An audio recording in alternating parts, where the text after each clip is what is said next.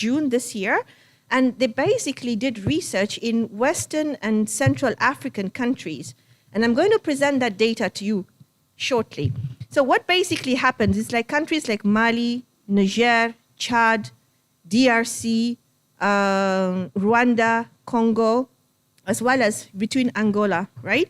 There's a lot of informal cross-border trading that takes place. And statistics tell us that 74% of cross-border trading as part of the informal economy is done by women. So we've got borders that are porous, where women, there's no customs officer, there's no need for, documentation for purposes of crossing the border. It's an environment that's making women very vulnerable when they have to cross across porous borders, because what happens is that they're crossing these borders with their goods that they go purchase in another country to bring to their home country for purposes of sale, especially where the country or the region where they're staying in are fragile, conflict-affected states. So what happens is that if 74% of these women are the ones crossing the border for purposes of facilitating not e-commerce, but just general cross-border trade, and they're going through unmanned checkpoints, rather, checkpoints that exist for purposes of illegal passing, but there are no government officials there who are manning the border. When these women get caught at this specific border area, they're now subjected to either detention, right? So they get incarcerated in jails. Secondly, if they're caught by somebody who's in the government, then there's the issue about pay as a bribe, because this is an illegal crossing point. You shouldn't have been using this border point. Pay as a bribe. If you can't pay the bribe, they confiscate your goods. Now, you spend so much of money as part of your savings to come up with this money to go buy the goods. They've been detained. And the only way that you can get them off detention from these people is to give them sexual favors, right? That's what has been said in this particular report. So 74% of trading across the border in the informal economy is done by women. Part of this 74%, the cross-border activities are happening through illegal borders. Then these women are subjected to sexual favors for purposes of crossing back the border to get to their country or for the release of their goods. Now, that's a problem in the way in which trade has been designed, because these women, when they purchase these goods, they come back and sell them in their country, they earn some sort of an income.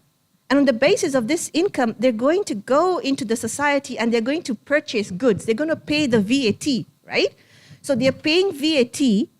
That VAT is going to the government, but how is that VAT being redistributed back to the protection of these women? So when you look at the border crossings, even where you have customs officials who are there and the women are genuinely crossing the border because of these customs officials, the data tells us that some of these custom officers tell them, give us your number, and then we will let you cross the border, or give us your passports.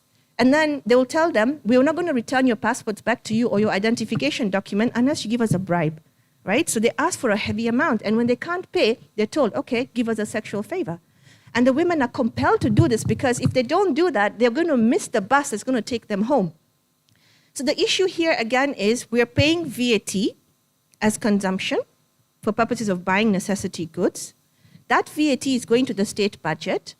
Now that VAT is not disaggregated to say that the government is using part of the VAT for purposes of deploying female custom officers at these border points. So if 74% of trading is happening and women are responsible for this 74% across the border, according to the World Customs organizations, they tell us only 23% of custom officials are female.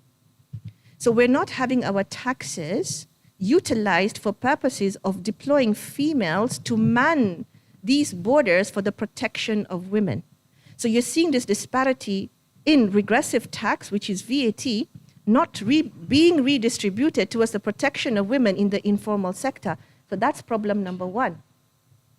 The other thing is that when we look at the WTO, the way it's been structured, according to the World Trade Organization, right, the GATT agreement, the agreement on agriculture, the argument is we need to liberalize our markets so that there are more opportunities for growth, and when markets are open, you're able to trade better. So what generally happens now is that when you look at the workforce, right, in the agricultural sector, basically statistics say 43% in the agricultural sector are women. So women contribute enough labor force in the agricultural sector and the textile industry. So either as small-scale entrepreneurs or in the informal trading sector. Now you have the articles on the agreement on agriculture passed by the WTO as a point at which you need to liberalize the agricultural sector without considering the kind of impact it's going to have on the women.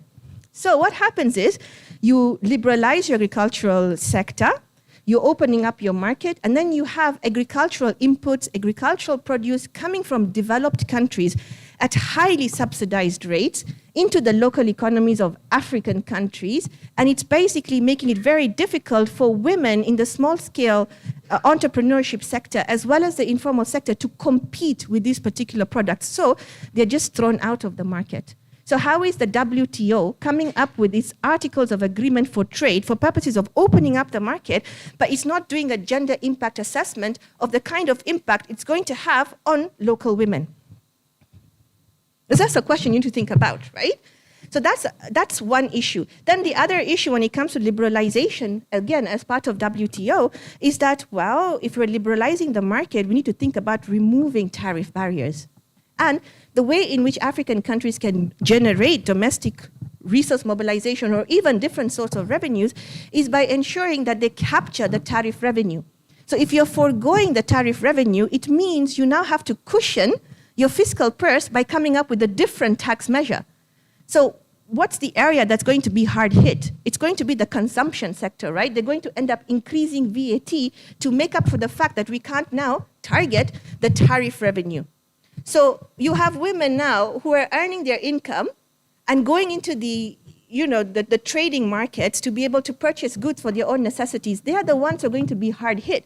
So if me, Leila, if I'm a small-scale woman, entrepreneur, and I want to start trading with China, and I'm a small business, I have to think about getting a business license. I've got to think about paying VAT on my business inputs. At the point at which I'm bringing in goods into the country, I've got to pay customs duty, I've got to pay excise duty, I've got to pay the fuel levy for transportation purposes. How am I going to compete with ShopRite, right? It's a bigger conglomerate, it's a bigger power. I'm just one person. I cannot negotiate a preferential tax treatment with the government, but ShopRite can negotiate a preferential tax treatment and therefore secure the market. Well, I will get pushed out. So when you're thinking about trade, and you're thinking about tax, we've got to look at the little woman in that little market who is not able to stand up to these big giants, and she loses her market space. India and China, it's projected by Goldman Sachs that by 2050, their GDP for China will be at 42 trillion US dollars. Now, China's workforce, 67% are women. India is going to be at about 22 trillion as part of their GDP by 2050. Their workforce, 16% are women. Taken together, China and India, they're going to surpass the GDP of US, Japan, UK, Italy, Germany, France. So we're looking at a new world order by 2050. How are these countries going to change the new norms around the way we see international taxation and in the way in which we're designing our trade policies going forward? At what point are we going to be doing gender impact analysis for every trade agreement that countries are going to be signing? In Ghana, right, they basically say female households spend more than 18% on consumption and VAT than male-led households. So clearly, when you're thinking about the design of trade policies, we've really got to think about the impact on these women, especially in the informal sector, where I gave you statistics about the border crossings and the kind of difficulties that they're having. So even as we think about the G20 now, right, that is the mouthpiece in terms of designing what the new international tax architecture should look like, right? We have, and Chennai will probably speak about this, right? At the UN, we've got the new TORs. And one of the stuff that for early protocols is needed is that we need to come up with early protocols with respect to digitalization and globalization. How many women are already integrated into e-commerce? It's less than 33%. And that's the new iteration in which the world is moving because of technology. So how are we going to be protecting the e-commerce space for women to be able to utilize that space for their economic development? What are we doing in terms of thinking about the new way in which we're going to speak of this new global minimum tax, which is at 15% on the basis of OECD? Can we open it up to a bigger market range? Are we going to be thinking about preferential tax? Eswatini is a great example because there's a lot of problem in Eswatini whereby you have women in the informal sector that are being manipulated by, the formal sector. You've got this is the office of the Deputy Prime Minister. They have a specific office called the Gender and Family Issues Director. And they basically came up with a study to say that we've got some Asians who come from the Asian part of the continent. They get residency and they set up shops in Eswatini. And then they speak to the women in the informal sector, telling them, cross the border to Mozambique, come with these products, we will buy them from you. So these women will cross into Mozambique using the porous borders. They either get caught and then they're incarcerated. If they get lucky, they come out and they sell the products to the formal market, but they don't sell it at the market price. They sell it way below the market price. And these companies buy the goods from these ladies. But even with the little that these women earn, they're going back and buying the necessities for their homes. They're paying the VAT. So how is the Eswatini government protecting them in terms of designing the tax system so that it works towards their favor? So right now, Eswatini, they're debating the preferential tax the professional tax, the presumptive tax, sorry. They're thinking about introducing presumptive taxation. In July, when we had the discussion with them, it was ongoing. I'm not sure if they've already passed the presumptive tax for these women. So that's one approach in which, even if the tax system is quite complex, the taxes are high, but when you come up with presumptive taxation, though debatable, it's one way in which we protect these women from not going into the informal sector, but formalizing themselves so that they get that protection going forward. I think I don't want to belabor the point, but I hope that you've gotten the gist of the argument that I'm trying to make, that there is this strong connection between trade and tax. And the way in which the WTO is framing its policies around, liberalization of the agricultural industry is not really translating into the economic empowerment of women. At the time the agreement on agriculture was implemented by the WTO, 23%, there was a 23% drop in agricultural employment. Who was impacted? Women. The other statistics that I have is that in India, at the signing of the WTO's AOA, the Agreement on Agriculture, 10,000 women lost their jobs at the signing of the pen. So who's really being impacted here? So I leave those questions for you, and then we can open up the forum for further discussions. Let me hand back to Zulu. Thank you. Thank you very much, Dr. Leila. I call myself a feminist very often, and just when I think I grasp a lot of the conversations and things that women have to go through, you listen to a presentation like that and you think of just how difficult it is for certain women and the decisions that are primarily made by men, the impact that they have on the day-to-day lives of women on the African continent. So it was quite eye-opening for me. And we'll carry on the conversation. And I'd like to call on Grace.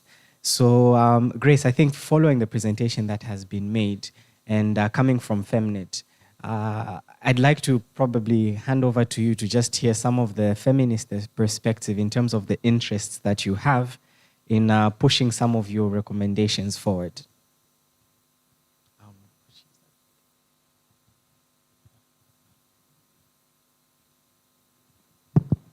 Thank you, Ishmael, and thank you, Dr. Leila, for painting that beautiful picture in terms of how our trade, tax, debt policies all impact or have been made in a way that as African countries we are stuck in a cycle where we are unable to gainfully trade and thus unable to collect sufficient revenue, but also kept trapped in debt and thus cannot sustain the well-being of our economies. And coming from the feminist space, what we look out for when we are looking at the kind of economies we want, we are looking out for economies that center care, that center the well-being of women, because we know that as women thrive, the society thrives as a whole. And what some of the things that we're looking out for is systems that reclaim Ubuntu, where we as African people are able to collectively organize, but also valuing care, collective well-being, and ensuring that we adjust systems in a way that values the well-being of people or the lives of people away from markets and profits. So in that instance, we're looking at systems that prioritize the well-being of people and ensure the inclusion of all people, especially those who are marginalized, but also applying a rights-based approach in which we are looking out for the human rights of people, the human rights of women and girls, and definitely rejecting the commodification of dignity. We see that because of the way the systems have been made, we tend to have a lot of privatization, especially of public services. We see that that comes definitely with people or women unable to access education, healthcare, and that definitely impacts the well-being of our societies. And when we have to pay to access our basic human rights, that means we are dignifying, we are commodifying dignity. And, but also one that centers the value of public workers. And in this instance, ensuring that public sector workers are actually well paid, very well rewarded, so that they can effectively do their work. Making public money work for the public is also very essential. And in this instance, emphasizing the role of the state and ensuring that the state is at the center of providing key public services. We do not need to have the private sector taking lead in this, because once the public sector takes lead, then we are simply emphasizing a corporate capture that allows for the big multinationals to continuously set the pace in terms of the policies, in terms of the trade policies that are being set, the tax policies that continuously emphasize exemptions, but also continuously pushing for the existence of private creditors as well. And just quickly speaking to part of what Dr. Lila said, in terms of where should we be headed and what has been done so far, some of the previous campaigns that have happened. And I think when it comes to trade, one of the major pushes throughout the campaigns that have been ongoing across the African continent, some of which feminists have been campaigns around fair trade, where they've been calls against bilateral trade and calling more for a multilateral approach to trade, that even while the WTO is in existence, we've seen a lot of bilateral trade negotiations. For instance, we had the economic partnership agreements that have been constantly pushed down on us. We've seen countries, for instance, Kenya, signing agreements, say, with the UK, the US, and we see that this definitely impacts or outdoes what we would want to achieve through multilateral agreements, such as the AfCFTA, but also the fact that we have continuously pushed against trade liberalization, recognizing that women have often been kept at the lower chain, or the lower level of the trade value chain, being kept as primary producers. So when we liberalize, we tend to keep that going in a way, because they might not have adequate resources to equally compete with the multinational companies. So that's one of the things that we've continuously been pushing for.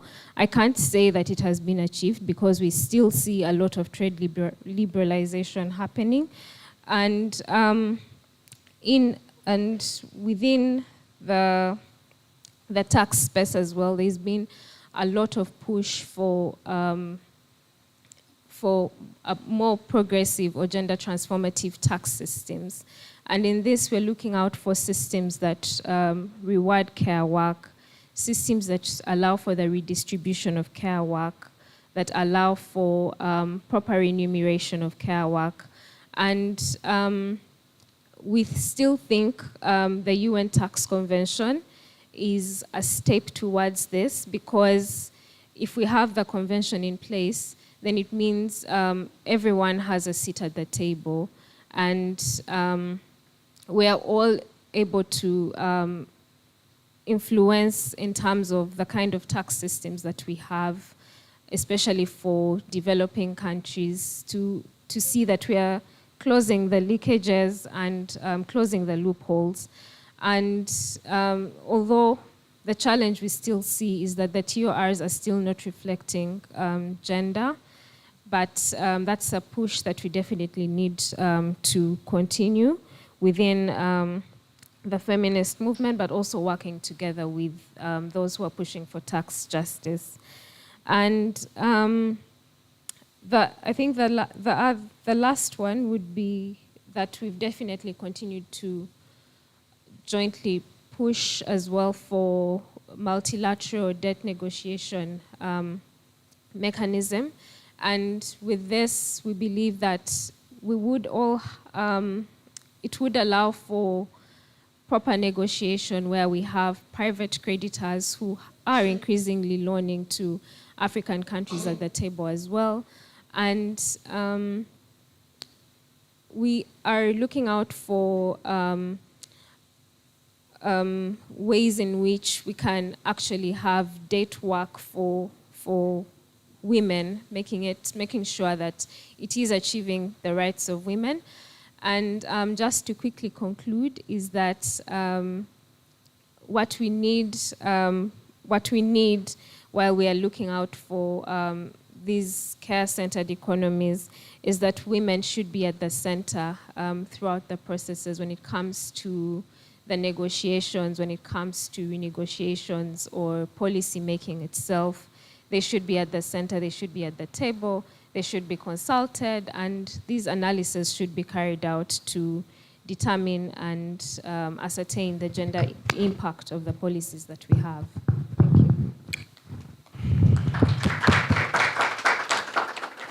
Thank you. Thank you very much, Grace.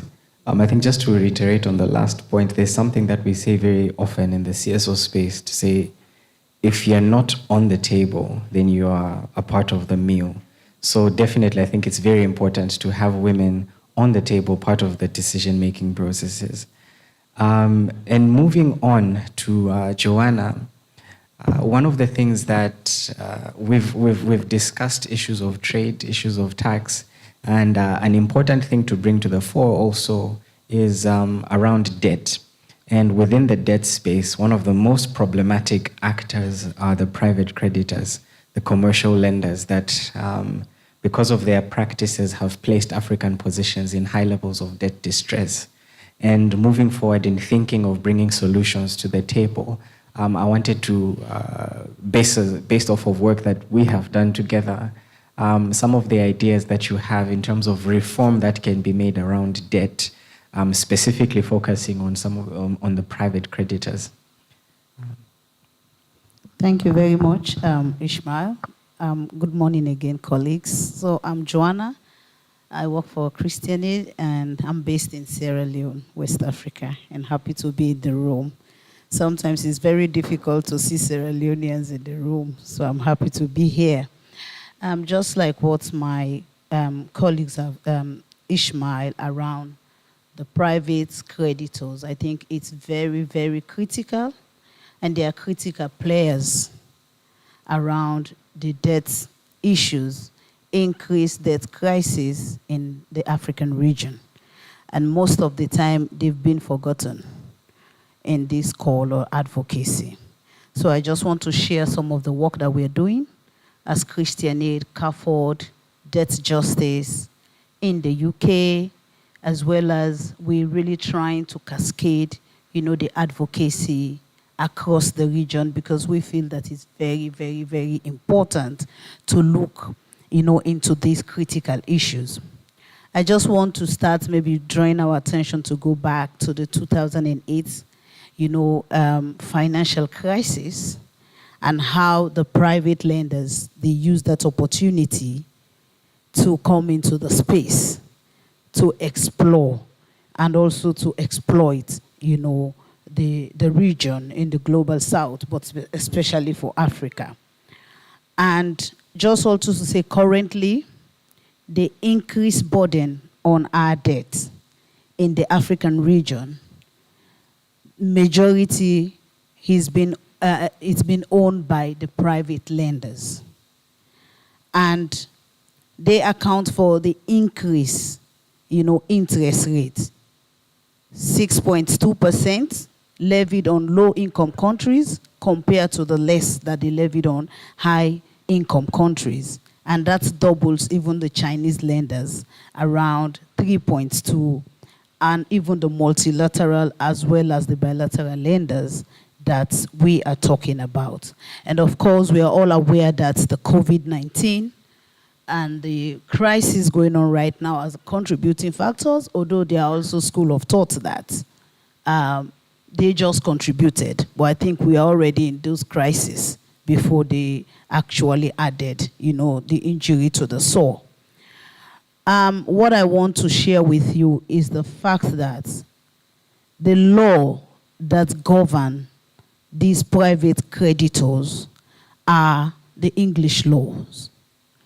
The UK as well as the US, the New York law that govern them. And what we're really campaigning for right now is the fact that the law needs to be repealed. And that is the fact that when there is negotiation on laws, these creditors have the right to sue, their borrowers in their court of law. So that is currently what exists. In 2010, under the Labour Party, that law was repealed. And the law states at that time, the suggestion was that no creditor should be sued, in the UK courts. That was repealed in 2010 under the Labour Party. But again, it was reinstated under the Conservative.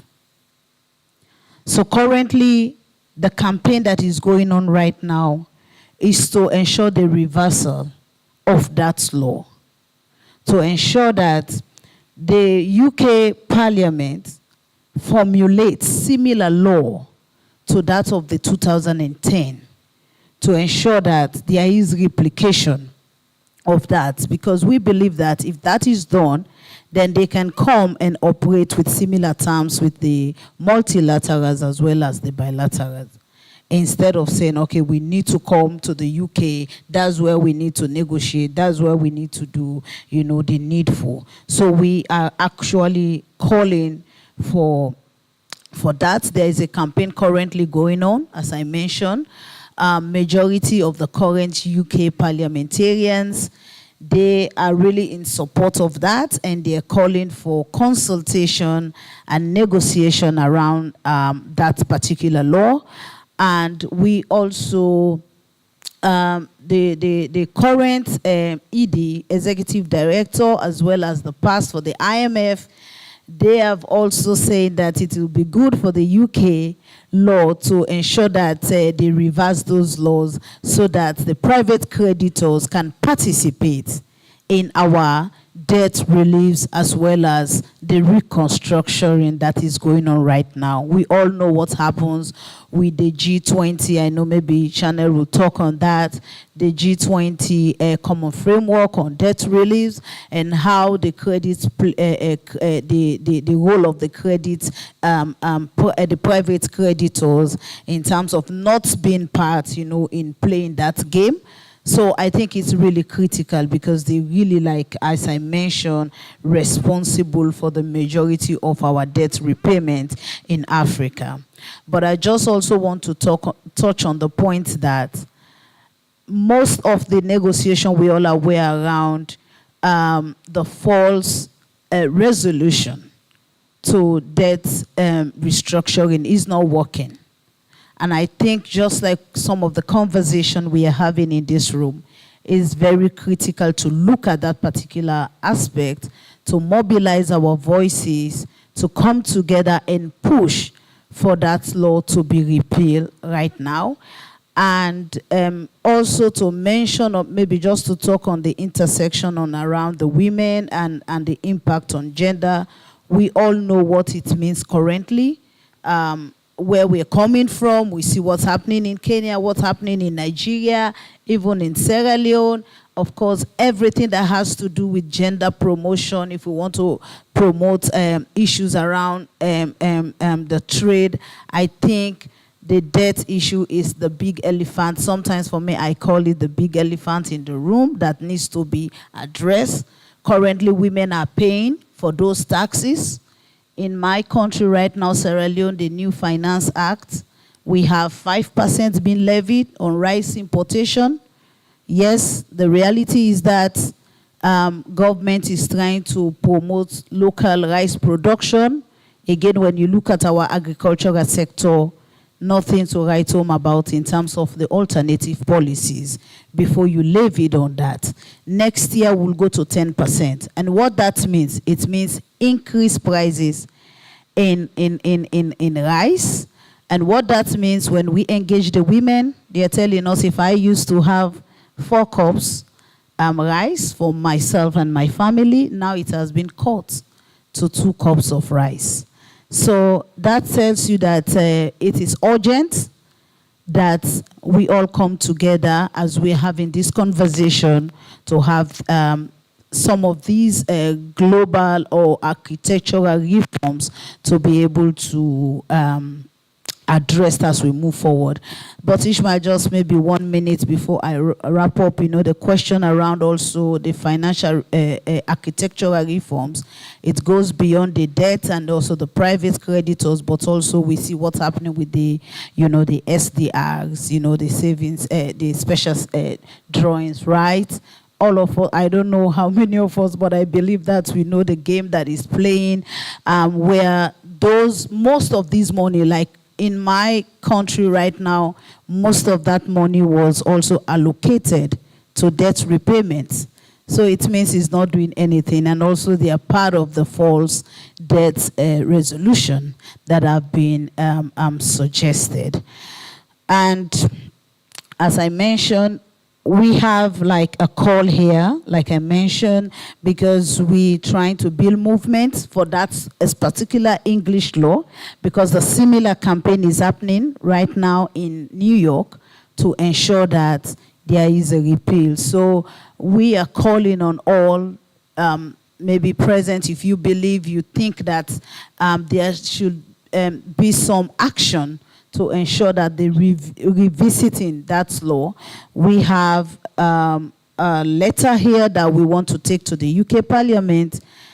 Feel free, we'll be coming, will be outside to sign and say, yes, you're part of that, you're calling for that. And if you want to be part of the campaign at the national level, we are happy to link you with our colleagues that are championing that call.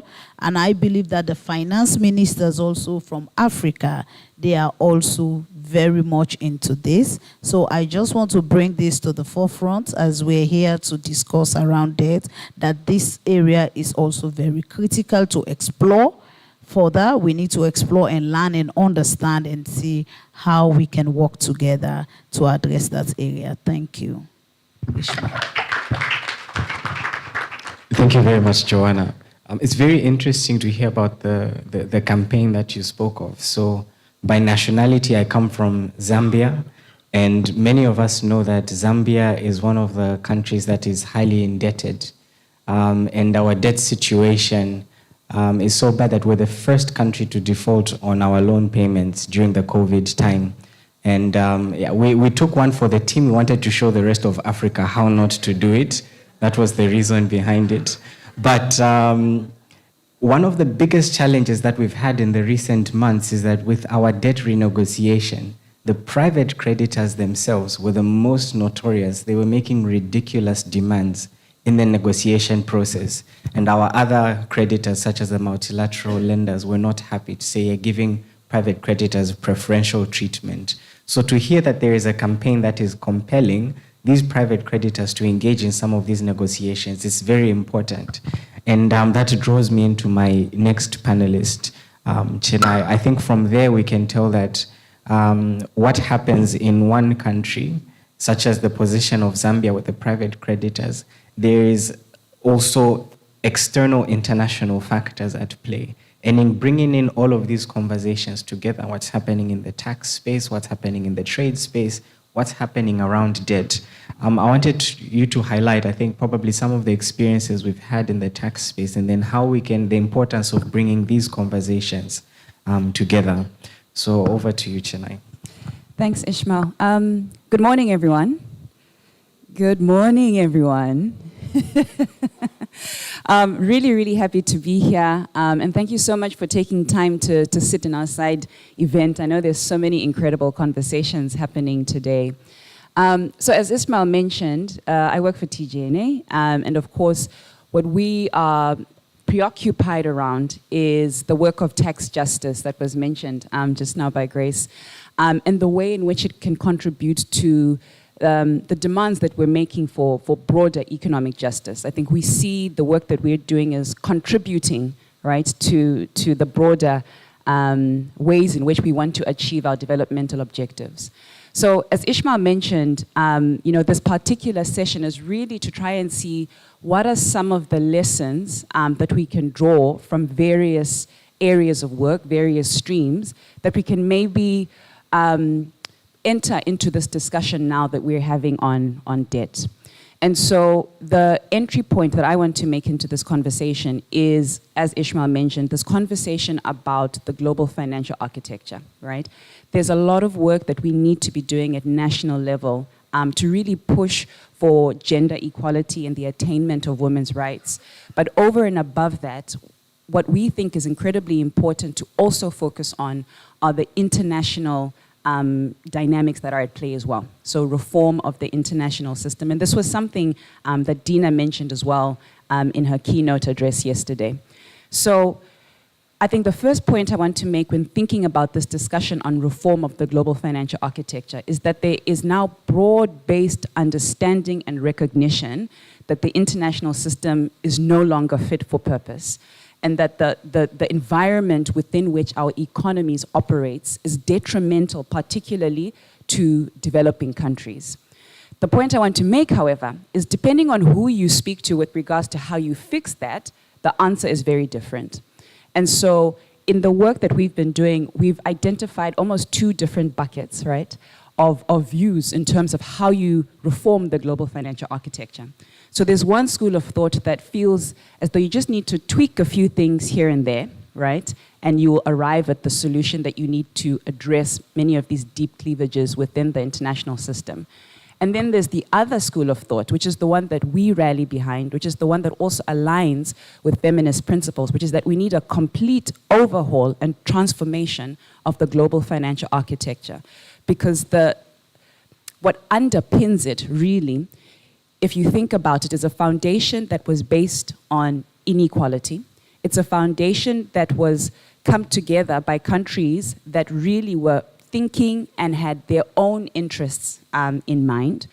It is a foundation that is exclusionary and really doesn't work for developing countries. And so if we want to see the type of transformation that's going to realize benefits for developing countries, we need to see an entire systemic overhaul of that.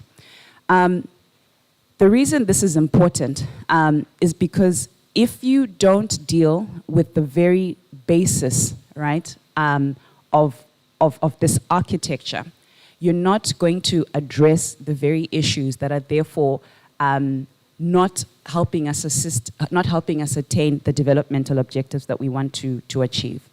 So within the global tax space, some of you who have been following this conversation will note that there is work happening now to do the systemic overhaul.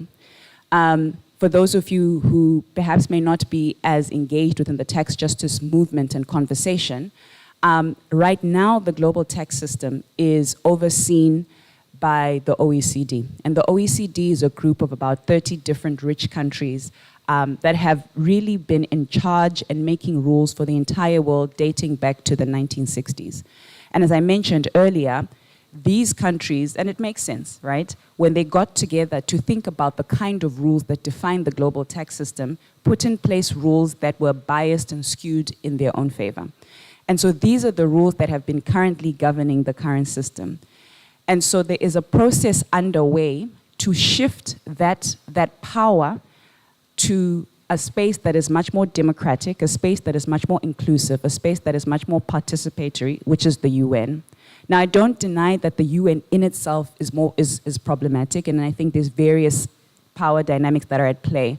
But when you think about that platform compared to the OECD, it's a platform where every country really does have a voice, can come together as groups and speak as collectives.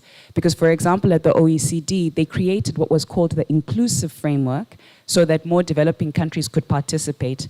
But even then, you see that the dynamics that are at play mean that countries don't really get to put on the table issues that concern them. Whereas at the UN, the conversation dynamics are very different. So the discussion that's happening right now at the UN is a process that's being spearheaded by the Africa Group. Largely what they're saying is we need to shift away the focal point of discussions from the OECD to the UN. At the UN, every single country has a voice, every single country has a vote, regardless of how big your economy is, what influence you have, right? Every single country has a say. And again, when you think about it, right, when you think about some of the feminist principles, participation of all voices is one of the things that we hold dear. So over the past 2-3 years, there's been a number of proposals that have been tabled by the Africa Group and resolutions passed. And what we've seen now at the end of this year is a document that's been arrived at that's going to serve as the foundation of an actual conversation on the development of a UN tax convention. So beginning next year, countries are now going to come together to develop this agreement that's supposed to now begin to set rules at a global level that's supposed to define the global tax system. Again, speaking to that shift of power away from the OECD and to the UN. One of the things that I think is incredibly important, and to go back to the point that I'd made earlier, is that it's important that we contribute and participate to these conversations, because at the end of the day, no matter how much work we do at the national level, if the conversations at the international level are not supportive of what's happening at the national level, it can completely undermine that, right? And so that's the reason we're trying to have these conversations at the international level. Now, us as the tax justice movement are incredibly excited about this because the conversations are going to happen in a much more transparent way than discussions have happened over the past 50, 40 years. Civil society can participate. You're also able to see what your governments are saying and hold them to account, particularly if, for example, they're saying something that doesn't align with your national objectives, which is very different from how conversations have happened at the OECD. One of the things that Professor Atia also said yesterday is for the first time ever, we actually see in a tax agreement human rights centered, right, as a principle that the tax conversations need to align, which is really groundbreaking. It's the first time that we've ever seen that. So what are some of the lessons that we can draw from this conversation, right, into this debt discussion that we're having today? So first and foremost, the Africa Group drew their inspiration to start to spearhead this movement of conversation from the OECD to the UN from the high-level panel report on illicit financial flows. And so some of you may know that, but this is the document that really centers African thought with regard to the African tax agenda and what illicit financial flows are. And so what I think is particularly important if we're trying to see that kind of global reform, even within the debt space, is that there needs to be an idea that all of us coalesce around, right? Some sort of document that serves as a blueprint for the change we want to see within the agenda, right? So the high-level panel report that was published in 2015, one of the recommendations that it said was that we need to reform the global financial architecture. And that really serves as the conceptual basis for the work that we've been doing. The second thing that I think is a lesson that can be drawn from the tax space is that you need to have a champion. You need to have political will. So this high-level panel report was championed by His Excellency Thabo Mbeki, and he really reflected the type of political will that Africa needed in order to spearhead this change. Within the debt space as well, we need to show that level of political will at a high level for the kind of reform and change that we want to see. I think right now there's broad discussions, and I know a couple of months ago I saw the statement that had been put out, I think, Ishmael, by the president of Zambia, Ghana, and Kenya, right? But we need a lot more of that in order to show the importance of this conversation and the type of backing that is essentially behind that work. The third lesson that I think is important that can be drawn from the tax space is once you have that political leadership, you then need to work as a collective. I think one of the things that I found within the debt space is that there's many countries that seem to be having these conversations themselves right? Whereas within the tax conversation, we've seen the Africa group come together and essentially say, if you want to negotiate with us, it's all of us or none of us, right? And you see this even in the voting when, for example, decisions need to be made on resolutions. The Africa group is coming together as a block. And we need to see that type of collective working within even the debt space. And I know there's conversations that AfRODAD and colleagues are leading with regard to a collective of debtors, right? A borrowers club. So something like that really needs to be concretized. And then I think the last lesson that I think can be drawn from the tax space is this need for broader solidarity. So the Africa group is not working in isolation. If you take a look again at some of the voting rights that are happening at the UN with regards to the tax space, it's the Africa group plus the G77. So it's the broader global south that has come behind and is rallying and supporting the work of the Africa group. And so because of that, they have the numbers. And because they have the numbers, they can determine the agenda, right? They can say, we want the topic of illicit financial flows to be what is prioritized. And so even, for example, if Germany says, well, you know, we don't know what the definition of IFFs is and we don't think it's important, well, because there is solidarity, because there's working together, and there's a recognition of what is a priority for these countries, it finds itself on the table. And so similarly within the debt space, that solidarity amongst global south countries that find themselves in very similar situations, with very similar historical context, that for us, I think, is also an important ingredient to help us arrive at the type of solution that we need. So I think I'd say, Ishmael, again, whilst the tax space really, when you think about what the feminist dream is with regards to the reform architecture, whilst it's not there, it's a meaningful step in that direction. And even as we do that, there are lessons that can be learned that I think if we apply, not only to debt, but I think even to trade, right? Having listened to what Dr. Lila has spoken to, it will help us create an environment that I think will be much more likely to attain the type of reform that we want to see that will help us achieve our the gender reform. Thank you. Thank you.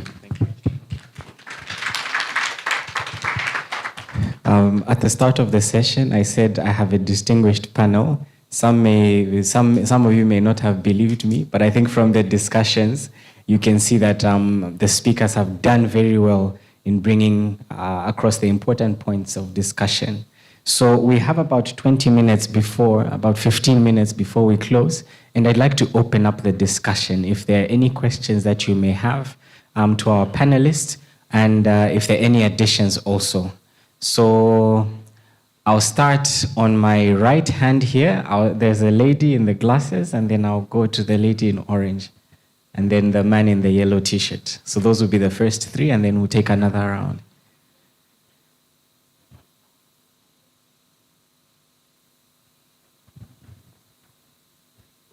Thank you. I'm Condé Nancy Saibo. I am a civil society actor from Cameroon. So my question is, how do the power imbalance, and thank you so much, sorry, I'm so anxious to ask this question because I was listening keenly. I'm like, I want to leave here with clear ways of how we can advocate and push feminist voices in this sector. So I would like to know, how do the power imbalances within the institutions like the WTO, G20, OECD, and multilateral lenders affect the global trade, tax, and debt management system? So what specific challenges do these imbalances present for the feminist movements seeking to influence these areas? And the second question is, what role does the private sector play in shaping the policies of these international institutions, and how does this impact the ability of feminist movement to push for the transformative change in the global finance architecture? Thank you. Thank you. The lady on the same table. Okay. Good morning, everyone, and thank you to our panelists for the rich discussions. So I'm going to direct my question to Grace. Right? So you talked about some of the push that perhaps you and your organization have been doing towards women trade liberalization, and then you talked about multilateral trade campaigns. So I just wanted to know if you could just share or highlight some of this push. I know for every push there's a pushback, right? So if you could just talk about that, talk us through that. Are there recommendations for that? How have you been able to navigate some specific pushback? And in all of this, what's the call to action for us? I mean, when Joanna was talking, I know she talked about the law, and there's a call for action for everyone, how we can be part of that. So from that perspective, what is the call to action for us as we live here today? Thank you. Thank you. And then the gentleman in yellow. Thank you so much. My name is Cyrus. I work with the Governance for Africa, and I'm from Rwanda. Mine is a simple one. Maybe directly to Chennai and the first speaker. Normally, for things to happen, we know there are three things in the governance or in leadership. That's the political will, the institutions, and the policies. So about all this we are speaking about, what are the strategies to engage policymakers? Because sometimes we may end up being looked as opposition. We know African politics if the policymakers are not engaged. So I think for this to be very informative and inclusive, we need also to have policies that are gender friendly. So what are the strategies that are in place to engage the policymakers? Thank you. Thank you. Thank you very much. I'll take two. There's a lady in purple there, and then the gentleman in the AfRODAD shirt. So we'll start with the lady, the gentleman, then I'll hand to the panel to respond briefly, and then we'll do another round.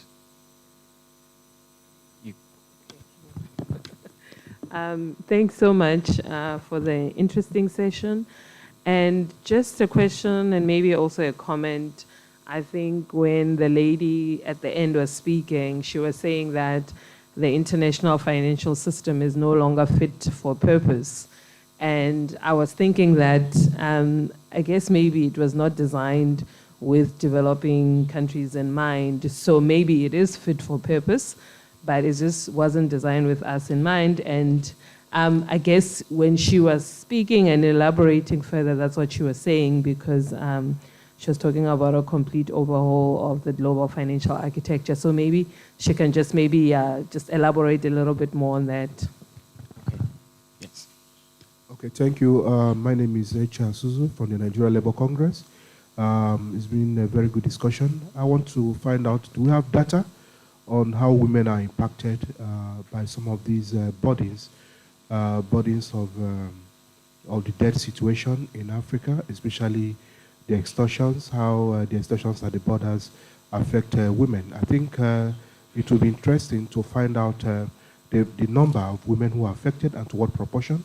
If we have that kind of data, I think it will help in pushing for stronger advocacy on what should be done right for greater inclusivity of women. And then also, in terms of credit access to women, part of what we're advocating is that some of the money, or a significant part of the money that are being used in servicing foreign multilateral bilateral debt, can also be used in creating opportunities for women in terms of credit access. So this kind of data will help in that kind of advocacy. Thank you. All right, thank you. Thank you so much for the questions. So I'll hand to the panel. I think I'll start with Grace. There was one directed towards you. And then I'll ask that our responses are brief and to the point so that we can do another round of questions. I think speaking to the campaigns, one of the campaigns that I would talk about is one that we've recently had around advancing fiscal justice for women and girls in Africa. And this, we did work in 2 countries, in Uganda and Zambia. And in this, we were working to see that women, right from their communities, are engaging in discussions around tax policy, around budget, and influencing to see that governments are putting in place tax policies that are responsive to their needs. And one of the things we did was take on the Fair Tax Monitor, a tool that has been previously used a lot, still being used, by Oxfam and TJNA to assess the fairness of tax regimes across countries. And in this, we added a feminist perspective and had some findings that informed quite a lot of the work that we were doing. And we had quite a lot of achievements, especially at the national level. For instance, in Zambia, the government recognizing the need to provide free sanitary towels for girls in school as one of the ways to see that girls are not kept out of school simply because of menstruation and their failure to access sanitary towels.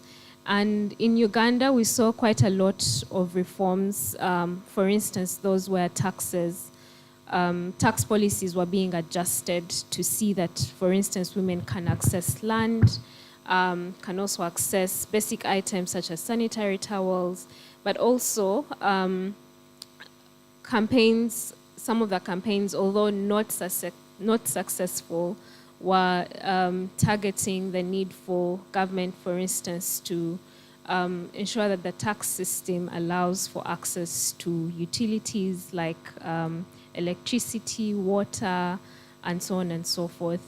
And we're trying to pick some lessons from this that can be replicated across other countries, and working with some of our members as well to have similar campaigns or campaign around similar initiatives.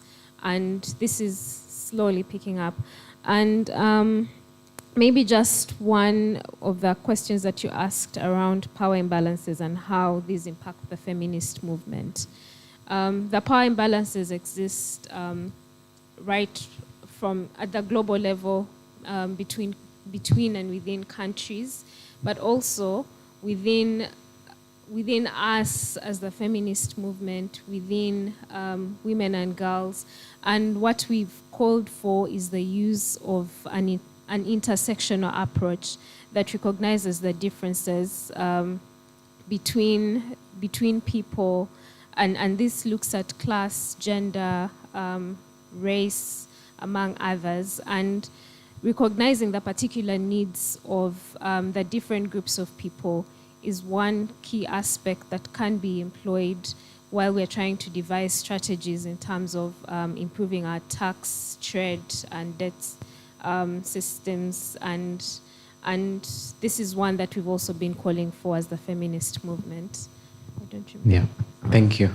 So I'll pass to Chennai. I think there were a few directed at you.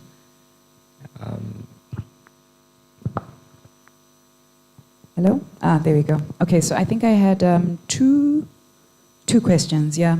So I think the first one, I really like the last one, so I'm going to start with that one around the global financial architecture and its fitness for purpose. I completely agree. I think when you think about what it was being set to achieve back in the 1960s, it absolutely was fit for purpose, right? It was supposed to work in favor of the countries that were at the table developing those rules, right? So those were the developed countries at the time, those were the capital exporting countries, right? Those were the residence countries. And because of that, it didn't take into consideration the countries that were colonies at that point in time. So I completely agree. I think now the conversation around fitness for purpose is that it is not fit for purpose when you think about the expectations and demands of developing countries now. It is not fit for purpose when you think about the global dynamics that are at play now, right? And so that's what that conversation is. And so I completely agree with you now. And so what does that mean about the overhauling conversation, which was your question? So what's currently taking place, at least in the UN, from a political perspective, it should not just be these 30 countries around a table that are making decisions for the rest of us. All of us need to have a say. All of us need to be thinking about what are the best rules that work in the interest of primarily developing countries, right? And so essentially, even when you think about the language that's in the documents that are being developed at the moment, it centers an outcome that will take into consideration the needs, priorities, and capacities of developing countries, right? And who best can speak to that than those countries themselves, right? And so that's what that overhauling conversation is. We need to shift the power from this group of rich countries to something that's much more democratic, inclusive, etc., where developing countries have a say and where their needs are being prioritized, right? So that's in response to that question. And then I think there was a question about the power imbalances, and I think Grace spoke to it a little bit. But essentially, what the power imbalances within trade, tax, debt, etc., results in, and I think it was the lady in the glasses who asked that question, it's going to result in an outcome that's also imbalanced, right? It's going to result in an outcome that's in favor of those with power, right? And so right now, that doesn't look like developing countries, right? That doesn't look like the marginalized communities. And so because of that, we have an outcome that really has negative effects on those that don't have the power. And those are the dynamics that we need to try and shift, right? Sort of speaking to the question, right? What can we do to make much more even the table, right? The playing field, so that every single voice is able to contribute to the decision making. And I think it also links then to your second question, because when you think about power play and you asked about private sector, the private sector has significantly more power in many of these conversations, right? And what we need to do is take away that power, remove that power, right? The reason for that is, and this is something we've been discussing over the past 2 days, private sector doesn't center people, it centers profits, right? Private sector is pushing for market liberalization that, unless we do a gender analysis like Leila spoke to, right, has very significant negative effects for women and doesn't think about the human cost. And so again, going back to the conversation I'd mentioned earlier, at the OECD, there was a lot of entry points for private sector to directly influence the outcome of conversations, right? Whereas now at the UN, it's member states that are the ones that decide on rules. So I think a few months ago, as an institution, we were able to participate in the discussions and the negotiations that were happening at the UN. And so you had all of these member states. And once they had finished speaking, they then said, are there any sort of stakeholders that would like to contribute? And as TJNA, as civil society, we had as much voice and say as the OECD, right? Because they're not a member state. And so this is the point I was trying to say is, at national level, we can hold our governments to account, right? We can speak to say, when you get to the UN, this is what we want you to say, and we can see what they are saying, right? And institutions such as the OECD, et cetera, are are actors, are observers, right? They don't have undue influence in the way they did before, even private sector in the same way. So I mean, I know I'm speaking very much from a tax perspective in a very specific situation, but the point I'm trying to make here is that there are ways, if we start thinking about reforming the system, that we can start to water down the undue influence of private sector by trying to create certain processes that have that in mind. Thanks. And then lastly, I'll go to Dr. Leila, and then before we close, we'll do one last round and respond to questions. Thank you. I think most of the questions have been answered by my panelists. So if I was to give you an exam right now, and I was to say, okay, guys, tell me from the line of your experience and your work, where do you see the power asymmetries and the power imbalances? Put it down on paper. At the national level, continental level, at the global level, you know where these problems are, yeah? So you can't ask us to tell you how do we fix this, because you know where the issues are, you need to be able to find the solutions. And my take is always that it's really hard to get global leaders to sit down and agree on things. We will see that from discussions from the OECD, right? Pillar 1, Pillar 2, really complicated discussions taking place. But there's one thing they've agreed on, the SDGs. At least there's some semblance of argument that, yes, we need to achieve the SDGs by 2030. Now, the statistics say, according to the UNDP statistics, that 70% of the world's poor are women. And women make up more than 50% of the world's population. We're the poorest. And then we've got SDG 1 that says no poverty, right? We need to end poverty by 2030. And the indicators and the targets to achieving SDG 1 are that governments must come up with a framework in which they're going to reduce by 50% the people living under $1.25 a day. So Grace was talking about we need to center the voice of women in these discussions, right? And Joanna was saying about this lady who feeds her family with 4 cups. It's been reduced to 2 cups right now. So when we're thinking about SDG 1, let's look at what Chennai was speaking about, the early protocols. We need to come up with an early protocol on IFF. There's no agreement on the definition of IFF and what to do about it. But if we're able to lock out IFFs, curb IFFs, rein back the money in, put it as part of SDG 1, who are we supporting? Grace's women, Joanna's women, to have more cups of tea and more cups of rice, yeah? So let's look at what's already existing in terms of political commitments that global leaders have agreed to, and then work with those targets and say, we need to now redesign our tax system or our tax policies to speak towards this. This is important. The issue on the global architecture is broken. If you look at the Africa Outlook report, it will always tell you that most of the African nations generate more revenue through income tax rather than corporate taxes. Why is that? And then when you're speaking about the OECD, they're speaking about Pillar 2. We need to agree on a global minimum tax for corporations at 15%. Why are we reducing it when the global average for African countries comes to about 24%? So it's broken, no? The other thing about OECD, Pillar 1, we want to tax multinational corporations. They generate so much of money. ChatGPT, 2021, they generated at the point of their establishment when they registered to now produce the open AI, they made a profit of $100 million in 2021.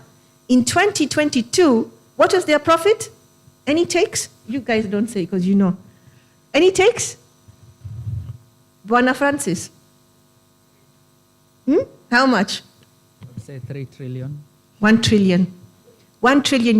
Which company sets up and the next year it makes a profit of $1 trillion and it's not taxed anywhere?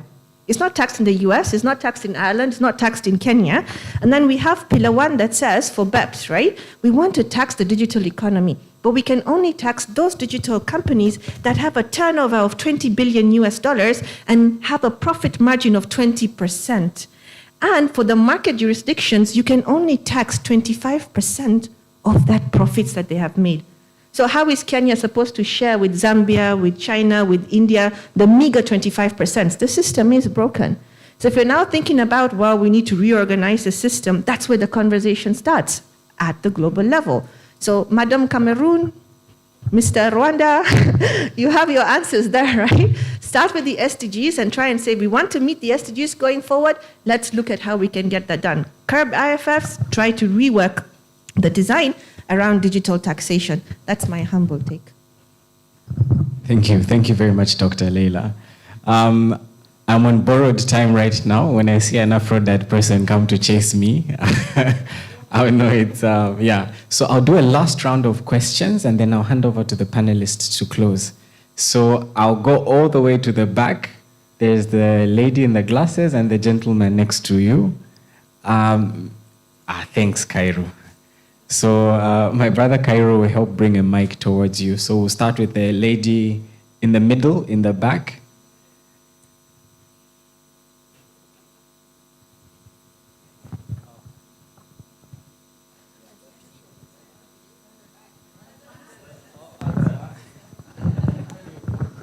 Thank you. Thank you so much for this amazing panel.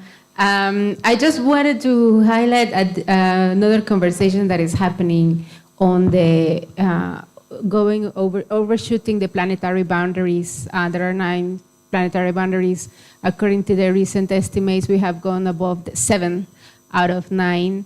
And this conversation is extremely crucial because there are reformists that say we can go one little step at a time, and it's cynically and criminally thinking that poverty can wait and we can delay on answers. But now, with the planetary emergency on ecosystems integrity, it is really dire.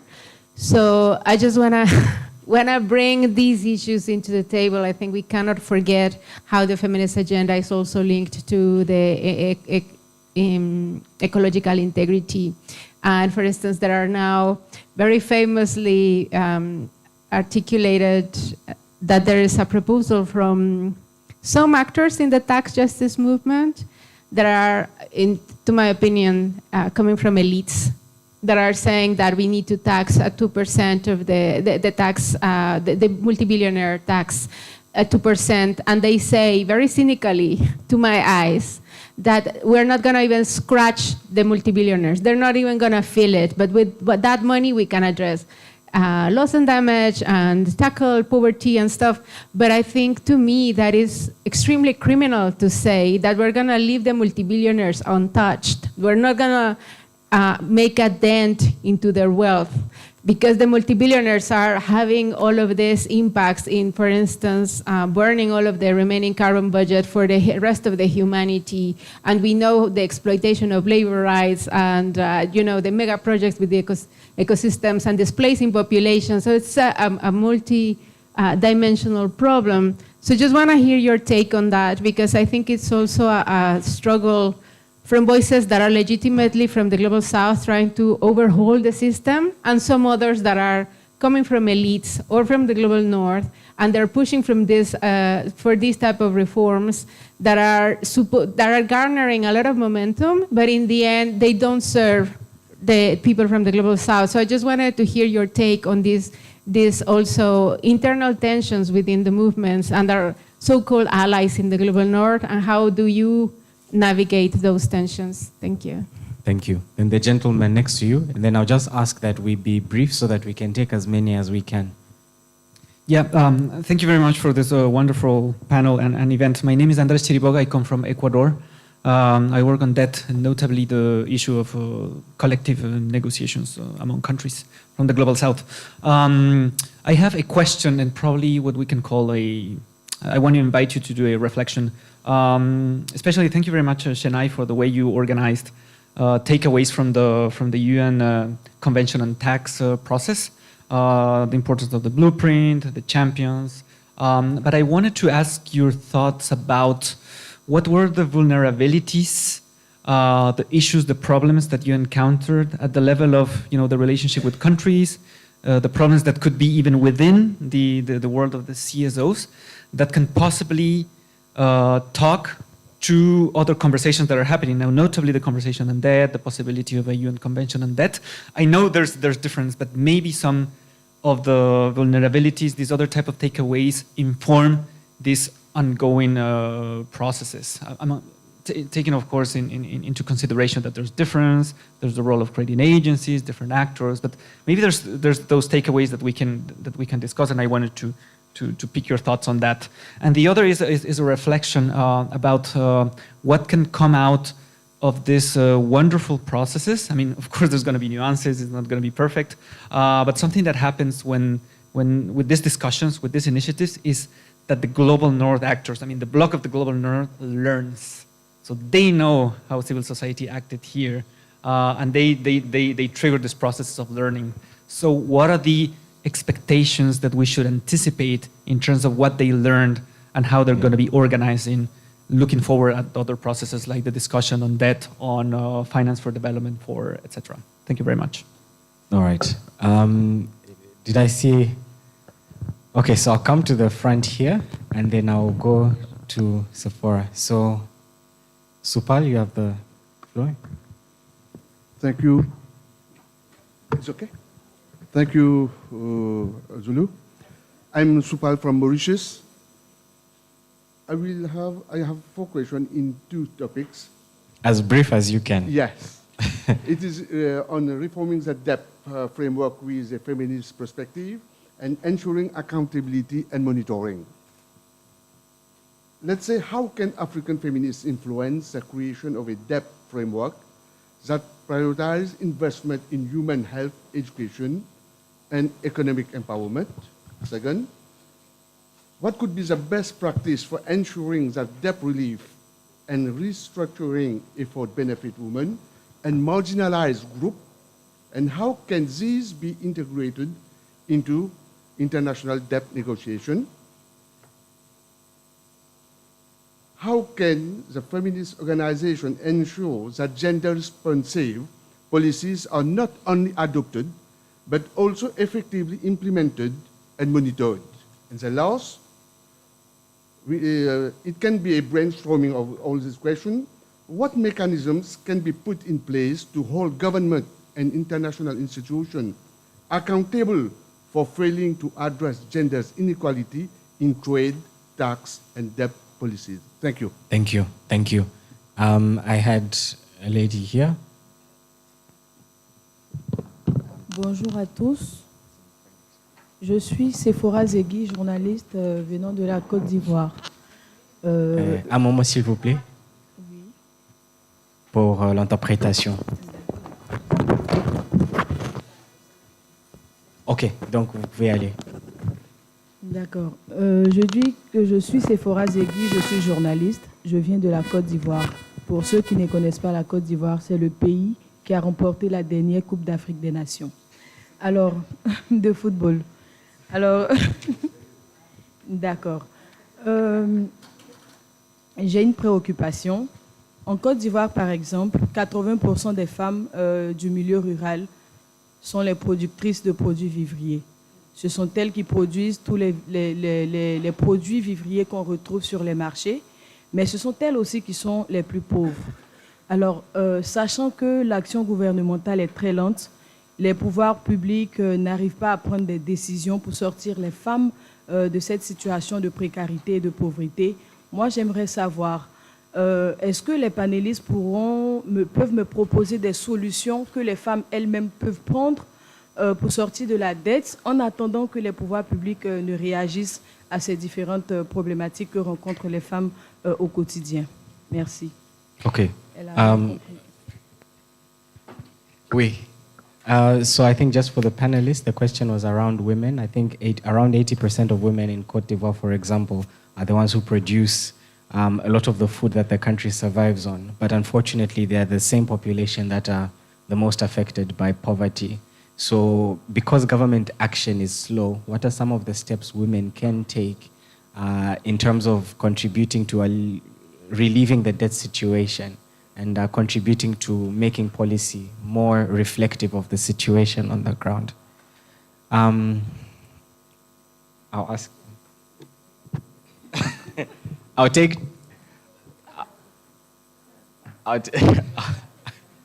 the last 2 and then hand over to the panel. Ok, merci, monsieur le panéliste. Moi, c'est Madame Aline Assampon, journaliste. Je viens du Bénin. À la suite de ma consoeur de la Côte d'Ivoire, je voudrais abonder dans le même sens pour dire que, en suivant Dr Léla tout à l'heure, elle a dit il faut quand même que les femmes évitent le commerce transfrontalier, surtout qu'elles se retrouvent dans des situations de vulnérabilité. Et cette question m'interpelle parce que au Bénin, les femmes, elles sont en amont et en aval dans tous les secteurs, je veux dire, des activités économiques. Et nous sommes situés, nous avons notre grand voisin de l'Est, le Nigeria, et nous avons le Togo, le Ghana, la Côte d'Ivoire. Nous sommes sur le cordon du commerce transfrontalier. Et le Bénin n'a aucune ressource minière, jusqu'à maintenant avérée. Donc notre budget est basé sur la fiscalité. Le budget est purement fiscal. Et les femmes, surtout, celles qui sont dans le commerce informel, vont rapidement dans les pays frontaliers pour acheter à moins de coûts, même si elles ne déclarent pas tout, elles vont pouvoir gagner pour pouvoir subvenir à leurs besoins parce que, n'oublions pas, les femmes béninoises, la majorité, surtout celles qui sont en milieu rural, c'est elles qui assurent la souveraineté alimentaire, qui assurent l'éducation de leurs enfants. C'est elles. Elles sont même dans la production agricole, qui est notre activité principale du pays.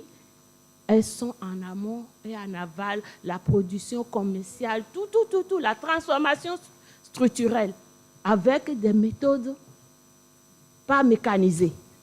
Voyez-vous? Donc, moi, je dis, comment je peux dire à ces femmes aujourd'hui, éviter ces commerces transfrontaliers, alors qu'elles savent ce qu'elles gagnent. Le gouvernement béninois en est conscient et il a compris qu'il faut aller tout doucement avec ces femmes-là, les formaliser pour pouvoir tirer aussi l'impôt de ce côté-là. Parce que l'informel au Bénin taille la part du lion.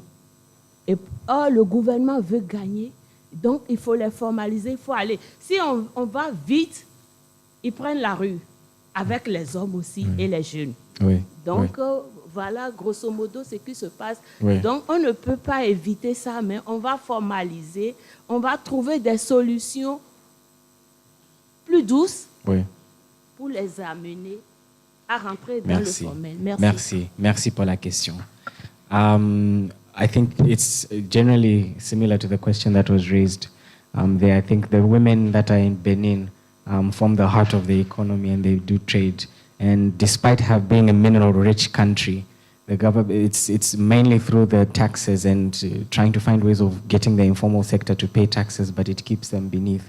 So trying to find ways in which the government can help women that contribute to the economy, make them the center and allow for them to grow through the policies and the government policies. And then lastly, in 10 seconds, the lady there, and we'll close off the session. We'll carry on the conversations outside. So in 10 seconds. Yes, thank you. I think in the grand scheme of the global financial architecture, we're already seeing movement in the tax justice, and there's, fingers crossed, going to be some good outcomes in that soon, based on the Pact of the Future, hopefully. But my question is to just kind of ensure alignment and progression in advances. So what opportunities for reform do we have in trade? So, yeah. Thank you. Thank you very much. So we'll close off now, and I'll allow each of the panelists around a minute to respond to whatever you felt important, and you can give any closing remarks that you felt were important. So I'll start with Chennai and then come all the way down to Dr. Leila. So as briefly as you can. All right, I'll do my best, but then I think there are a couple of questions. I'm happy to have conversations afterwards. I think the question I want to start off with is Amelia. First of all, I completely agree. So first of all, the way in which we are growing our economies is completely damaging to our world. And I think we need to have a broader conversation, and it was started yesterday, just about the way we grow and whether we want to continue growing, as well as the discussion about the importance we place on GDP growth, right? I think that's a structural conversation we need to have, because if we continue to do so, I think there's going to be no future for all of us, right? And as you've mentioned, we've already surpassed 7 of the 9 planetary boundaries. And so how that speaks to the question you asked about the tax justice movement, you are right? There are divisions within our space with regards to what we should be prioritizing and how we should be having certain conversations. So the current discussion that's happening right now about the taxing of the super or ultra rich, etc. I mean, even if you look at it at surface, it has such minimal benefits for developing countries, right? Let's say, for example, we thought it was a good solution. So first and foremost, it's not one that has meaningful benefits for us as developing countries. But to your point, right, it supports and puts behind the thinking that the way in which they're generating that revenue is one that we should be thinking well of in the first place, which isn't the case, right? And so we, within the tax justice movement, and I think can broadly be defined as, at least I can talk about the African movement, we don't see that conversation as priority, but it is one that is being pushed. And even, for example, at the UN, there were certain countries that were pushing for a protocol on taxation of high net worth individuals. It's important, right? But we see a number of conversations that also need to be had and prioritized for our benefit. Sorry, Ishmael. And then I think there was just a question around vulnerabilities. I think you are right. I presented the conversation as though, oh, this happened really quickly and really easily, and the discussion that led to where we are in the tax space has been smooth, but it hasn't at all. And to your point, there have been many vulnerabilities. So I think maybe to speak to a few of them, because there's opportunity to influence your policymakers, right? What it means is that there's going to be several people having conversations with your policymakers, right? And so what it also means is that there are certain people who have bad ideas that are talking to your policymakers, right? And so that is essentially a vulnerability that I think was important for us to think through, right? How can we make sure that we are building trust so that when conversations are happening at intergovernmental level, it's the conversations that we're having with them that essentially are influencing discussions. And it doesn't always happen, but that's a vulnerability that I think is important to flag. The other thing I wanted to mention is that there are certain countries that sort of are sometimes developing, sometimes developed, right? Depending on the metric that you're using, right? And so I'd mentioned earlier this whole point about solidarity. But you'll note that, for example, even within the G77, there were 1 or 2 countries that ended up not voting, right, in favor with the broader global south. That in itself is a vulnerability, because what it means is, yes, we have this united front, but we always need to keep in mind that there may always be certain cleavages that we need to keep an eye out, even if we are sort of broadly saying that we have an idea. So I've got a few more, but I'm aware of time, so I'll wrap up there. Thank you. Thank you. Joanna?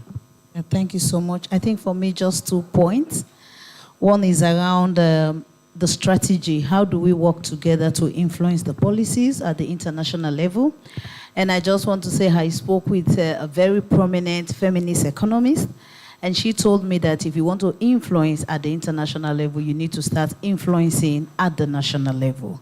And I think Chanel mentioned the aspect of the UN Tax Convention and how they were really like pushing for it's either of us or none of us. I think you mentioned that just now.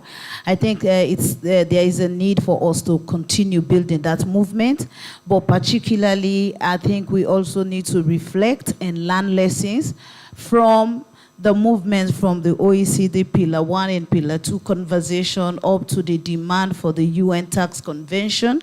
I think it's also a lesson that we need to learn. How did that happen and how we can actually like learn from that and replicate into the ongoing movement. And that also tied to the question around some of the women in the room around how do we get our space into this policy conversation. And I think a lot has been said here since yesterday, and also the aspect of if we are not at the table, we are in the, on the menu, and because we are there, we need to create a space so that we can get there. And I think there are a lot of learning that we can learn from each other as we are here in the room up to tomorrow. I think we've been able to really cross that barriers, although the challenges are still there, but we try to break the barriers around some of the languages that women, you don't know what is going on, you don't know anything about accounting, about financing, you don't need to be an economist so that you're able to know that your macroeconomic policy is affecting you. I think we need to force our space into that. And just want to also mention that many a times we keep campaigning for women to come to the space. That advocacy is not working, for example, in our context, because nobody is stopping you to come to the space. And you're not expected to be called to come to the space. So I think we just need to be inquisitive at our national level so that we come to the table and we force our way to the table and be able to ensure that we meaningfully contribute to what changes we want to see in our policies at the national level.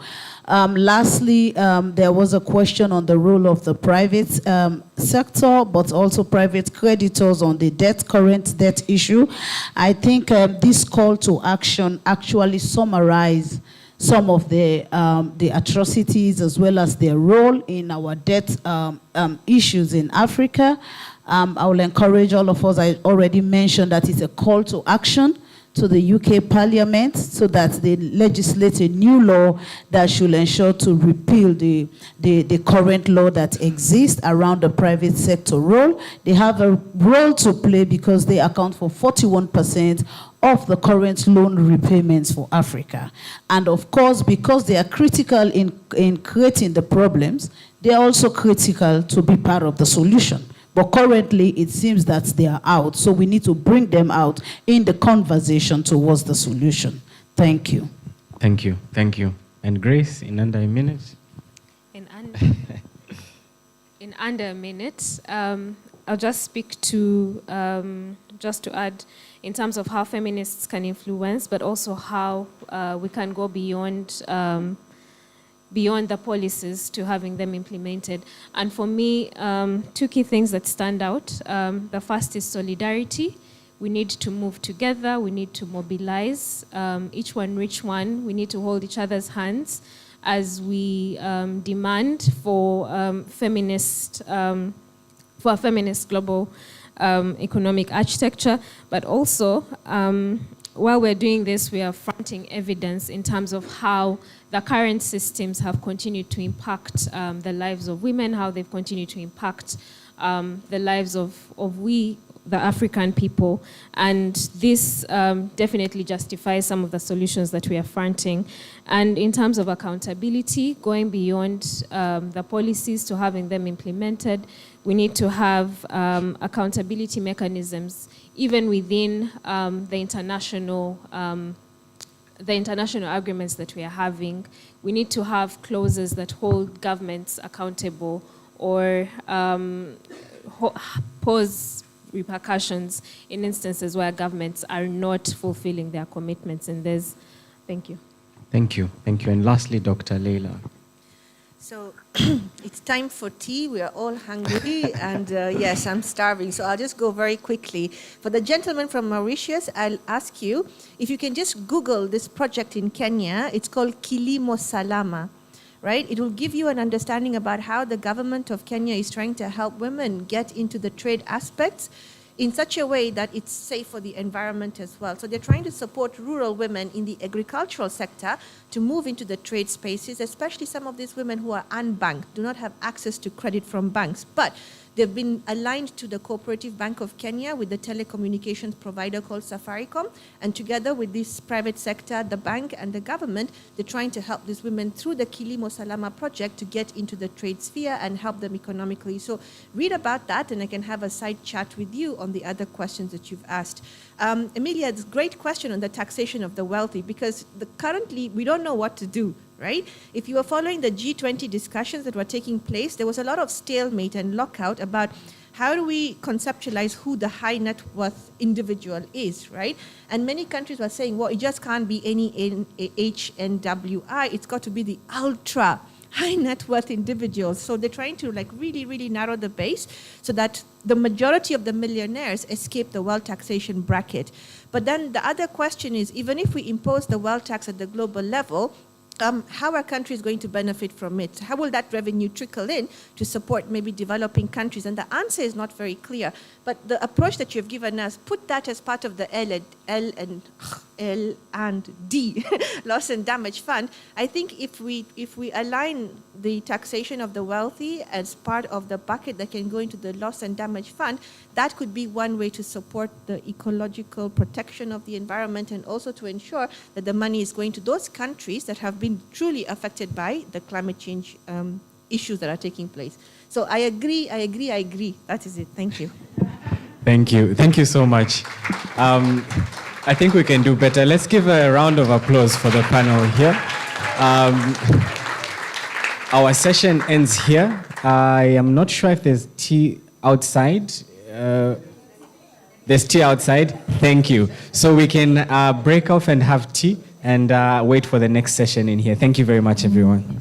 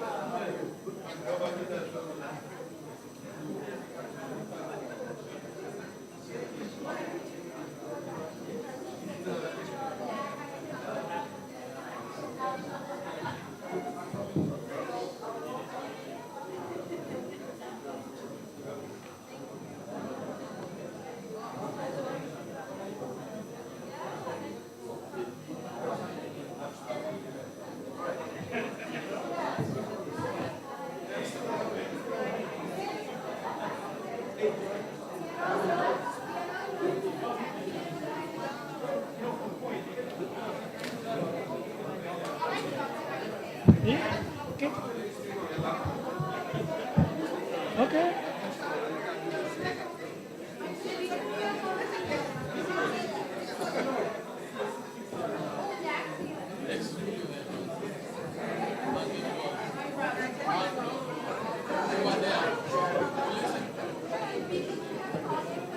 Okay. Can I have one here?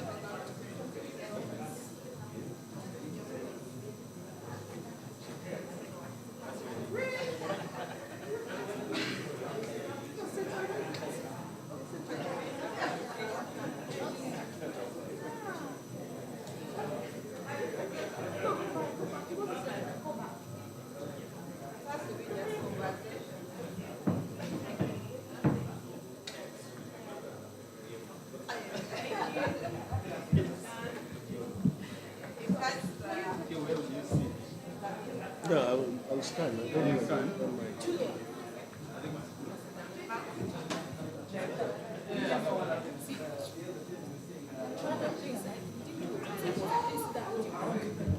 Just me. Yes, just you. Where's your phone? Oh, okay, okay. Yeah. We need to.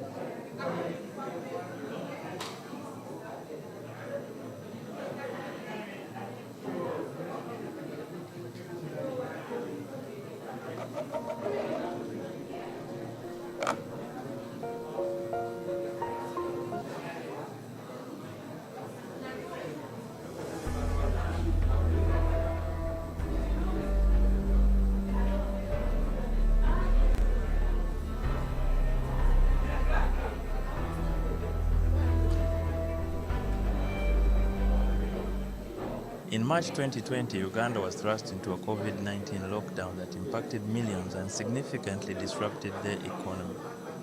The most vulnerable populations living predominantly from hand to mouth found their lives drastically altered as the inability to work compounded their hardships. In Kamuli district, like elsewhere, at the height of the pandemic, not only did the people have to deal with their loved ones falling sick and sometimes dying, they also had to contend with the challenges of the lockdown.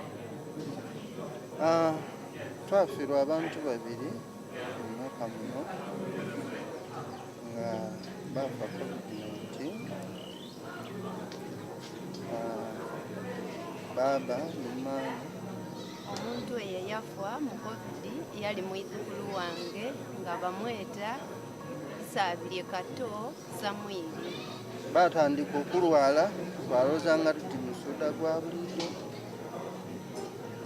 Batwala mu ddwaliro tubakebera nga balina COVID-19. Obulwaire bwe bwamugema embeera teyaliinaamu mu biseera ebyo olw'okuba nti transport yali ezirawo emwanguye okujja ku irwaliro lye bayita Ndabira nga ni bw'ojja wano Namwendwa Health Center 4 ojja okutuukawo nga abasawo bakulumukanako nga boona bali kutyaki obulwaire okubagema. Because some of them bona be defending anga nti they had some other gadgets like masks n'ebindi ebyali byetaagisibwa to handle COVID-19 cases. Many healthcare facilities found themselves ill-prepared to manage the influx of COVID-19 cases, exposing glaring inadequacies in the healthcare system. Bwe twatuuka mu idwaliro obuzibu bwe twayagaana nti mu kiseera ekyo tewali testing kits ebikola ebikebera COVID-19 byali bizirawo. Then batukoba tulinde mu the following day babireeta bagezaako okubakebera. Ebikebera tibyaliwo nga bakulagira otwala omuntu owa gusota ne baatwalanga wano Kamuli. Bwe bamala okebera abalwaire ekizibu ekyaliwo kyakufuna ddagala nga bakulagirira bulagirire nti jja Idinda oba Kampala osobole okufuna eddagala eryo. Oba oyagala drug aweeri ofune ku at least ofune ku vitamin C nga bakoba ati abantu munuunenga ku vitamin C nga yeena taboneka ni mu malwaliro nga yawaawo nga muzira eddagala timwali olw'omwiduzo kuba abalwaire baali bangi. Edwaliro ery'e Namwendwa like Namwendwa Health Center 4 by that time mwalimu only 6 oxygen cylinders. Aye ngoyagaana abantu olwisi nti abantu bangi abalwaire aye nga gundi oxygen cylinders TJNA. Furthermore, the lockdown's ripple effects extended beyond healthcare challenges, introducing additional hardships for the already struggling population. Gurupu yaife yakosebwa bwana batulimenti okumitinganga batulobera ati covid yadatuyita nga titumitinga n'abazungu abatugulako ebintu byaife babasibira eyo nga tibayida kuba batukola mu kinene eno okutugulako ebintu byaife bino. Eriyo abaana abasomi abava America okudda ku internship learning service bakola kinene n'okugula kuti ebintu byaife ebyo aye emyaka egyo tibayida. To address the impact of the COVID-19 pandemic, the Ugandan government received funds from various external sources, including international financial institutions and bilateral partners. These included the International Monetary Fund, IMF, World Bank, European Union, Islamic Development Bank, Trade and Development Bank, and Islamic Bank. Most of the funds were in loans amounting to 5.7 trillion Ugandan shillings, mostly through budget and project support. Of these, 3 trillion shillings were in the form of special drawing rights. However, despite government efforts to implement various programs to ease the citizens' hardship during this crisis, the reach of these initiatives was limited, leaving many without the promised aid. Masiki donko okuida neno ife abandi tidatuuka nga wedida bagamu oba babukiiko bonka mwajobo nanga imweno wansi tofunye ayi bali bukola masiki ayi nga n'olukumu basuubizanga emmere aye ife n'emmere tiyatutuuka kuko emmere gye baakaati baliweereza abantu balwaire ba covid-19 oba mu maka agaali gali kufuna challenges za covid-19 tiyatuuka kweno nga n'ebyokulya byene wazira onaatoolawo esente egiri yoona endala yeeyongeramu okukola ki okuyita abantu olw'embeera. Esente n'abbangi ife ab'omukyalo titwagifuna kuwaire twawuliranga mbu bagaba mutawuni abaakosebwa kodi aba bodaboda n'abandi n'abasaluuni mbu abakola esente nibamwe emitwe n'ebirevu nibafuna esente ife ab'ekyalo tibaabibwakuwaire. The heavy borrowing by the government intended to bolster the pandemic response did little to ease the immediate hardships faced by many at the grassroots level. Uganda's public debt surged, reaching 96 trillion shillings, about 52% of GDP as of June 2023. The money borrowed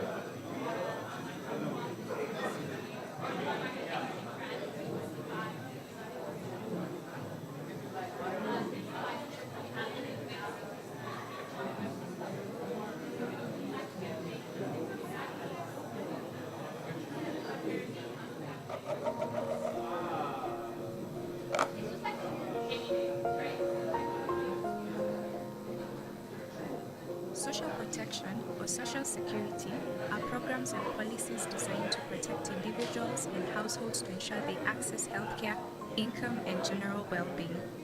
They protect the poor, marginalized, and vulnerable from life risks and shocks like old age, unemployment, sickness, invalidity, work injury, maternity, or loss of a breadwinner. They therefore reduce poverty and inequality and promotes health, education, food security, gender equality, and ultimately boost the local economy. As a function of state to its citizens, the state determines social protection floors. These are social protection standards and goals, or a minimum threshold of well-being.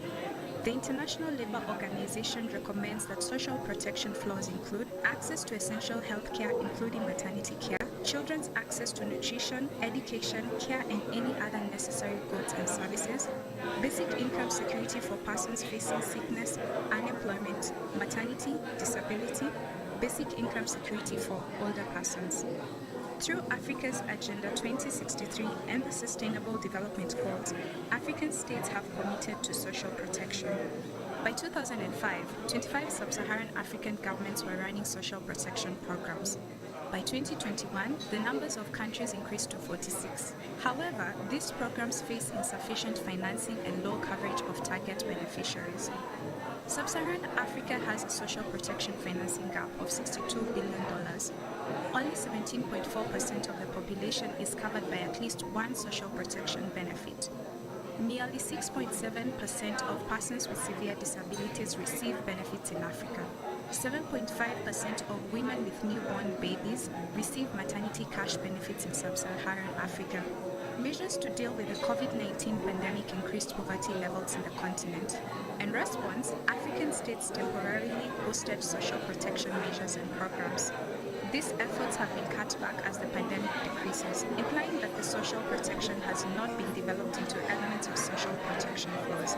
Instead, Africa has sunk deeper into debt, exposing Africa's overdependence on aid and donor funding for social protection. So how can Africa finance and increase the coverage of social protection? A strong solution is curbing of illicit financial flows. Illicit financial flows are illegal cross-border transfers or utilization of illegally or legally earned money or value. According to UNCTAD, Africa loses over $88.6 billion annually through illicit financial flows and has lost $1.3 trillion since 1980. The main forms of illicit financial flows in Africa are tax avoidance and trade misinvoicing, which accounts for 65% of illicit financial flows, criminal activity including tax evasion, smuggling, human and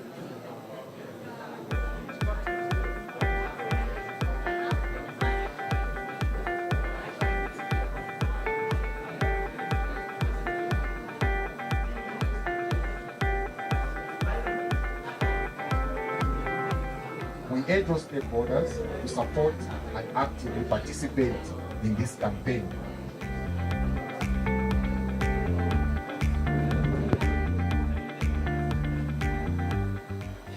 What are you doing to make sure we get this money back? Because when one government goes to your country, you treat it as a clean money, you know? We lack a comprehensive national beneficial ownership register. So all these, the financial, the illicit fraud that are being recorded, what are the young people doing about this? Good morning.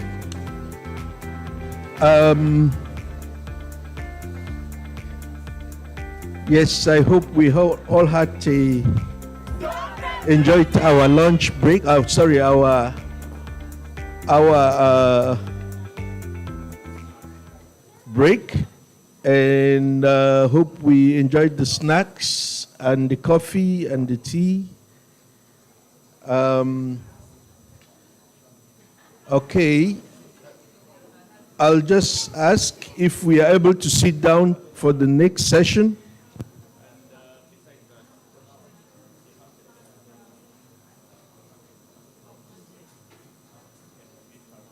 If we could just settle for the next session, please.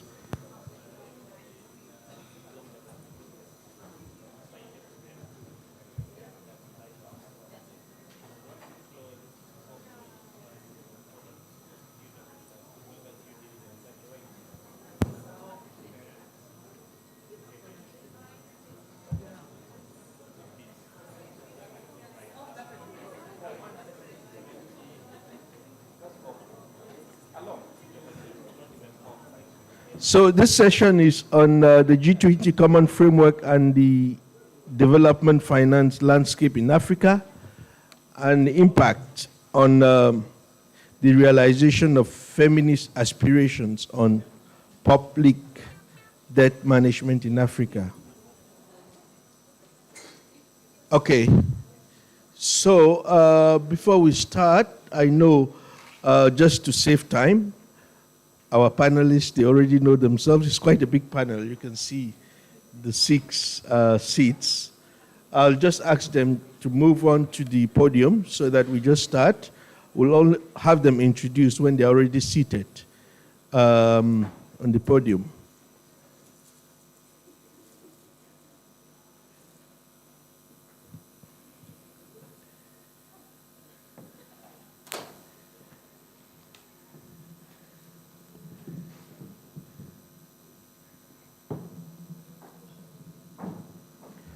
Okay, as they are coming up, I'll just give us a very, very quick rundown of the session. Of course, we know that this is about debt. This conference is all about debt. And this year we actually zooming in on the feminist perspective. Sometimes they go without notice. Sometimes we just make policies without actually getting to figure out how it affects, women and other vulnerable groups. And we are all aware of the debt challenges that African countries are going through due to issues of weak domestic resource mobilization. We have also heard of illicit financial flows that drain countries of their financial resources. Issues of poor debt governance in Africa as well, the global financial architecture, which has actually put us in a situation where we have a debt strategy. When we talk of our national development plans, we talk of the African Union Agenda 2063 and the Sustainable Development Goals. All of this depend on borrowing for countries to be able to finance, these goals and to meet their development needs. And borrowing has a devastating effect, which I think all of us, we already know. Sometimes we borrow and then the investments that come with this borrowing sometimes does not actually take into account the needs of women and children. It's all about macroeconomic aggregates. It's all about investments without taking into account some of the challenges that these vulnerable groups face. Issues like climate change, when they happen, they actually affect these vulnerable groups more. We talk of energy transition, which also require investments, and all of this require resources. And recently, we have heard of protests in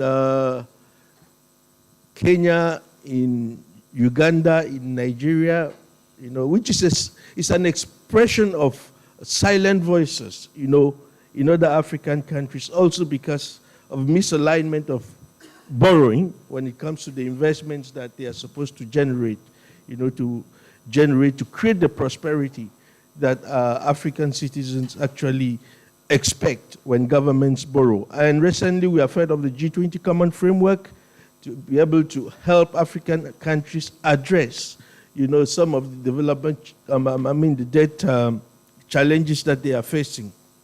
And before that, we heard of the Debt Service Suspension Initiative, the historic issuance of the special drawing rights, which actually have not, managed to help African countries address these challenges when it comes to dealing with their debt burdens. And the most we could say is we have ended up actually with cosmetic solutions. And this panel today is actually going to examine the G20 Common Framework, have a step back on the broader picture of the development financing landscape in Africa, and then also see how this impacts, the feminist aspirations to issues of public debt management. So with us today is a distinguished panel that's going to help us to address this topic. The rundown will include maybe a round of questions to the panelists, then we open it up to the floor, and then final comments before we get to close. And to discuss this today, we have a distinguished panel of 6. A very good balance. Is that? Yeah? Good gender balance. Okay, so we have Lee Yvette, Chief of Section of Macroeconomic Analysis and Macroeconomic in the Macroeconomic Governance Division of the United Nations Economic Commission for Africa. We have Isaac Mwaipopo, who is the Executive Director of the Center for Trade Policy and Development based in Lusaka, in Zambia. We have Mr. Emmanuel Owusu, who is the Director in charge of Research, Policy and Programs at the Africa Center for Economic Transformation, that's ASSET, in Accra, Ghana. We have Kamal Ramburut, who is a researcher with Economic Institute of Economic Justice, rather, in South Africa. Then Naledi Joyi, who is a gender expert, Center for Study of Violence and Reconciliation in South Africa. And finally, Dr. Jamela Hoveni, who is also a senior researcher with Institute of Economic Justice. So, where do I start? I will start with the countries that have actually gone through the G20 Common Framework, or who have actually asked for debt restructuring, you know, with the G20 Common Framework. We know Zambia was one of the first countries to sign up for this, and Ghana followed. So I'll start with Zambia, with Isaac. We know that Zambia recently announced a deal to restructure about 3 billion of its debts, but the problem remains. We just want you to maybe give us a very quick picture of the current debt situation in the country after maybe 2-3 years with the G20 Common Framework, if this has helped, where the gaps are, and how these gaps also impinge on, you know, some of these feminist demands, you know, for when it comes to issues of public debt management. Thank you so much. And as introduced, my name is Isaac Mwaipopo. I come from Zambia. I work for the Center for Trade Policy and Development, which equally serves as Secretariat for the Civil Society Debt Alliance. As introduced, Zambia happens to be one of the countries that has been seeking for restructuring of its debt under the G20 Common Framework. And this is a process that has been going on for quite some time. For over 4 to 5 years now, we've been trying to find a solution to the debt situation. And more recently, a number of agreements were agreed with some of the creditors under the G20 Common Framework, but we still have a significant portion of our debt of close to 3 billion that has not yet been finalized in terms of finding a solution. And this is debt that we owe to private creditors, and conversations are still ongoing. I think some of the lessons that we are learning in terms of participating in the G20 Common Framework are lessons that have briefly been highlighted, but I can share a few with regards to what the experience has been in the case of Zambia. In the first place, the process of just getting the debt to be resolved under the G20 Common Framework has been quite tedious for our country.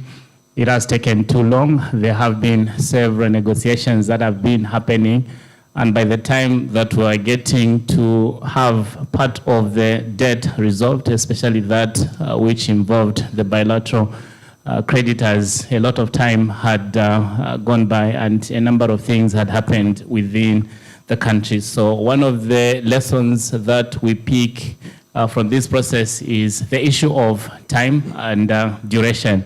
So for those countries that are applying for treatment of their debt, I think one of the things that you might not have certainty on is the period which it will take for your debt to be resolved. But that also is dependent on a few parameters.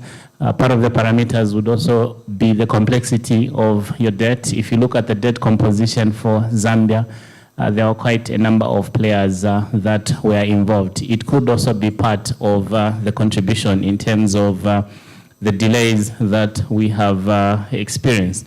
I think part of the other challenge that we have noted in the case is the lack of mandatory private sector participation.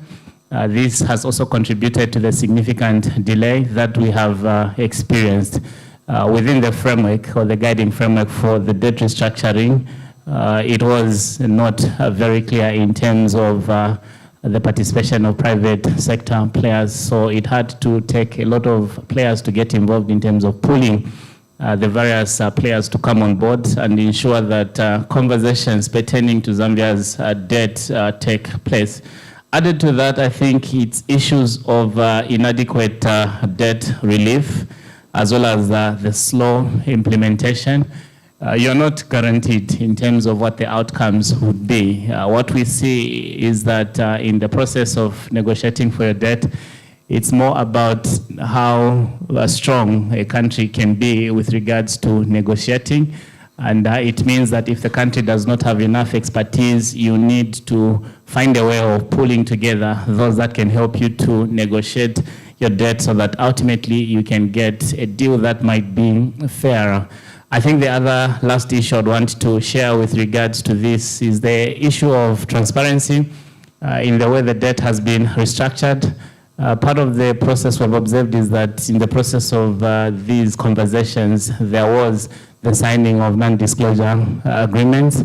And these non-disclosure agreements made it quite difficult for non-state actors like ourselves to access information pertaining to what exactly might have been going on, or even get information with regards to the status of the negotiations. So we were mostly left to interact with the outcomes after they were done with the actual negotiations, and that in itself begs for a lot more in terms of the G20 common framework. Thank you. Thank you, Isaac, for that quick rundown. And I think we raised quite a bit of issues there, but especially around the multiple players, the role of the private sector, the fact that this process has been slow. I will take it over to Ghana, who has also been in this process, and just to get a feel of how Ghana is faring under the common framework. Also, given that sometime early this year or late last year, they actually experienced the, in the negotiation process. Maybe just to give us a picture of what it looks like out there in Ghana.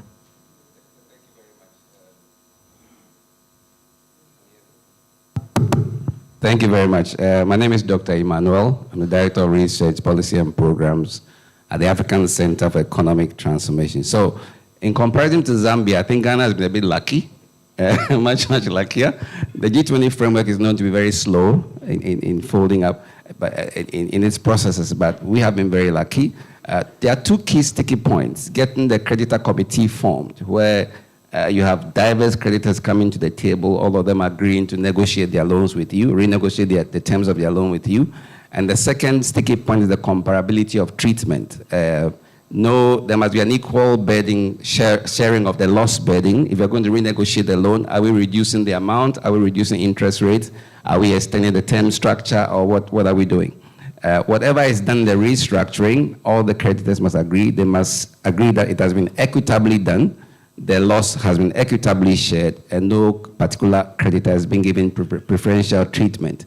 So Ghana has been very lucky in that sense. Our creditors easily formed the creditor committee chaired by China and France. They send assurances to the IMF that they are ready to renegotiate their loans with Ghana, and also enable the IMF to extend a $3 billion facility to Ghana with the condition of restructuring the debt attached to it.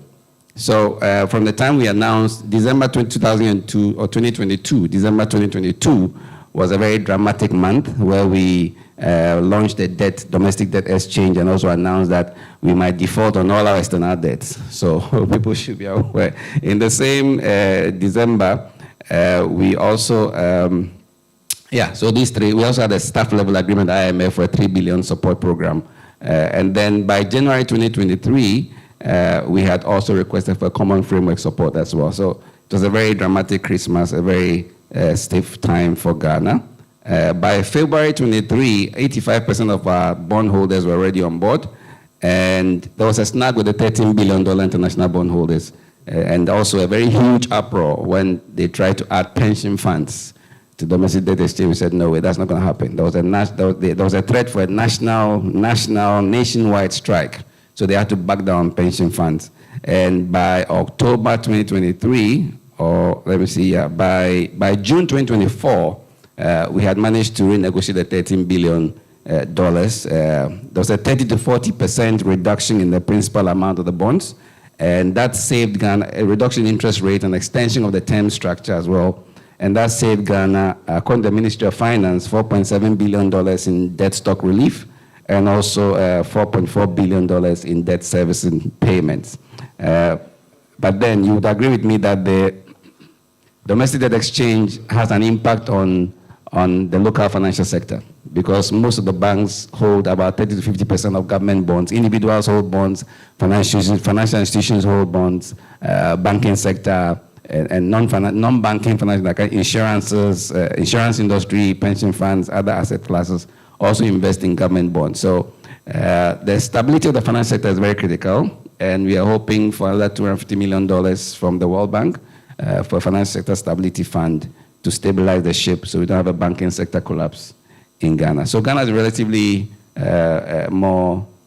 probably more fortunate compared to other countries in terms of the challenges of applying or going to the common framework, the G20 common framework. Thank you. Thank you, Dr. Emmanuel, for that. A positive balance sheet. I don't know if that's actually a reflection of a reality, especially in other people's mind, and in some of the practical implications of going through the common framework. But I think I'll turn it over now to Naledi.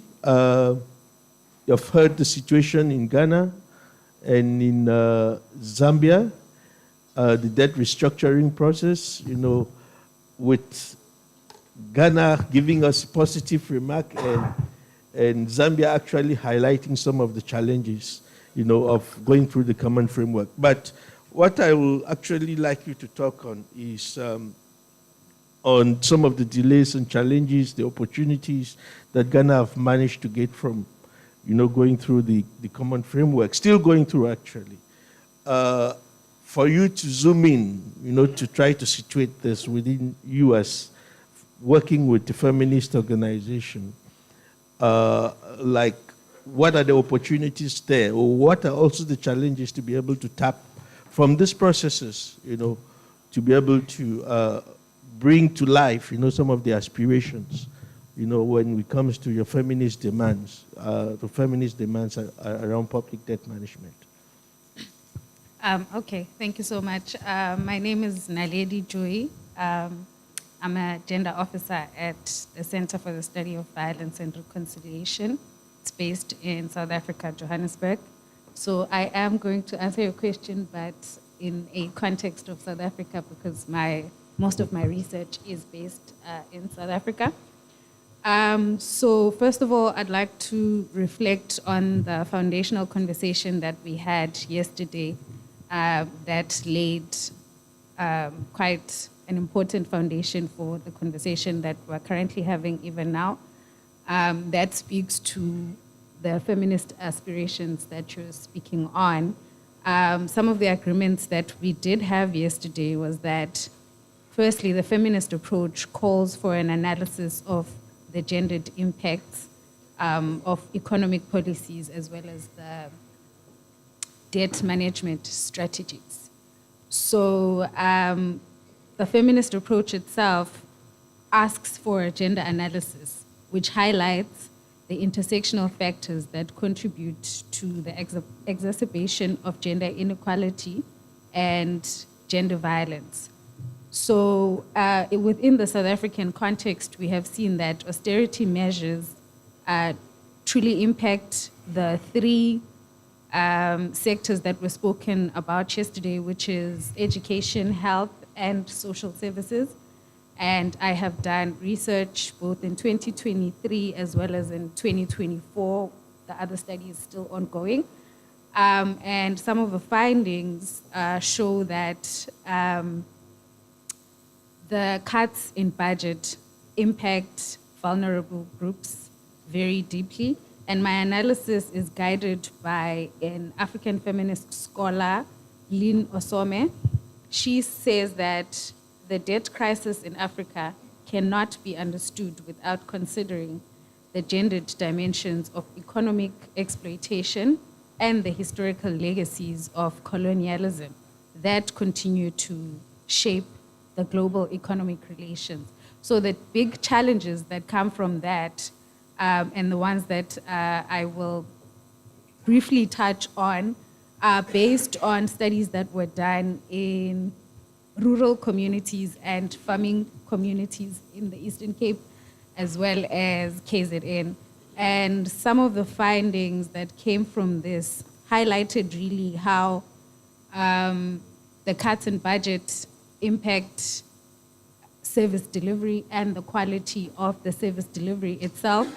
A study that we were doing was mainly based on gender-based violence, but we wanted to understand whether the enabling factors that continue gender-based violence and which make South Africa a rape capital in the world and normalize that. So we wanted to understand within communities that are further from the state when it comes to service provision. So when you're looking at some of the measures and when it comes to debt restructuring, most conversations loom around policy and high-level engagement, but we wanted to look at it from an experience of local communities and what the impact is on local governance as well. And some of the findings showed us that departments like the Department of Social Development are quite impacted by these cuts, so much so that an office in the Eastern Cape in Lusigisigi was closed down for 6 months during the very rife situation of gender-based violence and high rape rates.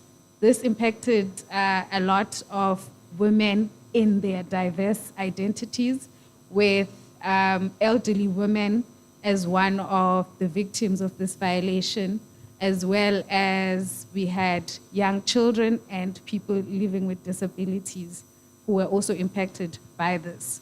So just to leave it here for now, I'll say that when it comes to the challenges, there's varying challenges that impact women, and also the feminist approach calls us to say that we mustn't look at women as a homogeneous group, but we must look at their different identities as well as the different factors that contribute to the intersectional challenges that they get.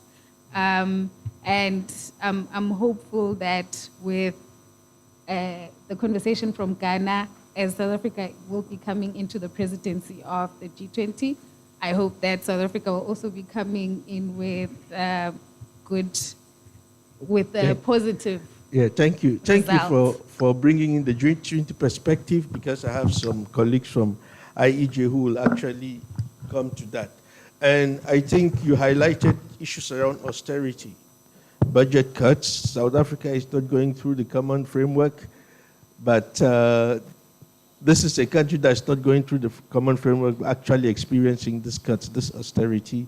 And I now wonder, countries like Ghana and Zambia already experiencing this, and this coming as part of the conditionalities, you know, how it's going to be for these countries, considering the fact that there are issues around budgetary issues, macroeconomic aggregates, you know, that also push governments towards this direction. And that's why I want to bring Lee, who actually sits on that very big picture when it comes to putting together these aggregates, you know, to actually seeing how the macroeconomic aggregates can come together to help countries make use of the common framework or to avoid instances of budget cuts and austerity. So I just want you, Lee, maybe to amidst, the multiple crises that African countries are actually facing. Where the opportunity actually lies for countries, within the common framework, and maybe other African countries not going through these frameworks, to actually bring their macroeconomic aggregates up to speed with the current challenges and with the current opportunities that the common framework actually offers countries, to be able to not only deal with the issues around their debt, but also taking into account the needs of vulnerable groups and women. Thanks, Theo. And again, thank you to AfRODAD for the invitation. It was a great discussion so far. And thank you for everyone that's here this morning. So, I don't really know how to answer your question, let me be honest. It's a lot. I think the first step is, unfortunately, we're going to have to move through this debt situation that we're in before we can get to anything else, right? Before we can get to even talking about the macros, how we can fix it, etc. But before I give my normal macro mumbo jumbo, which I think most people have heard it all, so really I was really trying to think how I can answer this. I'm wondering whether we as countries, CSOs or partners, governments actually understand, except for our COVID debt, from after HIPIC up to 2020, what we used our debt for. Is there anyone, I would be really interested if there's anyone that can show me return on investment, and I'm not just talking in terms of, monetary terms, but social investment as well. Because I do think, and I like that you touched on this issue of the macros, Theo. The way we record debt is atrocious, right? So we have on the supply side, we can see who gave it to us sometimes. We can see which country it comes from sometimes, which institution. But on the use side, there's nothing. There's no, from what I know, there's no government that shows me that 20% of this loan went to this specific department, and in that department, it was used in this industry or for roads or for something, and from that, 20% or 10%, whatever, actually benefited women, children, marginalized communities, nothing. This is the one rethink that we need. When I think about it, it's almost like a supply and use table structure, like you have sort of in the national accounts, to really start breaking down things and really reporting to understand where we are using our money. So we need a better way of recording our debt and our other finance sources. Because do we really know how much was spent on women and children, etc., from that money we took out, whether it's debt or concessional funding or whatever? I'm not sure we really do. Now, maybe over a little bit more to Theo's question on the macro, what are the type of things we need to do going forward? So first thing is closing the financing gap to scale up public and private funding. And again, you've heard it all before, so I'll also just go a little bit through it and give some other thoughts. So, this is the first thing that's always said to us, but how are we supposed to do this when we are sitting in a situation that we are spending more on health and education, on debt than health and education? We have a funding gap for the SDGs of about 400 billion a year. Depends on which estimate you're using. And that's a disaster. Where do you get that type of money? I think my second question that comes out of Theo's question is, has anyone looked at what the long-term impact is going to be on our human development indicators if we don't meet the SDGs, if we don't find this funding? Because we're behind already. We've reversed in some of our areas. So what What is it going to be? What is that? Because we tend to look at this thing in a positive way that is going to solve itself, but there are going to be pockets that's going to be left behind, unfortunately, and we need to understand what it is and correct it as soon as possible. And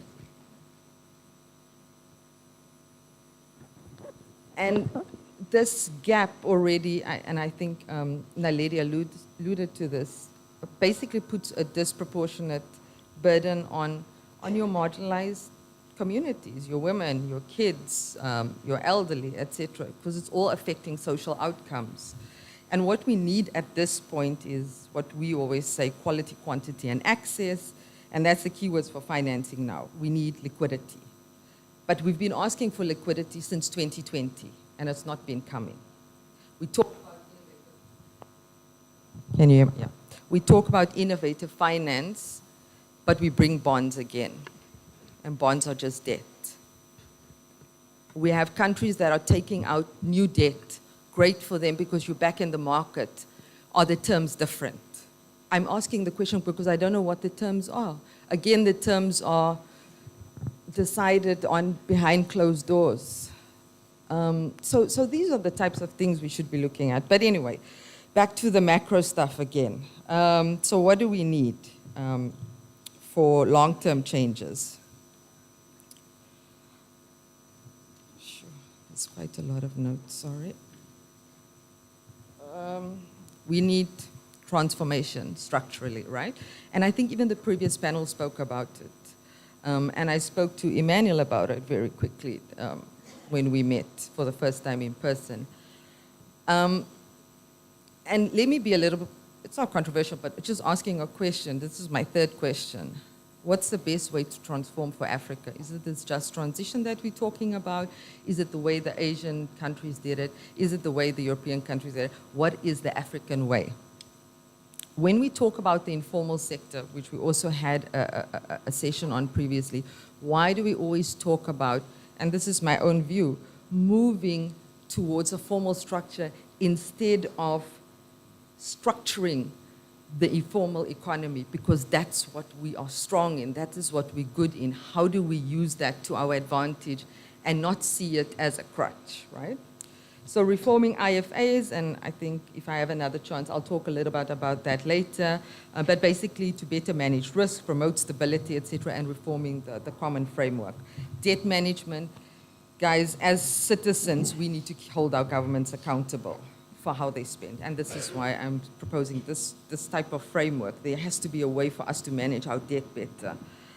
Improving DRM, domestic resource mobilization, and again, this is not just about increasing taxes, not at all. It's about improving efficiencies, cutting incentives, looking at all those types of things.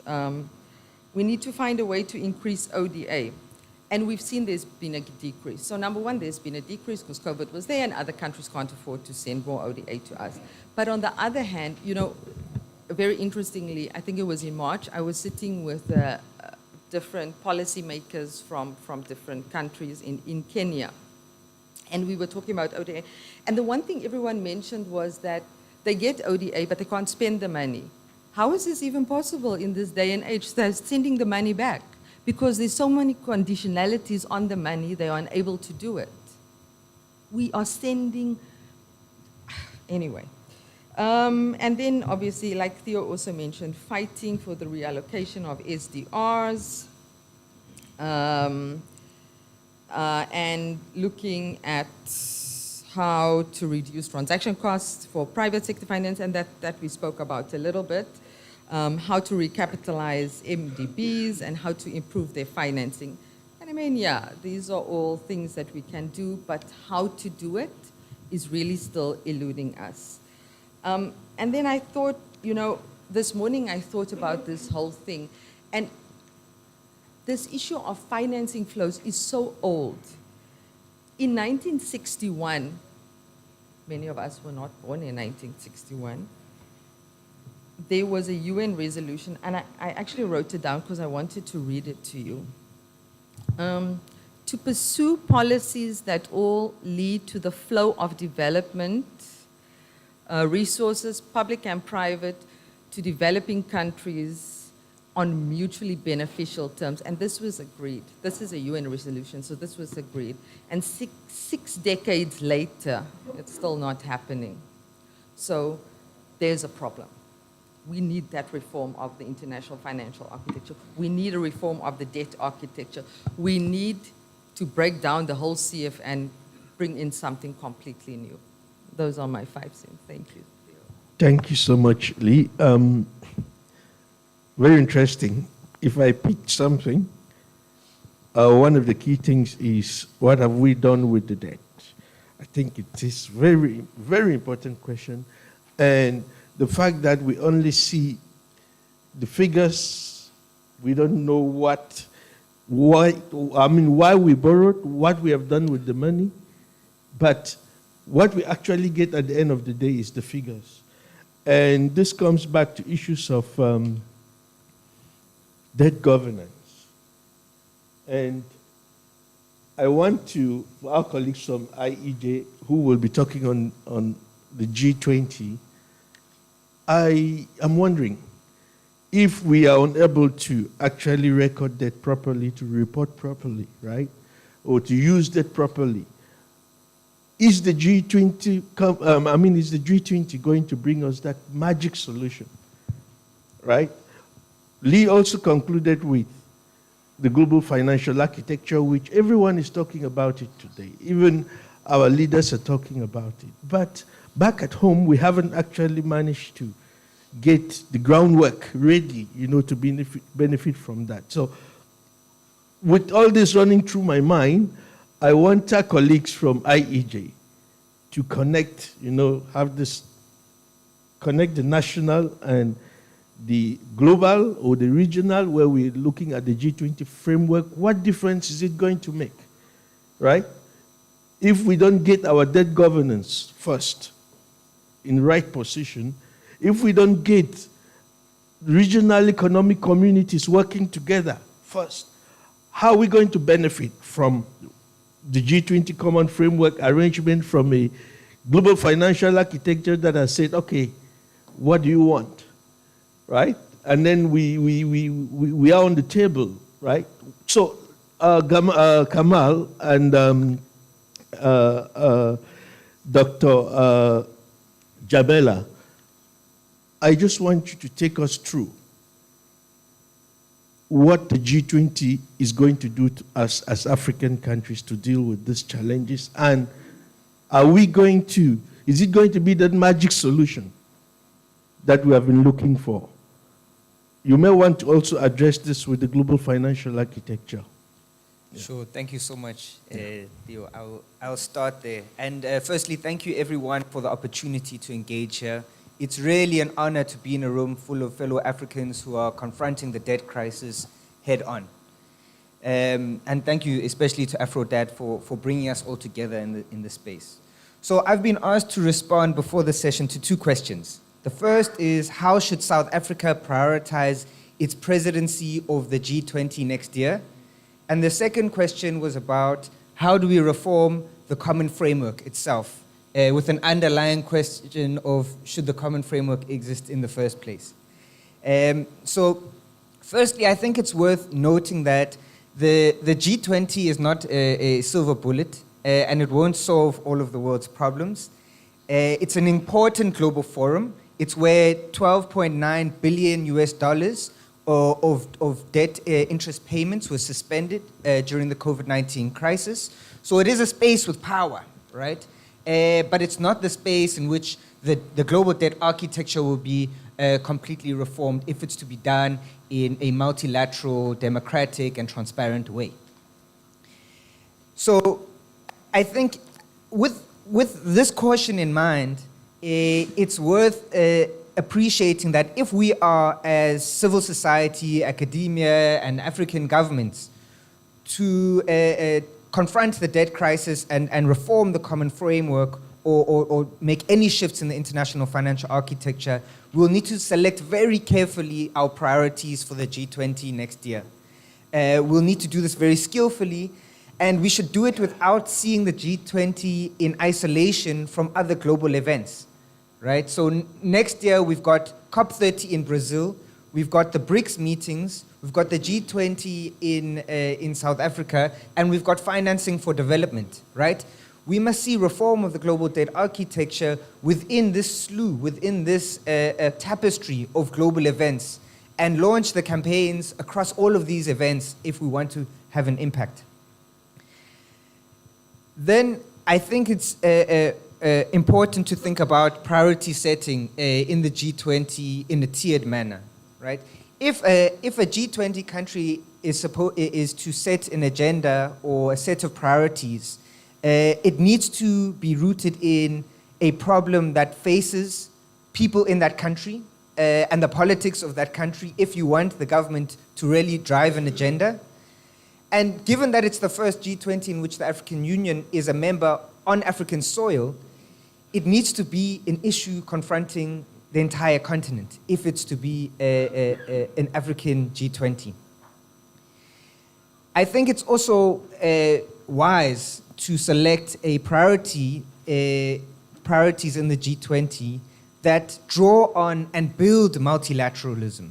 So it should be an issue that's on the table in the UN, but not doing a process that replaces what's going on in the UN if you don't want to undermine those processes, right? And lastly, I think because the G20 is not really a treaty-based forum, there's no real rules, it's really a place in which you, it's like an umbrella, right? You keep it with you, and if there's a crisis or a storm, you kind of pull it up, and it's supposed to give you a bit of shade in a stormy situation. That's one element of the G20. The other element of it is it's a moment in which to build a political momentum around an issue. Brazil has done this very well in the Global Alliance Against Hunger and Poverty, and in its push around a global wealth tax. I think if you take all of these criteria into consideration, the debt crisis fits all of these elements. And because the common framework was a brainchild of the G20, it's the place naturally where we need to push for reforms of it.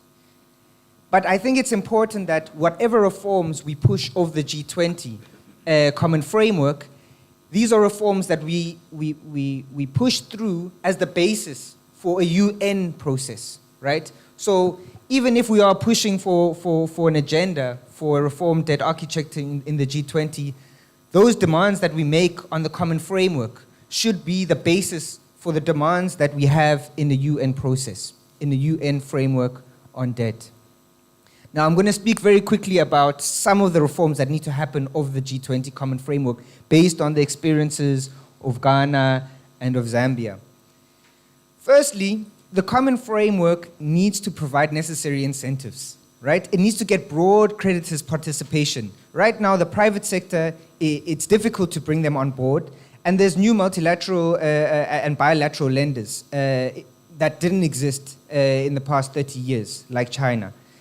So the reason the common framework kind of exists is because the Paris Club, which is where bilateral debt renegotiations used to happen, is no longer the nucleus of where all sovereign debt is located. And because of this, the common framework needed to expand to include bilateral lenders like China. But it's still failing to create the incentives to bring those bilateral creditors in, as well as the private sector lenders.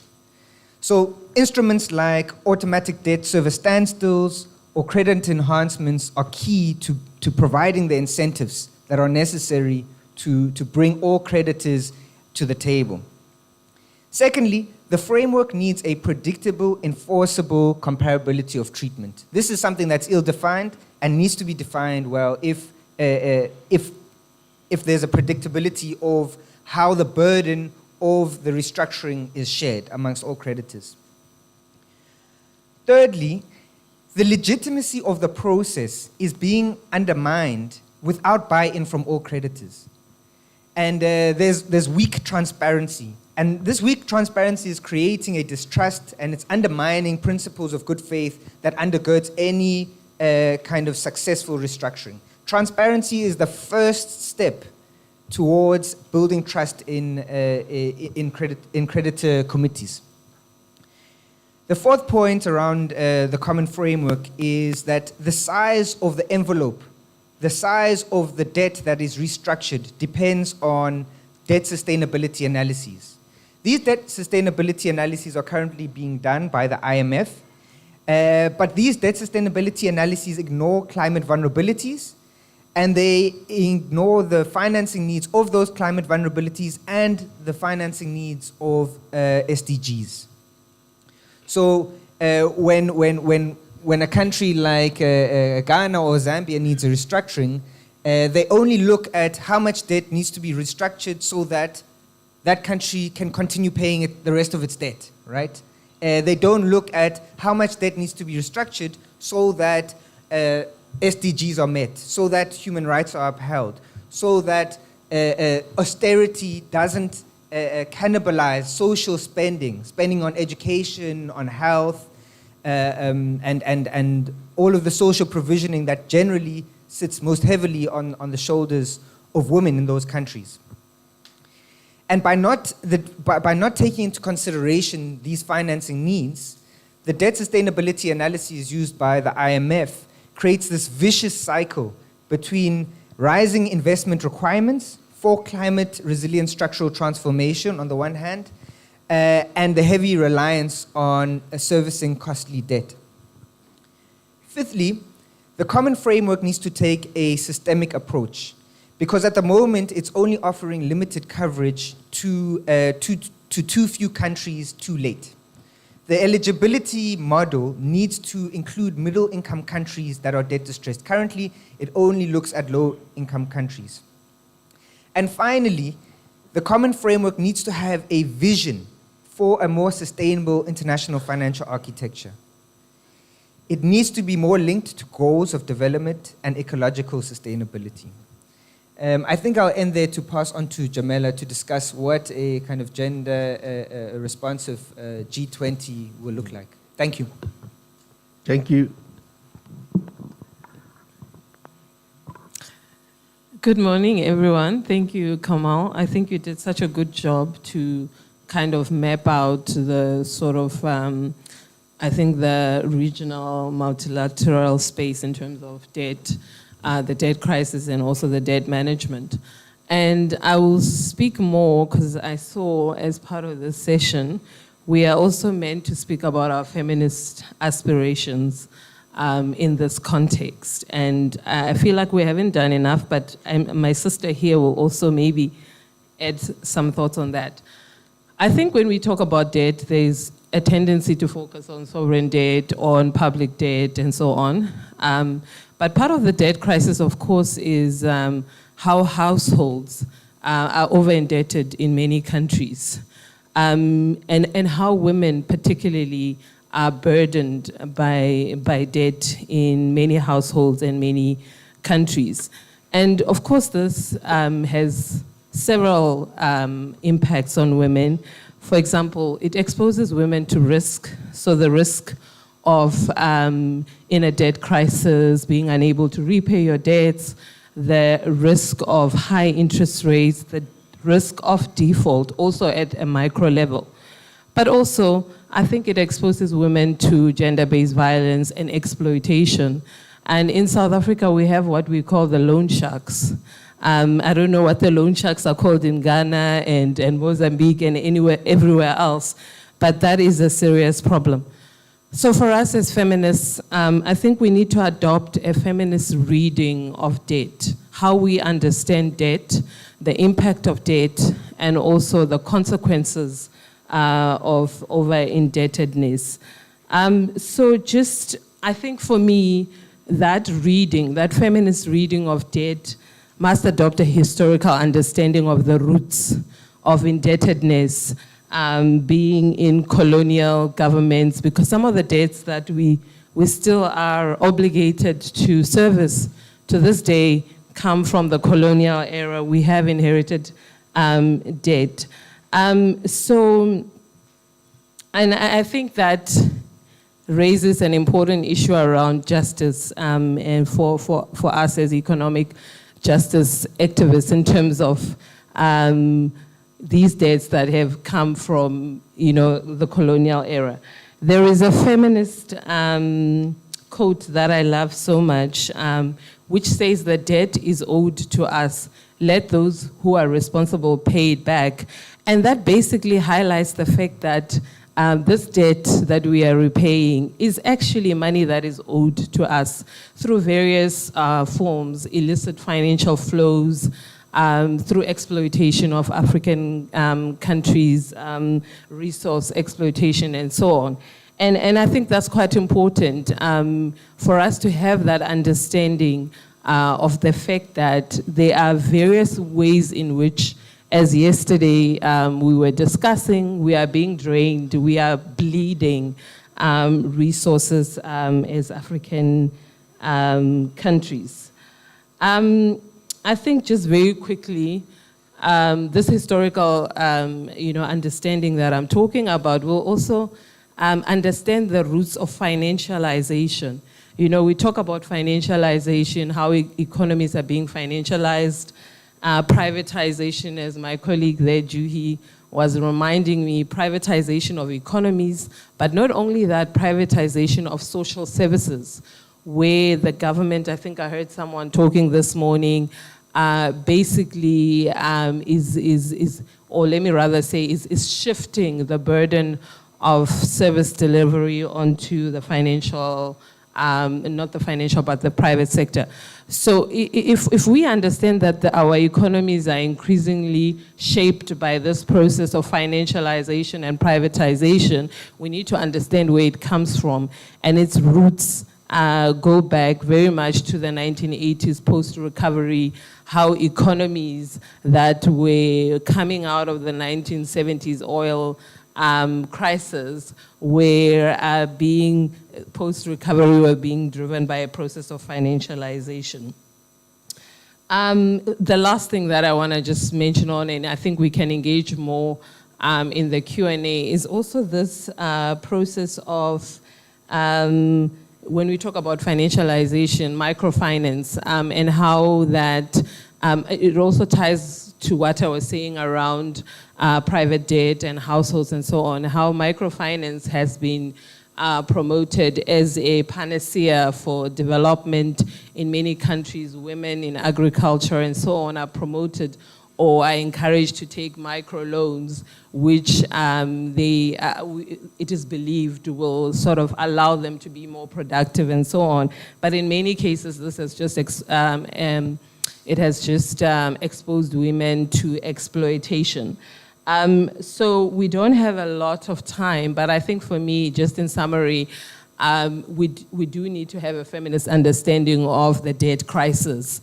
When I hear Kamal and my colleagues here and everybody else in this room talk about the multilateral space, the international space, these are very technical spaces where we are talking about returns to investment, we are talking about debt to GDP, and I think there isn't enough of a let me just say, a reflection of how these things matter, to the average woman, to the average rights holder in our countries. Thanks. Thank you, Doc, for that. I think there's quite a lot. I don't want to go back to enumerate, but very quickly, as we go to open it up to the audience, I would like you to reflect maybe towards the end. You heard Gamal. It's like he actually mentioned some of the things that we needed to do to get the common framework right.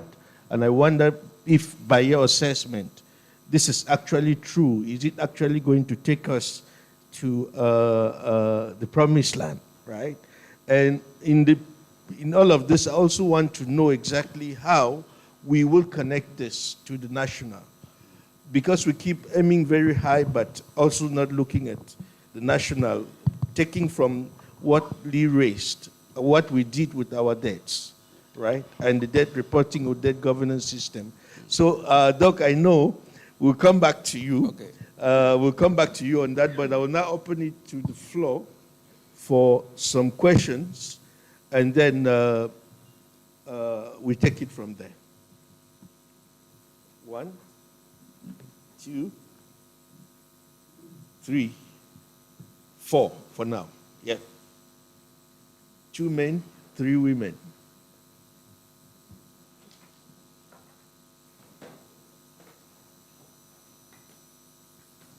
Well, thanks very much. My name is Tengo Tengela from Kosatu in South Africa.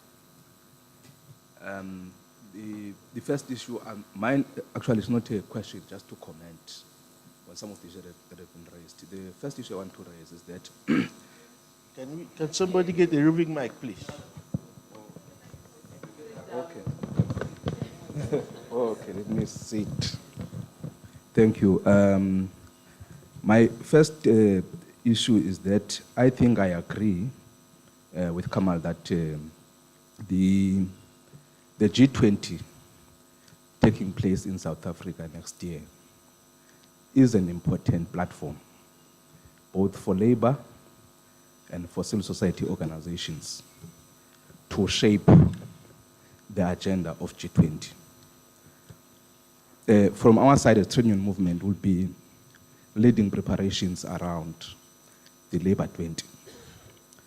Obviously, one of the key priorities we think the G20 cannot miss is the issue of the financial architecture, the reform of the IMF, and the issue of debt restructuring. We think that we need to forcefully put on the agenda of the G20 a variety of measures which we think that they have not been explored, and to take forward some of the gains from the Brazil G20 leg and consolidate on them. There's a link, in our view, of the failure of African governments to properly respond to the pandemic itself. Let's take the South African example.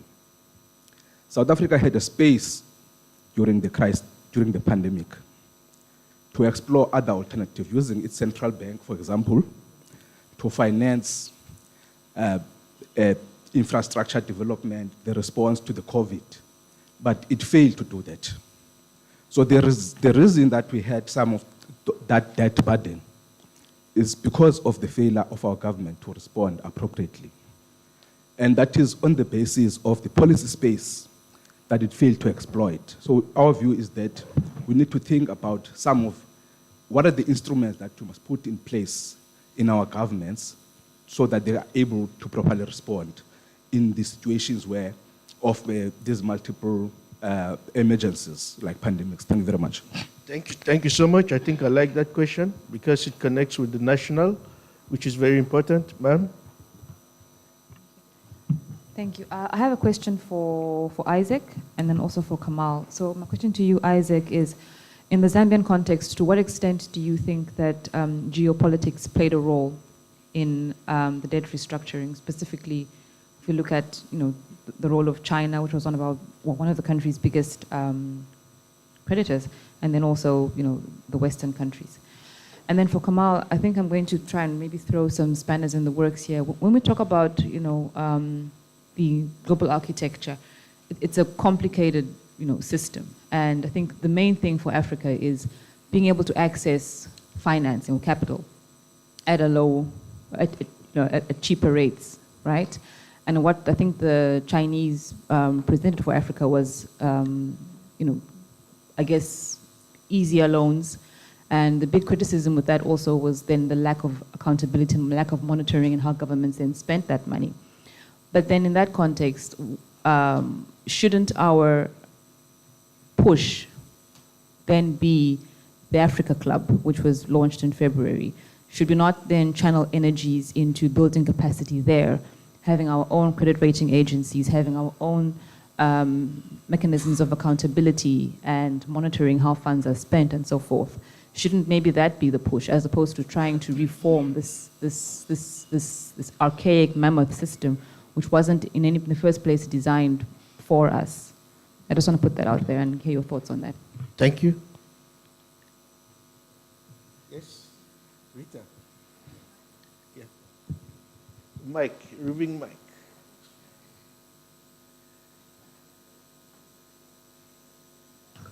Okay. My name is Rita Yosembom. I'm from Cameroon. I'm a journalist. We all agree that most African countries are grappling with the realities of debt repayment, and the consequences are felt far and wide. So my questions, I have two questions actually. They go to Dr. Emmanuel Owusu. I hope the pronunciation is right. So Doctor, in the light of the current debt crisis, what immediate actions should African governments take to secure better debt treatment in their countries? And beyond immediate relief, what long-term strategies should countries adopt to ensure that they do not fall back into unsustainable debt levels in the future? Thank you. Okay. There was the last question this way. Please be brief so that we can take more. How much time do we have left? We have 25 minutes past. Okay. 25 minutes too. Okay. So we have 10 minutes. Okay. Thank you. Good afternoon, and thank you to the panel. I am Bintu Kamara from the 50-50 group of Sierra Leone. So I've been listening to some of the discussion, especially in terms of debt and the impact on women. I actually want to ask my brother from Ghana, going forward in terms of some of these discussions, what lessons or strategies can we learn from Ghana in terms of debt restructuring, and how can that help to influence ongoing conversation at both the regional level or even at the global level? Okay, maybe I'll just take another round of questions, just one round of questions, 3 more, because we are just 10 minutes to go. Twitter. Yeah. Yes. Thank you so much. My name is Peter Mumba from the Zambia Debt Alliance. My question goes to, sorry, the representative from Ghana. I missed your name, yeah, Doc. So I just want to find out, perhaps even from the other panelists, in terms of how they are looking at the kind of relief that the G20 common framework is providing for indebted countries. Because I think even as we are trying to look at some of the challenges and shortfalls of G20, we are also looking ahead in terms of projections, in terms of the amount of relief, actual relief that has been given. And some studies have projected that countries will still be spending significant, parts of their budget on debt servicing, even after completing debt restructuring under G20. So just wanted to find out in terms of what the outlook is for Ghana. I know for Zambia it's somehow similar, and we are projecting about 29 to 40% of our budget still going to debt. And if you look at the composition of debt, it still includes a lot of domestic debt, particularly for Zambia. So just want to find out what the outlook for Ghana is, and maybe other countries as well. Thank you, Peter.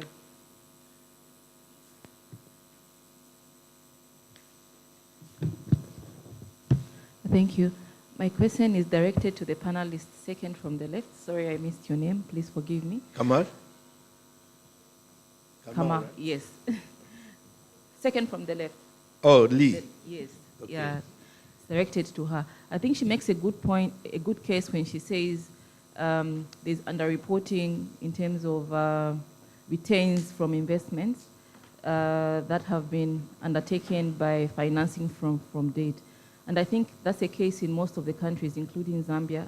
We are quite overly occupied with planning for the debt, planning for the terms and contracting the debt without ending the process of ensuring that we recover the returns from the investment. From your point of view, I'd like to understand what you would suggest. Do you think reporting on returns from investment should be legislated? how well can we push our governments to ensure that they report on these returns from investments that have been funded by financing that is there? Thank you. Okay. Last. So thank you very much. My question is directed at Kamal and his colleague from the IEG. So Kamal, when you were talking about debt crisis and management in the regional multilateral space, I know you gave a lot of recommendations, and then you talk about how it's important that African leaders prioritize their ask, in the upcoming G20 and other important summits. So I just want to ask if you would just summarize in 2 points, what should be their key ask? Like the first person that asked the question talked about how broad the international financial architecture we are talking about is. So if you want to be specific, what are those 2 asks that should be on the top of the list? And also to your colleague, sorry I missed out your name, talking about gender responsive G20. So if we would have one ask from a feminist perspective to that, what should it be? Thank you. Okay, thank you. I don't know where to start.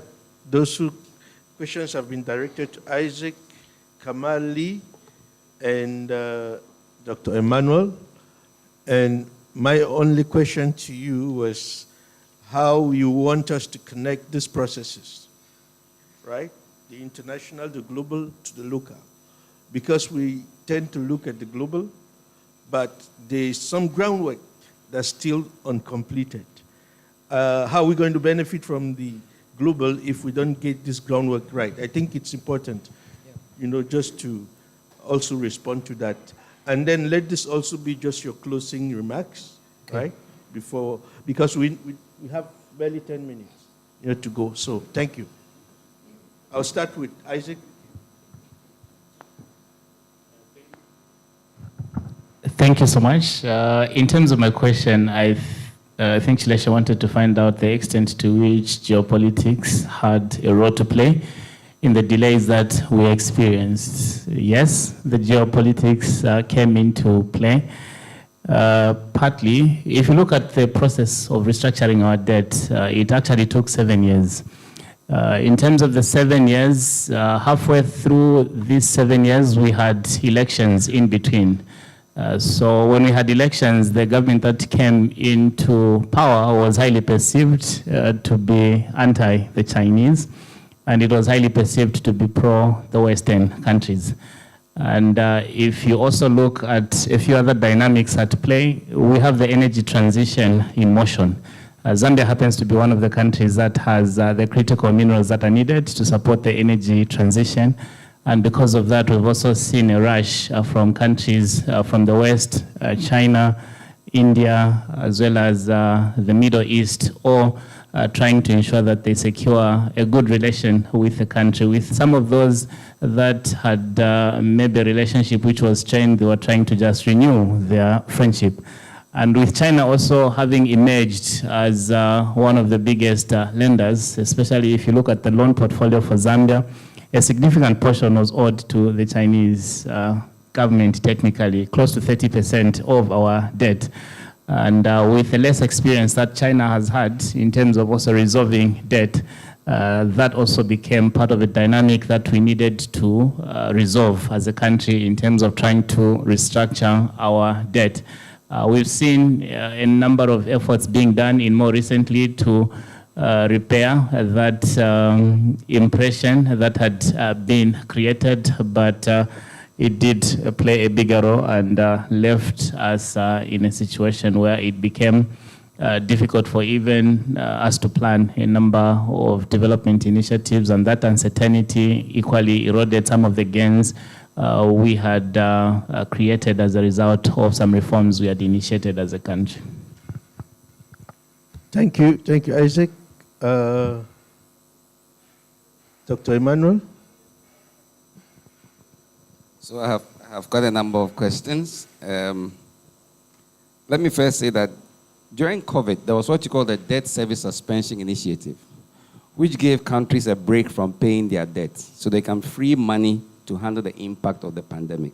Okay, now that has ended in 2022. So debt servicing has to resume. So the debt service, unfortunately, is resuming when interest rates are very high. So the G20 framework is not imposed on any country. I need to say that. A country requests for assistance from the G20 common framework to help that country to restructure its debt and see how it can make the debt more sustainable going forward. So it's not imposed on any country. If you need it, you request it. If you don't need it, you don't request it. Okay. Now, the onus lies on the country, the requesting country, to leverage its advantages for itself. It hasn't functioned very well in some countries. It has helped Ghana much, much better than other countries. It doesn't make the framework perfect, but the onus lies on you. For instance, research has shown that the countries that benefited from HIPIC and the Multilateral Debt Relief Initiative are at a higher risk of debt distress than countries that did not benefit from HIPIC. So once a country's debt is cancelled, we go back and we borrow again. And that takes you back to Lee's question. What are we borrowing for? And why are we borrowing? So there's an issue of irresponsible borrowing on the part of African countries. What are you borrowing for and why are you borrowing? It's very difficult, like Lee said, to match the monies we are borrowing to our development needs. It's difficult to put a finger to say, okay, we built this road with this. We did this with that. The money just vanishes when it enters African territory. And you ask yourself, where did the money go? 88.6, we are supposed to be the poorest continent, but $88.6 billion leave the continent in illicit financial flows every year. It's 28 billion more than our total ODA. So if we can plug the holes, we might probably not need to borrow from anybody. So the irresponsible borrowing and the illicit financial flows. Another area where we've hardly leveraged is migrant remittances. Remittances are way above ODA, and most African countries are not leveraging it for anything. It comes to informal flows or families receive it. There's a lot Latin American countries have done remittance inflows, and I think Africa has a lot to learn from that. In terms of Ghana's outlook, we still owe.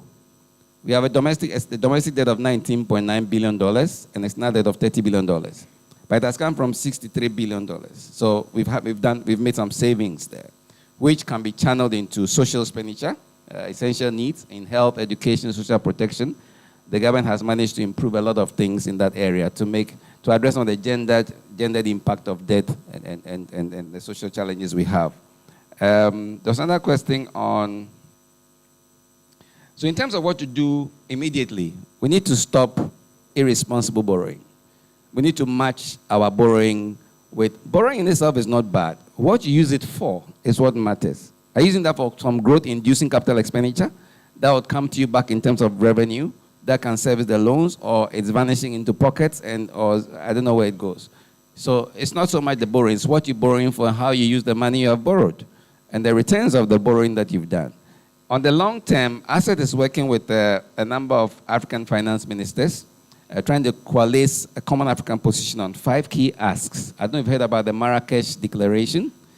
We are talking about crafting a real solution to the debt crisis that Africa faces, but there's work to be done by African countries themselves as well. The second ask, the 5 key asks, it's provide more grant and concessional loans to Africa and ensure that at least 5 of the developed wealthy countries channel their SDRs through the African Development Bank and other African institutions, can be leveraged 4 times to fund development of the continent. The fourth ask is to increase an African voice and power in global decisions and decision making, because we don't have to be absent from we need to be sitting at the table as we are being discussed. So we are not the problem, we are part of the solution. And the last ask is to commit to an ambitious green growth agenda for the African continent. That's what ASET is doing on the long term, trying to coalesce a common Africa position around these 5 key asks in terms of improving Africa's debt position and getting it properly managed. I hope I've answered all the different questions. Thank you. Thank you, Dr. Emmanuel. Okay. Thank you. So I think the question was, what would be a gender-responsive? What would be a gender-responsive G20 presidency? And I think that's a big question, because it's a question not only around domestic resource mobilization, how we are mobilizing those resources, but it's also a question around how we spend those resources. And I'm so glad that we are starting the conversation on that here to say, how is this money being spent, and are we being accountable also when we spend this money? But just very quickly, I think at the IAJ we are doing work on this, seeing as the G20 presidency is coming to South Africa next year, in terms of thinking around what would be our policy, feminist policy priorities. And I guess the ambitious goal, and I think this is the place to put forward such ambitious goals, seeing as we are gathered as Africans from across the continent, is to convince African governments to, for example, commit to a comprehensive policy to resource for care, so mobilizing those resources to invest in care sectors, in health, in education, in elder care, and also just to mobilize and organize within the G20 to ensure that we mainstream these approaches across the continent, so that it's not just South Africa or maybe a couple of countries that are adopting these policies, but we are able to advocate for greater gender responsive DRM and spending in Africa. Thanks. Thank you, Doctor. Lee, then Kamal. Thank you for that question on the ROI and maybe putting it into legislation. Maybe first, so I completely agree with it, but first I think we need to take a step back and think about how we build legislation around transparency, because that's what it's about at the end of the day. So I like was a previous comment on Chinese loans, etc.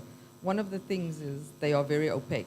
We don't know. There are other loans that are also very opaque. We don't know what the clauses are. So I think we need to start at the beginning. When we take out loans, our citizens should be aware of the conditions, the repayments, etc. So here's my example.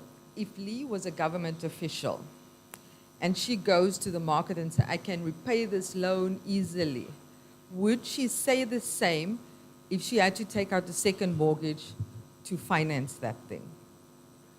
I mean, that's the crux of it, right? I mean, yeah. So for me, it's about transparency and being open, and about your population knowing what you're doing, about who is approving those loans, understand the conditions, understand what they're doing. Because one of the things we also pick up is that even if these things have to go through Parliament, there's little understanding. So it's just pass, say, yes, we need a debt, and then we move on. And so there needs to be that. Someone also spoke about capacity building, that capacity building for our government officials to understand what they're doing. Because even if we bring it into law, do we understand what we're saying?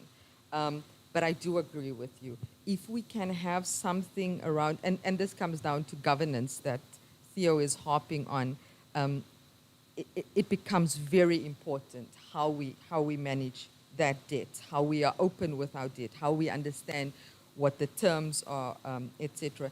And then I thought I was just going to be very forward and go for other ones. It wasn't for me. Spear and shield, Kosato. I thought what you said was brilliant. And one of the things I think I would like you guys to bring to that discussion of the G20 is the failure of the global financial safety net, right? So there's 4 parts to this thing. I like to talk about this, right? It's international reserves, it's multilateral swaps agreements, not multi, bi or pluri. It's the IMF, which we all criticize. I mean, they deserve some of the criticism, to say they have to be stronger when these things happen. But the third one is the one we all forget. It is regional financing agreements, facilities. I'm asking myself, where is Africa's facilities? how have we, in our whole history, not thought of protecting ourselves against risks? Who are these guys? I mean, the UN, we need to think about it, and we do. But it's important. So from an African perspective, what are we doing for Africa? So I'll leave it there. And then I also just wanted to touch on, I think the question was for Emmanuel again, it was on the debt that you had, but I wanted to talk about Ethiopia. So I spoke about the IMF before this. Lots of countries are still sitting with a lot of their debt, even though they went through the CF process, right? And one of the critiques of the CF is that they take time, but before the IMF can give them money, there has to be agreement in that common framework. Now, I mean, if you are responsible for global surveillance and to support countries, you can't be waiting for the it's basically the G7 to make the decision. And so Ethiopia is still sitting with a lot of their debt. And everything gets paid in little bits and pieces. So I just wanted to add that. Thank you. Can I go? Thank you very much. Thank you for the excellent questions. I really appreciate them. I think there was one comment, Theo, that you made about should we even have a common framework in the first place? I think that's an underlying question. And look, the answer is it doesn't matter really what you call it. You need to have a situation where the excessive debt that is held by developing countries needs to be restructured. Debt interest payments are exceeding infrastructure, health, and education in Africa, right? This is unsustainable. This is burdensome debt, right? So the debt needs to be restructured. For me, it doesn't really matter what we call it, but you need all creditors and all debtors to come together at a table to restructure that debt, right? Because there are new actors involved now, and you need the most powerful countries in the world to be restructuring that debt. You need to have China at the table. You need to have the G7 at the table, and you need to have private creditors at the table, right? So we need a new framework. It is needed. And what's wrong with the common framework needs to be fixed, and I've outlined some ideas of what needs to happen to fix that. The point that Dr. Emmanuel was making, that countries aren't forced to go to the G20 common framework to restructure their debt. It's true, right? No one's forcing you to go to the G20 to restructure your debt. But the question is, what are your options? Okay? If your options is, I spend way less on education, health, and social provisioning, and allow my people to die slowly, versus restructuring my debt, of course, you need an option to restructure your debt if the alternative is devastation, right? So countries aren't forced to go to the common framework, but they're too scared to go to the common framework because it sucks. Because it's not working, countries are too scared to go to it. Zambia went through a 4-year restructuring process where they lost access to capital markets, they lost confidence, there's huge governance issues locally, political turmoil. So you have to choose between that, a failed process, or making your people suffer, right? And because we live in a globalized capitalist system, you require access to global capital if you want to make long-term investments, right? And no one forces us to have debt, but debt is an investment in your future. And the concerns about making good investments in the future or not are valid, but ultimately, development, sustainable development in the green transition requires huge upfront capital investments, requires debt to make those investments into the future. So we need the debt, and we're in a debt crisis, and we're not able to restructure the debt that we have, right? So, so this comes back to the spanner that my sister, sorry, I didn't hear your name. Shileshe from TJNA. Thank you. Your question around, do we build alternatives or do we try reform the system, right? And I think that it's a false dichotomy. right? I think that we can, at the same time, try to reform the institutions that exist, because those institutions, I promise you, in 50 years' time, the World Bank and IMF will still exist, and they'll still be doing their thing, right? So we need to put pressure there, but you're completely correct. We need to build alternative institutions. We need to build alternative institutions that offer liquidity, like the BRICS contingent reserve arrangement that did nothing for BRICS countries in terms of liquidity when the COVID crisis happened. But that's the kind of thing we need to push. We need to build alternatives. Galbraith has a famous quote where he says, "Power balanced is power neutralized." And we need to build the power. And building the power means having national development banks. It means having African development banks, regional development banks. It means creating low-cost capital for our countries, right? That's what building power means, and it's a political project, right? I think the last question around two key asks for the G20, if it's my ask, I will say a framework that works for debt restructuring, and something like a universal social floor, okay? And a universal social floor is necessary for the reasons we've discussed, the huge gendered impacts, the huge social costs of multiple overlapping polycrisis, right? Climate, pandemics, wars, you know, everything's happening everywhere all at once, right? And we're suffering from it. So the idea is that we need a social flow.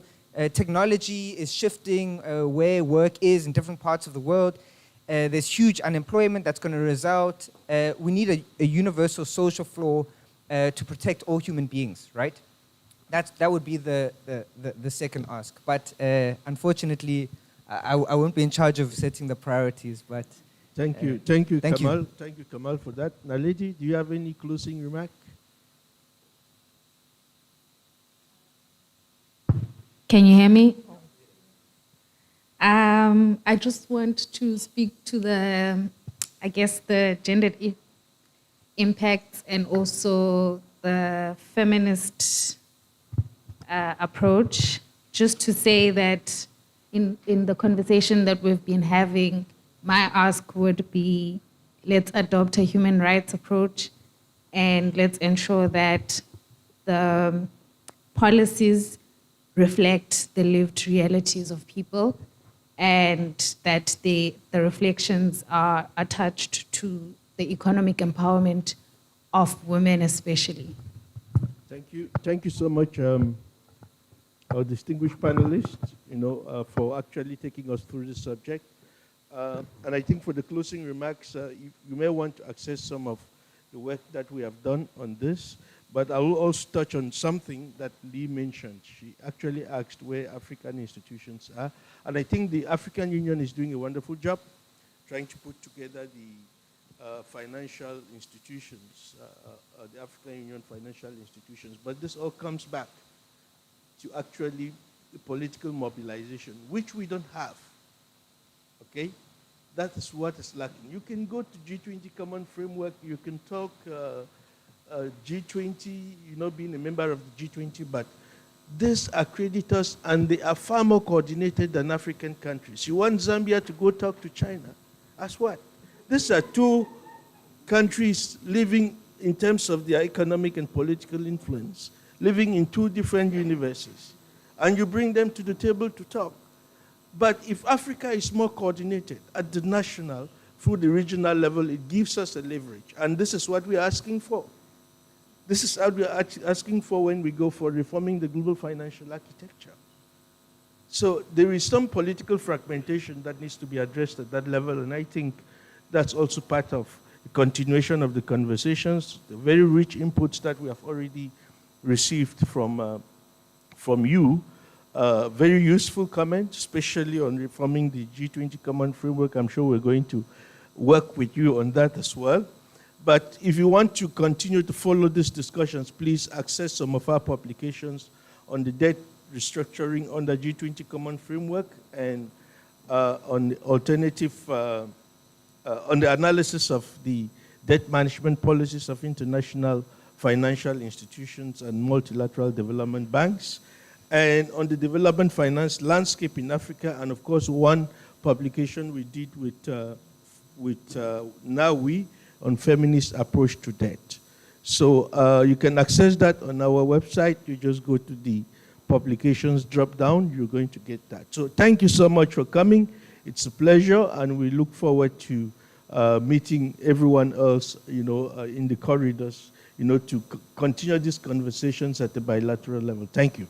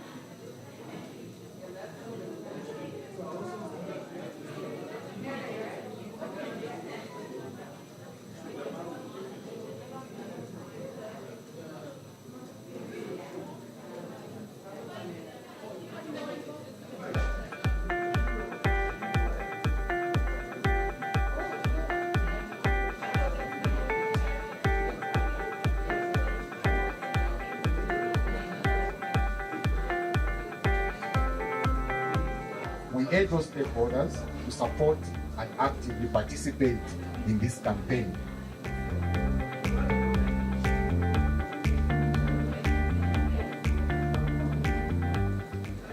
What are you doing to make sure we get this money back? Because when that money goes to your country, you treat it as a clean money, you know? We lack a comprehensive national beneficial ownership register. So all these, the financial, the illicit fraud that are being reported, what are the young people doing about this?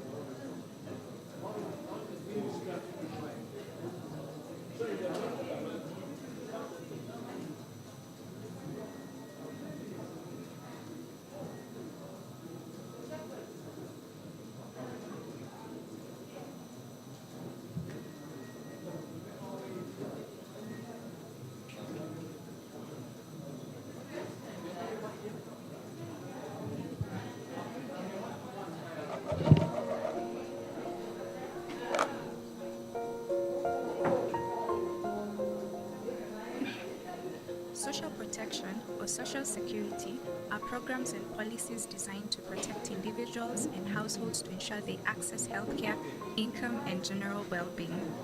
They protect the poor, marginalized, and vulnerable from life risks and shocks like old age, unemployment, sickness, invalidity, work injury, maternity, or loss of a breadwinner. They therefore reduce poverty and inequality and promotes health, education, food security, gender equality, and ultimately boost the local economy. As a function of state to its citizens, the state determines social protection floors.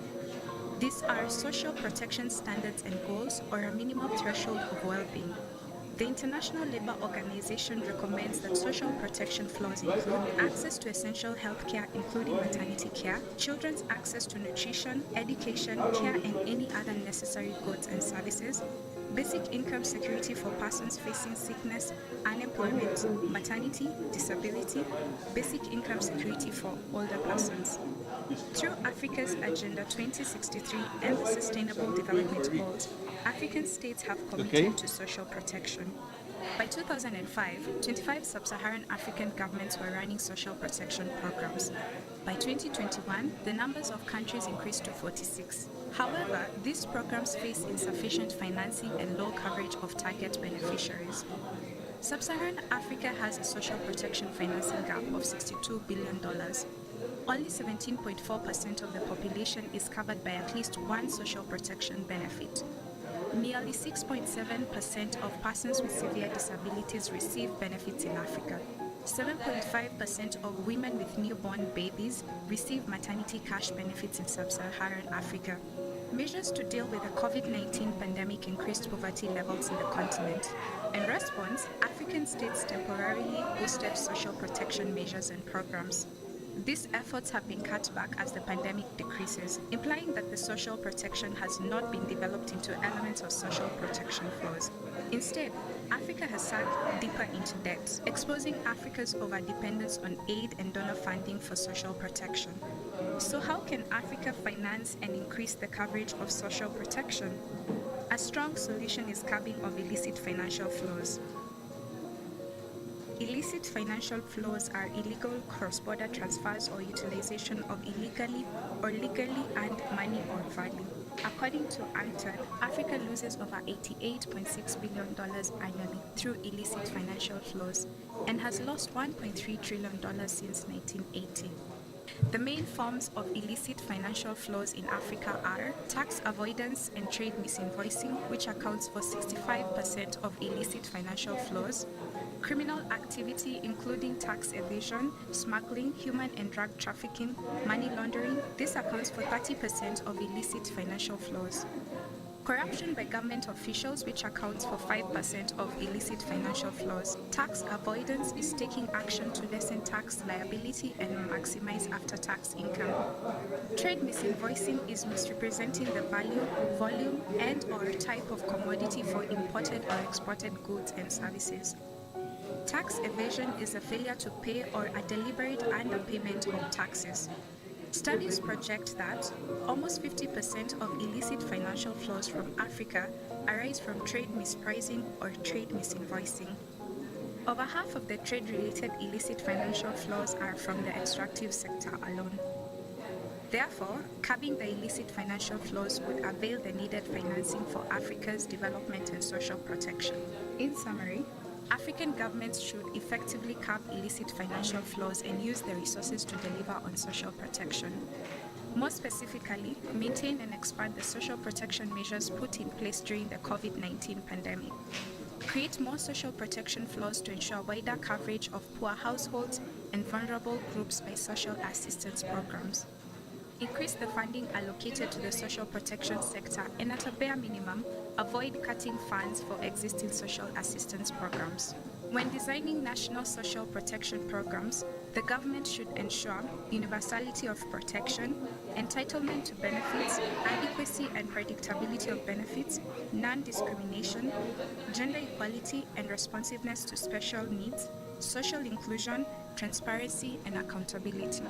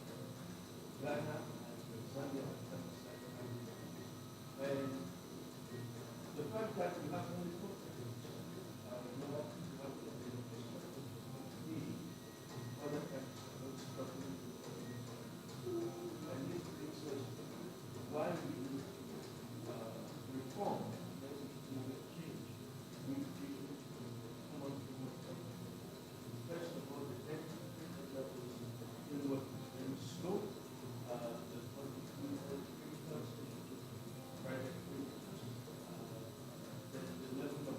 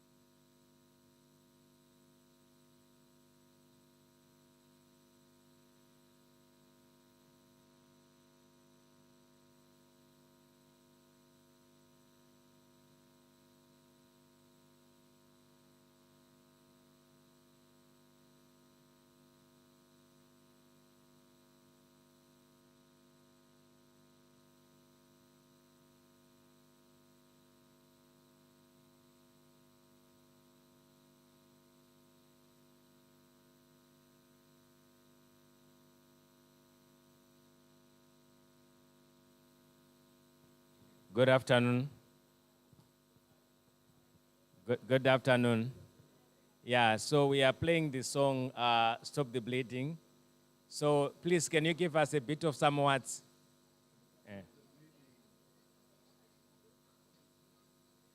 Hey, please, just stand up and then shake up a bit. Eh? Comrade. Comrade. Can the song is stopped? Yeah, thank you.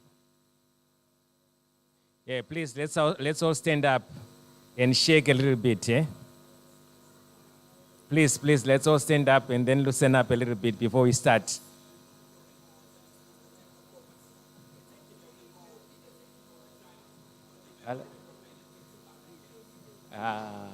We then play this.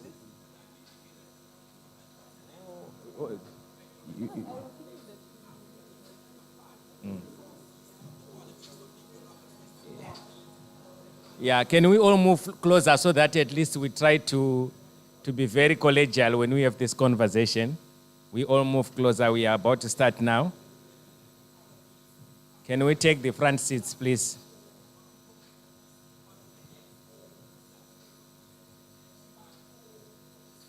Yeah, can you move? Can you move to the front, please?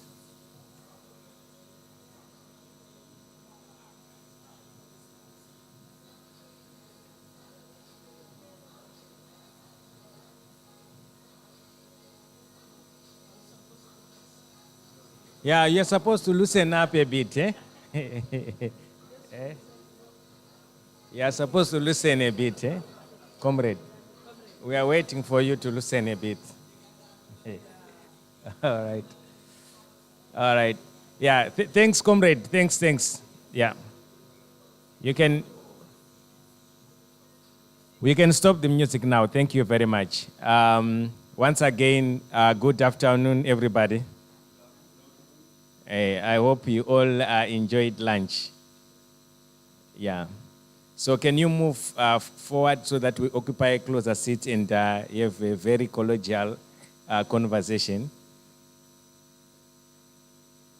Sorry, our men will need translation so that we are comfortable as we move along. Please take your seats and then make sure that you are comfortable with the translation. Take your seats, please.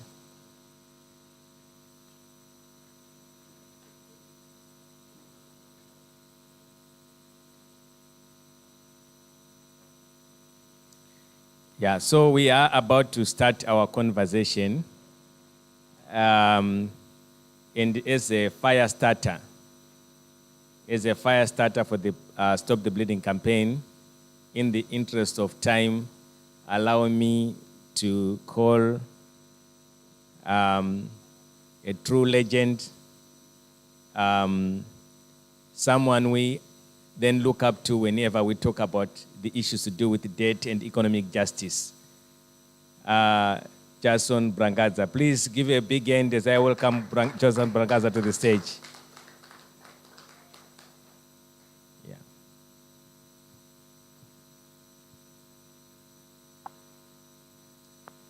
Yeah, over to you, comrade. Say that if anyone is working, then take it, or if you need this one, I can pass it on.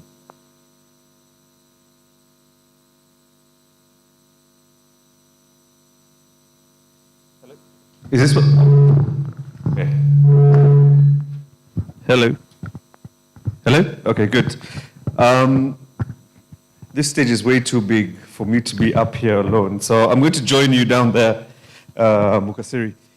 Well, first and foremost, I think legend is a very, very heavy title to bestow upon me, but thank you very much for the kind introduction, and let me welcome everyone to this side session during the fourth African Conference on Debt and Development, and that's going to look at the Stop the Bleeding campaign.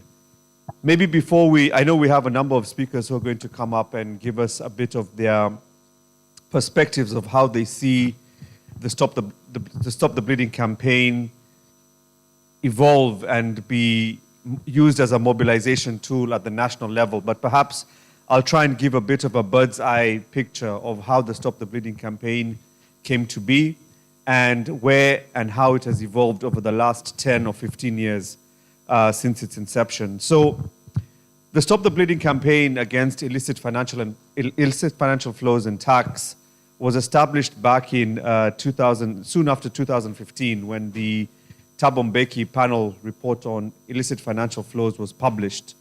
And it was at a time when we were fighting very hard to mainstream the conversation around illicit financial flows. At that time, that figure was estimated to be about 50 billion US dollars annually lost from the continent through illicit financial flows. And not just illicit financial flows, which we consider to be things like from corruption, from illegal activity, trade misinvoicing, and trade mispricing, and so on. But this 50 billion was estimated from actual practices, tax practices, that are within the confines of the law. So therefore, they were not considered to be illegal, but considered to be illicit. So for example, when you do corporate planning of your taxes, setting up of shell companies in low tax jurisdictions, intra-company trading in order to offset how you pay taxes or how you offset your balance sheet. These types of economic activities and corporate behavior was leading or amounting to about $50 billion a year back in 2015. That figure has been adjusted slightly over the last 10 years. It's getting closer towards the $100 billion a year. And when you think about that versus the amount of foreign direct investment that comes in, the amount of ODA, official development assistance that comes into the continent, those two figures are very small.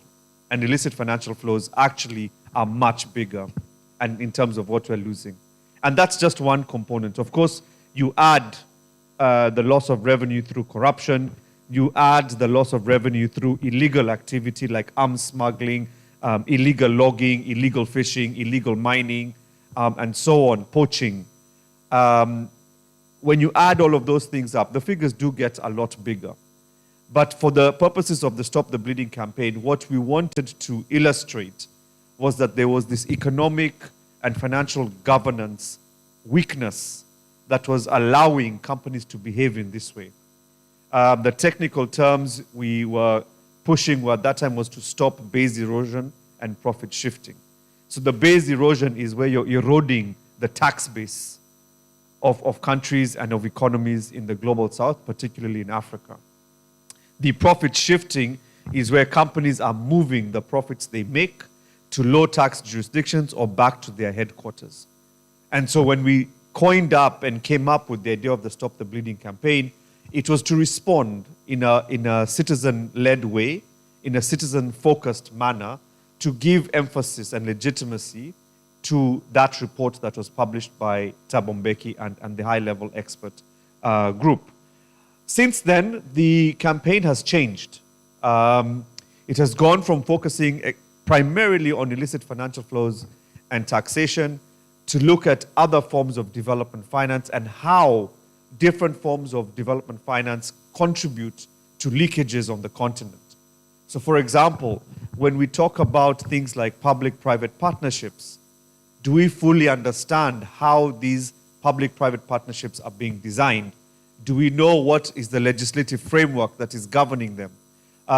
Because there are tax incentives that are involved in PPPs, there are tax holidays that are involved in PPPs, but there is also subsidization that's involved in PPPs. And most often than not, those costs are transferred to citizens, either through taxation or through user fees. And so the Stop the Bleeding campaign has evolved to try and bring those broader conversations to the mainstream and to help citizens understand that we are bleeding from different perspectives. It's not just the illicit financial flows, it's the government policy that we are using. Take debt, for instance, which is another one, which is the focus of the work that AfRODAD does. It is a huge burden at the moment to the continent. Africa's debt is around 1.8 trillion US dollars. We've got close to half the continent that's paying more than 50% of its tax revenue towards debt servicing. Note what I said. More than half of the continent is paying more than 50% of its tax revenue. I didn't say of its budget. There's a difference, right? Do people know there's a difference between budget and tax? I'm seeing people nodding, but I'm now a bit worried because most people would have gone, what? 50% of the tax revenue? Do people know there's a difference between budget and tax? Just shout. Is there a difference between budget and just shout? Okay, good. Good. And that's why we need to stop the bleeding, yeah? Because if more than 50% of your tax revenue is going to debt servicing, there's very little development you can do. Yeah? Because you're then doing recurrent expenditure from those taxes, and then you're still expected to do development. Right? So the Stop the Bleeding campaign has evolved over the last decade or so to try and integrate these different forms of finance and understand how each of them either contribute or undermine the transformation of the continent. The campaign has also evolved in terms of its thinking, the way it politicizes and conscientizes the issues of development finance on the continent. So at the very onset, it was very much about how do we figure out taxation, how do we figure out taxing rights. But then you soon realize taxation challenges are linked to issues of where do we get taxes from. So most countries on the continent are primary commodity exporters. So you start asking yourself, value addition, supply chain. What affects that is the international trade system. So we start talking about what is our role and our contribution to reforming the WTO, because that is the multilateral organization that sets the rules on trade. Is that institution set for purpose, for Africa's purpose? Are we able to trade? Are we able to industrialize? Are we able to manufacture? So that's the second thing that we've been trying to socialize, to politicize, because it is a very important part of the campaign. Because if you're not able to trade, if you're not able to manufacture, if you're not able to industrialize, and you remain a low-value, low-supply chain economy, whilst your population is growing, while the demands from your population is also growing, that is when you start having deficits. That's when you start having to need to borrow. So also that thinking has been a very important part of the Stop the Bleeding campaign over the last decade. The third aspect is to bring in new ideas. How do we step away from our comfort zone? How do we ensure that the campaign is responding to the evolving needs of the public? How do we make sure the campaign is responding to the different types of analyses, the different types of solutions that can be prescribed? And part of that is what is the theme of this year's African Conference on Debt and Development, is looking at this perspective from a feminist lens, a Pan-African feminist perspective and alternative. What does that actually mean? It's not just about gender. We've heard the entire week about the power asymmetries. We have power asymmetries that exist between global north and global south in terms of institutions, but we've also got power asymmetries that exist between how we think about the problem and how we then propose solutions to those problems. And a lot of that is around power and understanding how power works in those different ways.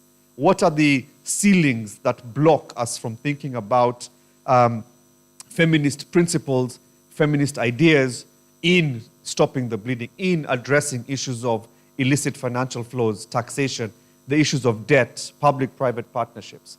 How do we talk about feminist principles and approaches in counting the contribution to our economic system and our economic production chains, the contribution of women? A lot of it has been spoken about, unpaid care work, informality. Those things are not counted in our gross domestic product. And I was having a conversation yesterday evening with some people, and I asked, what would happen if you could calculate the unpaid care work and put a US dollar figure on it, or a Chinese renminbi, since we want to de-dollarize. I'm not saying we want to renminbiinize, but just for the sake of the conversation. What would happen if you were able to put a value on the informal sector, that is, and the contribution of women in that, and you put that in a GDP figure? That equation changes completely. And that's what the Stop the Bleeding campaign tries to do, right? It tries to socialize these ideas. It tries to mobilize for us to be able to talk about these things and be able to bring together different spheres of expertise, different spheres of thinking, different spheres of influence in order to stop the draining of our continent of its resources, its financial resources, its human resources, its natural resources. And the campaign itself is made up of 7 organizations. So we have Tax Justice Network Africa, we have Femnet, we have Nawi AfriFem Collective, who are co-conveners of this 4th AfCoDD. We have Trust Africa, the Pan-African Lawyers Union, we have the International Trade Union Confederation, the Africa chapter, and lastly we have AfRODAD, the African Forum and Network on Debt and Development, the organization that I represent. And so collectively, we have this idea of trying to have a broad-based, big tent approach to the issues of illicit financial flows, tax, and development finance. And the Stop the Bleeding campaign really is about linking global discussions with continental perspectives, but legitimized through national struggles. That's how we view ourselves as a campaign.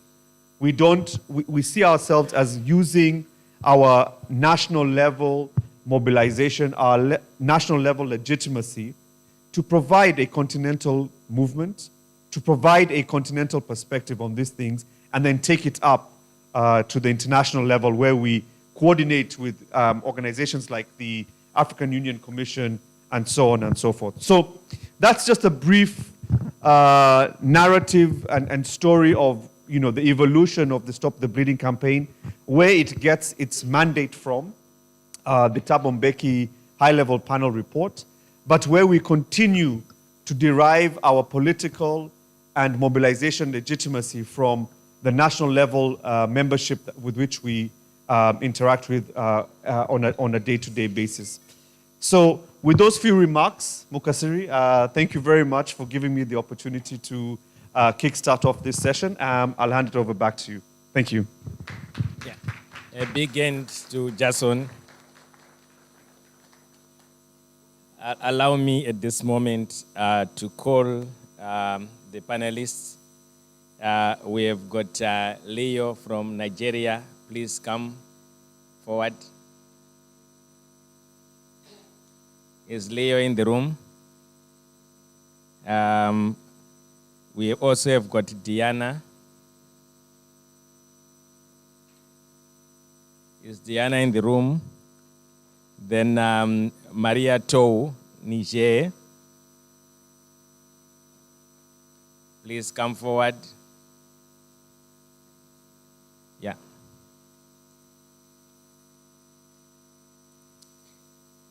Right. Before we start this conversation, I want us to have a very small, quick exercise for less than a minute. Can you write STOP? Stop. Can you all write STOP on your papers?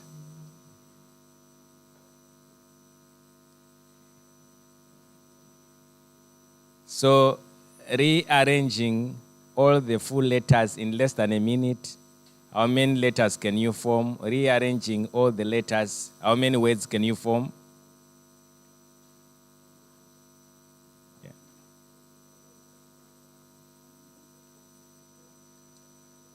Yeah, can you write down the words you can form, rearranging all the full letters in less than a minute?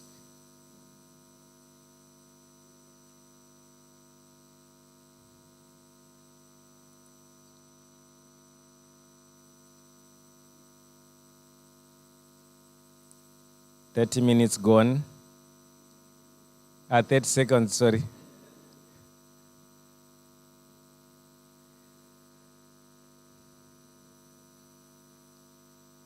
Any volunteer now to share? Yes, please. Just after Janet, can you please? Oh, you don't have a mic. Post, tops, spot. She said ports, tops, sport. Anything else that she left out? Yes. All right, all right. So you got it all right. So I just want to give a small story to Jason's presentation based on that word puzzle. The first part of it, if you are bleeding, you spot what? The bleeding. Yeah. Because you can't stop the bleeding if you cannot spot what? The bleeding. And Jason was spot on to reference the high-level panel report on illicit financial flows that gives us the weight when it comes to stopping the bleeding. When it comes again to the options that we have with financing for development, we had the figures, what the losses of illicit financial flows equate to in terms of being over what we lose, Africa being a net creditor to the world. And that's why it tops the agenda when it comes to the conversations around development financing. But by talking about ports, this is about also linking it to food, making sure that people are not disconnected from the struggle of development financing, the Stop the Bleeding campaign. And the post refers to the aspirations as captured in the Agenda 2063 at global level. You are talking about the UN Compact for Development, that is your Sustainable Development Goals, and at national level, you've got your national development strategies. So it is there to feed into those development plans. But as we now try to change or shift gears, would want to have some narratives in terms of the impact of a debt in terms of the people's lives, the lived realities. This could be at a personal level, it could be at a family level, it could be at an organizational level, it could be at a community level, it could be at a country level. But those that are here as part of the panel are just going to stimulate the conversation and would want to reflect as much as possible, hear different voices to add to this conversation. So let me start with you, Maria To. Please, can you just give us the narrative, the lived realities of debt in Niger, and make sure that you put your headphones on, please, for translation. Thank you.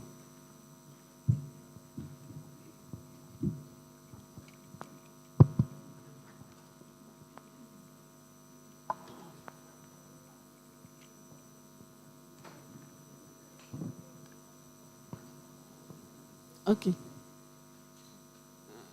Bonsoir. Et merci quand même aux organisateurs de l'occasion que vous nous offrez pour parler des réalités au niveau de nos pays par rapport à la dette. Et bien sûr, moi, je viens du Niger. Et il y a eu, le Niger est dans un nouveau espace, l'espace AES, où il y a trois pays, où il y a eu changement de régime. Et qu'est-ce qui a mené à ce changement de régime? C'est pratiquement dû au taux très haut de la dette dans ces pays. Et au niveau des réalités dans le pays, on ne sent pas cette dette-là. C'est la corruption, les investissements. Chaque fois, les pays contractent ces dettes, mais dans la mise en œuvre, c'est des problèmes.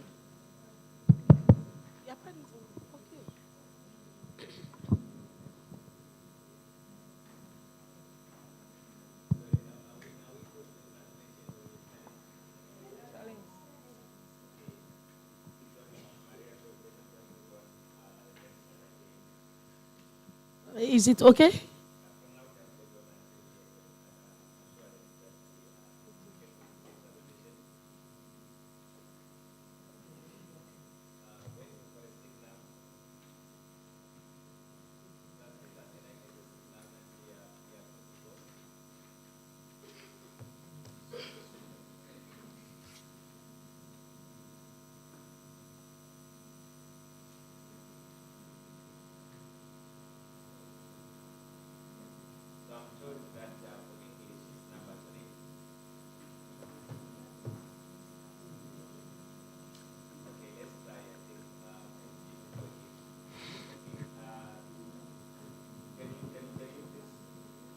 C'est bon? Ok. Merci. Et bonsoir à tous. Et je disais que je viens d'un pays, le Niger, qui appartient aujourd'hui à un espace qui est l'AES, l'espace des États du Sahel, composé de 3 pays, le Mali, le Niger et le Burkina. Is working. Is there anyone who can say channel 3 we can get English? All right.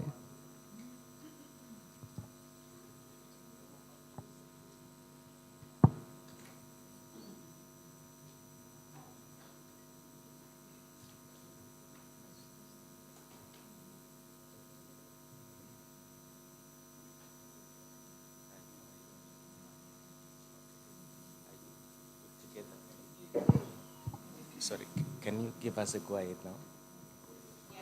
Is it channel 3? Okay. I'm told that we should be good. Sorry for that. Let's try it again.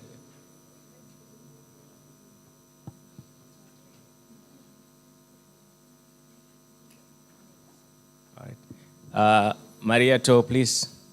Sorry for that. Can you start again? Ok, j'espère que maintenant c'est bon. Ok. Ok.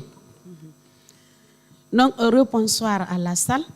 Je disais que je venais d'un pays qui appartient à un espace, l'espace AES, Alliance des États du Sahel, composé de 3 pays, le Mali, le Burkina et le Niger. Et spécifiquement le Niger, dont je fais partie. Et là, dans ces 3 pays, il y a eu un changement de régime. Et pratiquement, ce changement de régime, c'est dû à la mauvaise gestion et là, à la contractation des dettes à des taux excessifs ou au niveau des pays, les communautés ne ressentent pas ça. Par exemple, chez nous au Niger, en mars passé, lors d'une conférence, le Premier ministre nous disait que les 12 années passées, l'État a été endetté à hauteur de 5 200 milliards. Mais quand vous venez, pratiquement, il n'y a pas d'investissement. Tout cet argent est mis dans les fonctionnements, dans la corruption et dans le vol, si je peux le dire. Parce qu'aujourd'hui, vous allez trouver dans nos pays un groupuscule d'individus au niveau de l'État qui sont excessivement riches, alors que pratiquement chez nous au Niger, nous sommes les derniers en indice de développement humain, où il y a des populations qui n'arrivent même pas à avoir le repas journalier. Les 3 repas, n'en parlons pas, même un seul repas, c'est difficile. Nous avons des ressources minières et qui sont chaque fois mis sur la table où les impérialistes venaient proposer chaque fois des taux de dette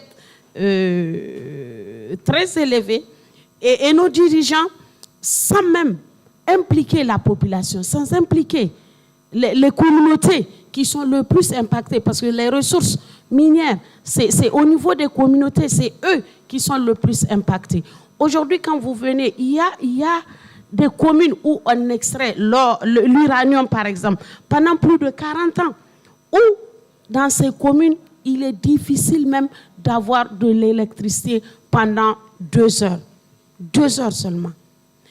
Où le système sanitaire est très bas. Quand tu pars au niveau des districts sanitaires, tu n'as même pas un seul comprimé. Ou au niveau de ces communautés, le développement ou l'accès à des routes est difficile. Il n'y a pas de route. L'éducation est à bas. Le taux de scolarisation au Niger est le plus faible en Afrique. Aujourd'hui, avec les changements de ces régimes, on essaie de revoir et d'analyser tout ce système-là pour la redistribution, revoir les permis miniers, parce qu'au Niger, il y a l'or, il y a l'uranium qui sont exploités et il y a le pétrole. Et on essaie de réévaluer ces conventions qui ont été négociées avec des sociétés minières et pétrolières à des taux excessifs pour ramener au niveau de vie et faire la redistribution des revenus issus de ces industries extractives et surtout impliquer les communautés.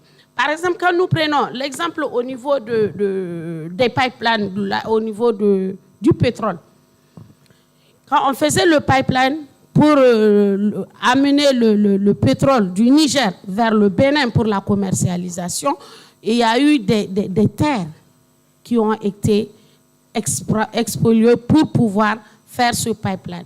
Et il y a des femmes qui ont des lopins de terre. Parce que chez nous, comme l'a dit hier Mme Diarra, c'était un peu difficile avant pour une femme d'avoir une parcelle de terre. Et elles ont quelques lopins de terre qu'elles exploitaient. Mais avec l'expropriation, il y a eu des indemnisations. Mais quand on regardait l'indemnisation, quand on vient, l'hectare qui est payé à un homme, c'est la moitié qu'on payait à la femme. Il y a les inégalités à ce niveau. L'impact sur les femmes est réel. C'est la femme qui reste. Les violences au niveau des communautés riveraines, des industries extractives, des exploitations est réelle. Les femmes sont violées. Il y a des maladies qui ne sont pas prises en charge. Aujourd'hui, il y a... Ok, je n'avais pas le nombre de minutes. Non, c'est pour vous dire qu'aujourd'hui, l'impact, l'enjeu au niveau des 3 pays de l'AES est vraiment grand parce qu'aujourd'hui, il y a les partenaires qui sont partis. Les États sont obligés de s'endetter pour pouvoir faire face au terrorisme. Ces 3 pays font face au terrorisme pendant plus de 12 ans. Ils s'endettent pour pouvoir acheter les armes pour défendre les populations. Je pense que je peux continuer lors des questions parce qu'on m'a dit que c'est fini. OK, merci bien. Thank you. Yeah, I think you can begin to pick the paradox. The mismatch that is there in terms of natural resources. You have got your uranium, you have got your oil, but no money for education, people having 1 meal per day. So there is a huge disconnect. Before we talk about the figures, what's really happening, you can see that the benefit is not coming to the people. It's only the amounts that are being worried about, but the clarity is there that people are not benefiting from their natural resources. We also want to bring Armando to the floor because I'm told that the agenda here is a feminist one. So they were saying 2:2 will not work unless we make it 3:2 for women, then it will work. Yeah, so I hear you. You can make use of my WhatsApp number if you have got any comments, which is +263 773 220 400. Okay, I think let me move to you, Mando, quickly, in 2 or 3 minutes. You have heard what's happening in Niger. In terms of your experience where you are working, sorry, is the French translation working?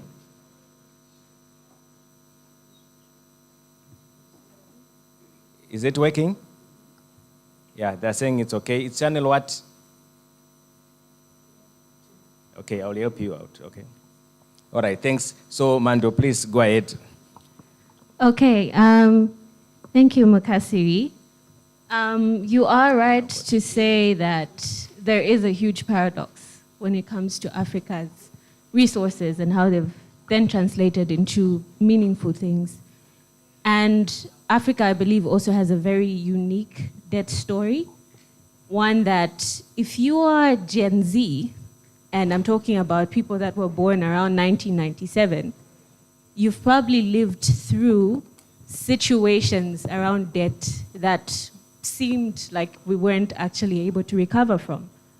So in the early 2000s, we had to go through some form of debt relief with the HIPIC and MDRI interventions. And then with the coming of COVID, there was the DSSI and other interventions that have come into play. When you speak of the availability of the resources that we have and then how they've worked with us, we should probably not be talking about a debt crisis, right? So then that raises the question, we're talking a lot about an overhaul of the global financial architecture, how systems have been engineered against us, but are we really being accountable for spending the money? So where is this money going and why do we keep borrowing? So just to build on the things that were shared already about the lived reality, I did want to just go back to this unique debt story, to our perpetual indebtedness, our failure to pay. And I wanted us to just see who is bearing the brunt of that debt, who's bearing the brunt of our inability to use our resources correctly. And we'll talk about some of the most vulnerable groups, including women, youths, in particular girls. So women and girls who are living in poverty, right? Those are some of the most impacted. And I come from the Public Service Accountability Monitor, so I started from a perspective of, can we look at these things in an accountable way? Are we actually coming from a perspective of we have systems that are doing the right thing and we don't keep living in a cycle that is negative, right? I wanted us to just reflect on a few things. So I'll talk a little bit about the education sector, because I'm also coming from that background. Between 2013 and 2022, the debt stock in SADC has increased by about $100 million. $100 billion, actually. And 312 billion of that is owed by just a few SADC countries. So South Africa, Zambia, Zimbabwe, Malawi, Tanzania, and Mozambique. At the height of that same indebtedness, which means we've borrowed and borrowed and borrowed, right? We only have 2 of those countries, in about 2022, only had 2 of those countries that were able to properly finance education. Only 2, and that's South Africa and Mozambique, right? In 2020, when we were hit by the COVID-19 pandemic, about 37.14 million children in just SADC were dropped out of school. Where does the money go? When we borrow, what do we actually spend it on? How is this connected to debt? I have 2, I feel like, keen stories out of Malawi, where during the COVID-19 pandemic, one of the really curious things that happened there was, because of debt and austerity, they were unable to maintain staff to educate, to properly educate their youth and properly educate anyone in school at that time. They were also not able to maintain staff in hospitals and provide proper health care.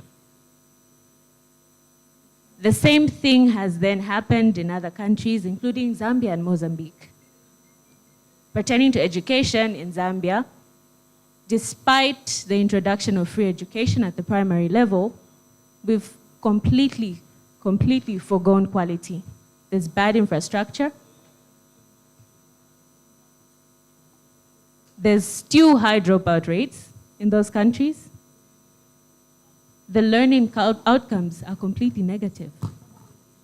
So the lived reality of debt is that some of the very, very essential services are things that are completely forgone. Why? Because we're actually, like Jason had spoken about earlier, using a huge amount of what we have, the resources that we can raise domestically, to repay debt.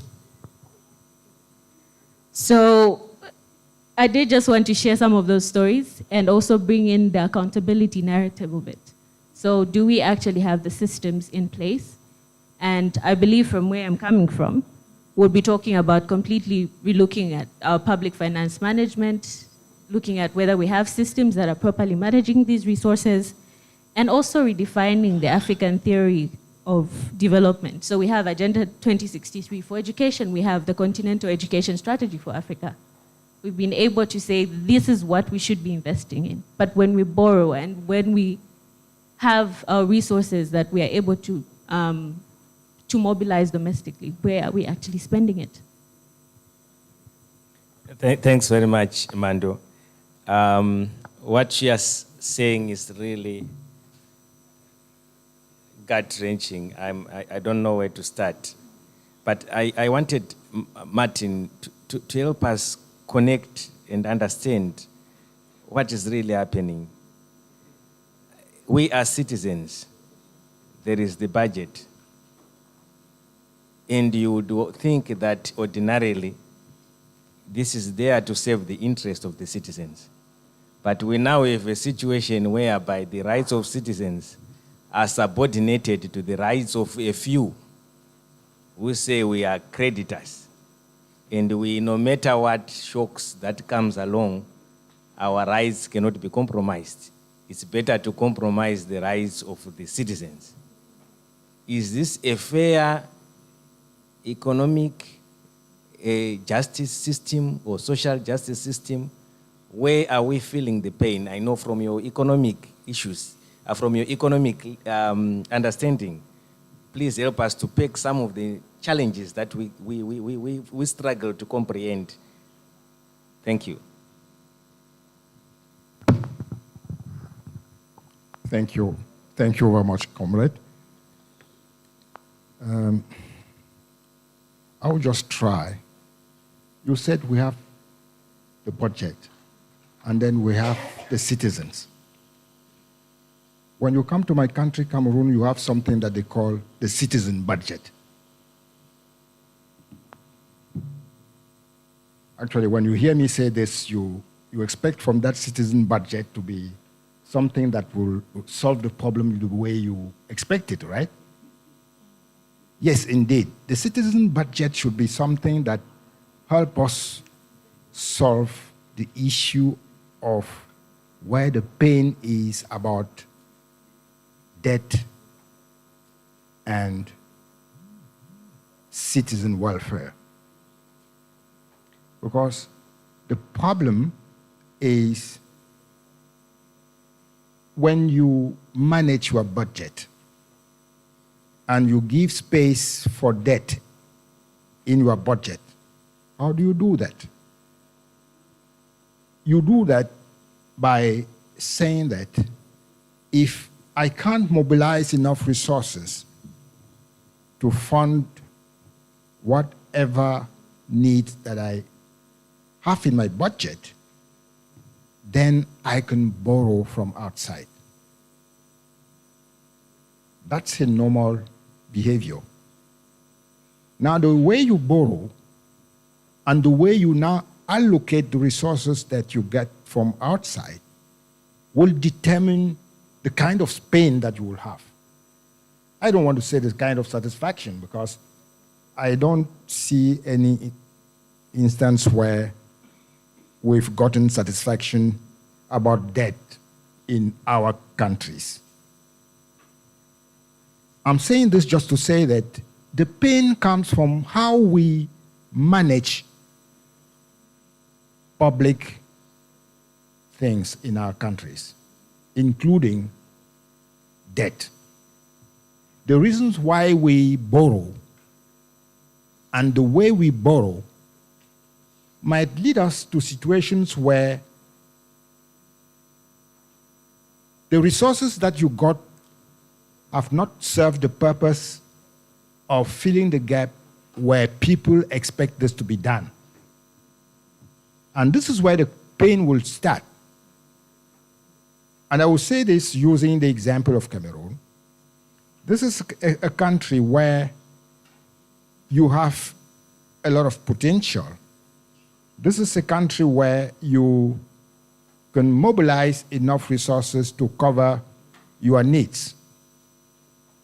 And yet the country has been deeply indebted years after the years. Why is this? It is just that we don't dimension the level of debt that we create with our capacity to generate the resources that will cover that. Because borrowing is about taking and bringing back. If you take and you don't give yourself the capacity to bring back, then you get into problem. And when you are in this problem, it will be very difficult for you to come out.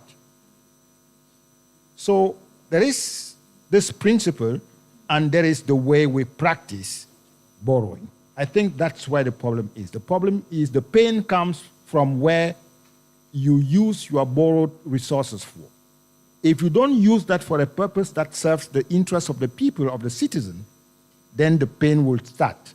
And that pain will stay long if you don't change your mindset. I think it's something that we should be thinking of, changing our indebtedness mindset. Thank you.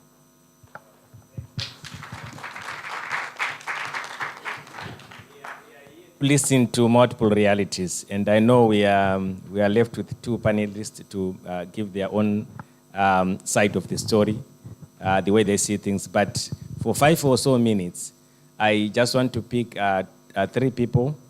You have a minute or 1.5 minutes, just also to reflect and share your own perspective, your own lived reality, either at a personal level, family level, community level, or national level, the impact of debt.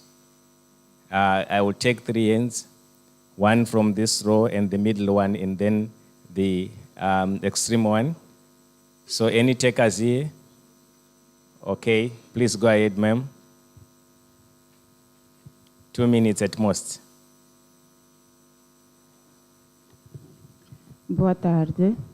Meu nome é Ana de Moçambique. Bem, na verdade, nem seria uma questão para o painel, mas para o primeiro interveniente que esteve aqui, falou de perdas relativas a receitas que têm a ver com mineração, a pesca ilegal.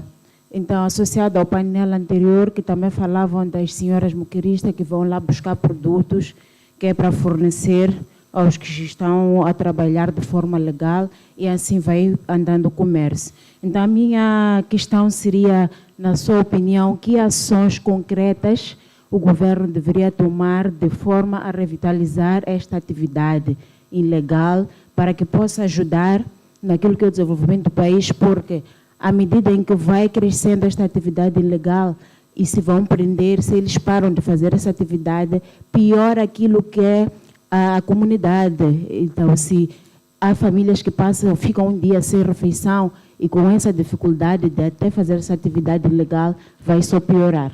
Muito obrigada.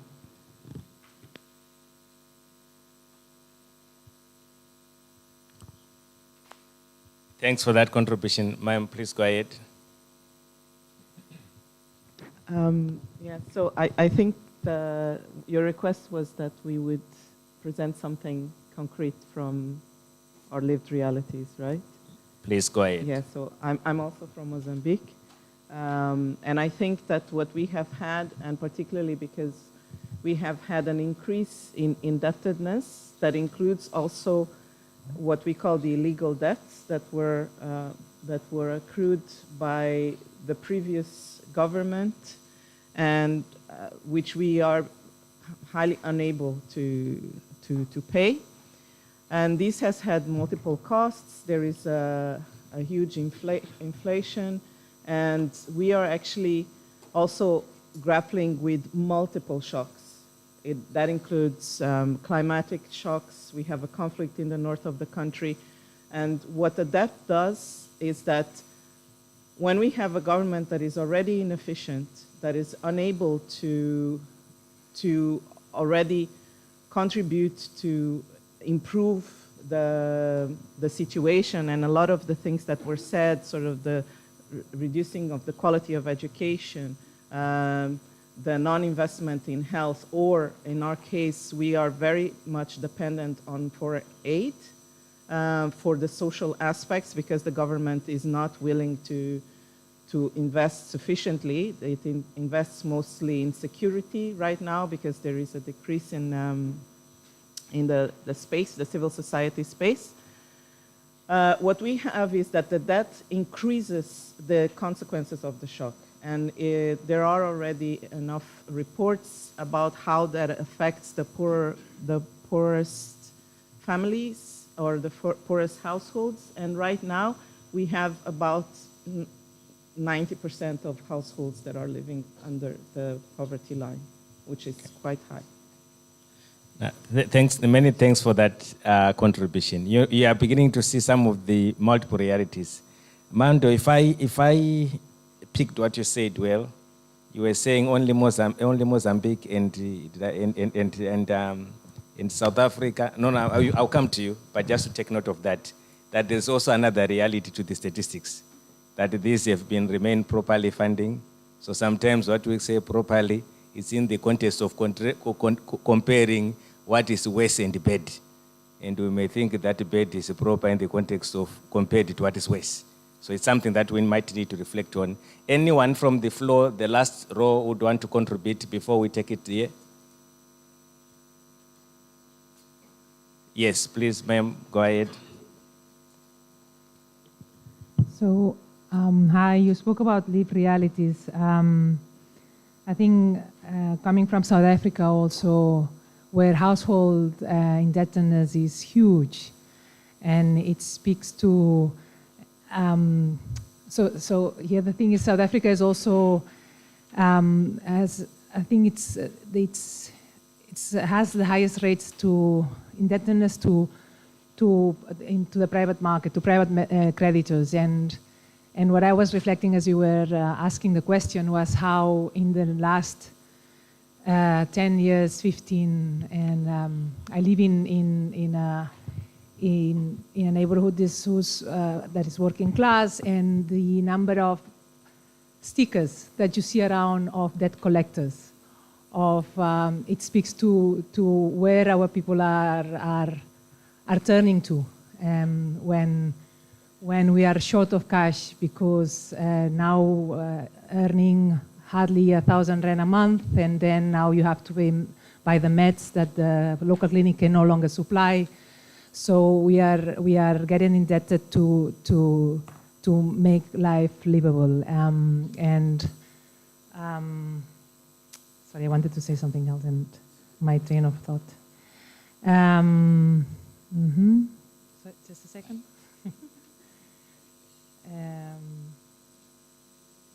Oh yeah, I wanted to say about the second thing, again, lived reality. One of my pet hates is how on radio we constantly hear, and I'm saying radio because South Africa, mainstream radio, SAFM, the public broadcaster, are what gets to most of the population.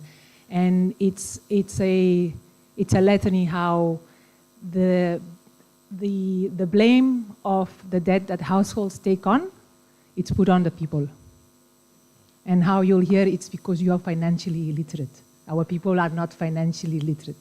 And I want to always ask, how do you manage with 1,000 rand? How much literacy you need to reach to the end of the month? So it speaks also about the insidiousness of how that it's on you. It's not on the context. And then we stop ourselves from, the guilt stops us from seeing and reading the broader frame. Thank you. Thank you very much. I think you can begin to see the interconnectedness of what we call public debt as a challenge, and also individual debt, and also connected to corporate debt, because there's no way you can leave corporates out of this conversation. Just to give you a bit of flavor on that, you find that in the case of the US as an example, where most of the lead pharmaceutical companies are from, they can borrow heavily to make sure that if you look their balance sheet, they are funded by debt, and they are doing things that make sure that the cost is also passed on to the consumer by the manner in which they arrange their capital structures, but also in a manner that also prejudice takes. So I will unpack this maybe at a later time, but the connection, Jason, I think as we wind up this conversation later on, the connection between private debt, corporate debt, and public debt must come out clearly from the lived realities that we are getting from South Africa.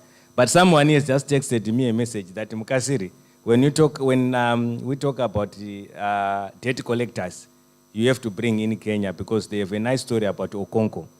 And they have said no to debt burden being shared or spilling over to citizens. Can you just tell us the story of Okonko and why Kenyans are saying there can't be no more Okonkos?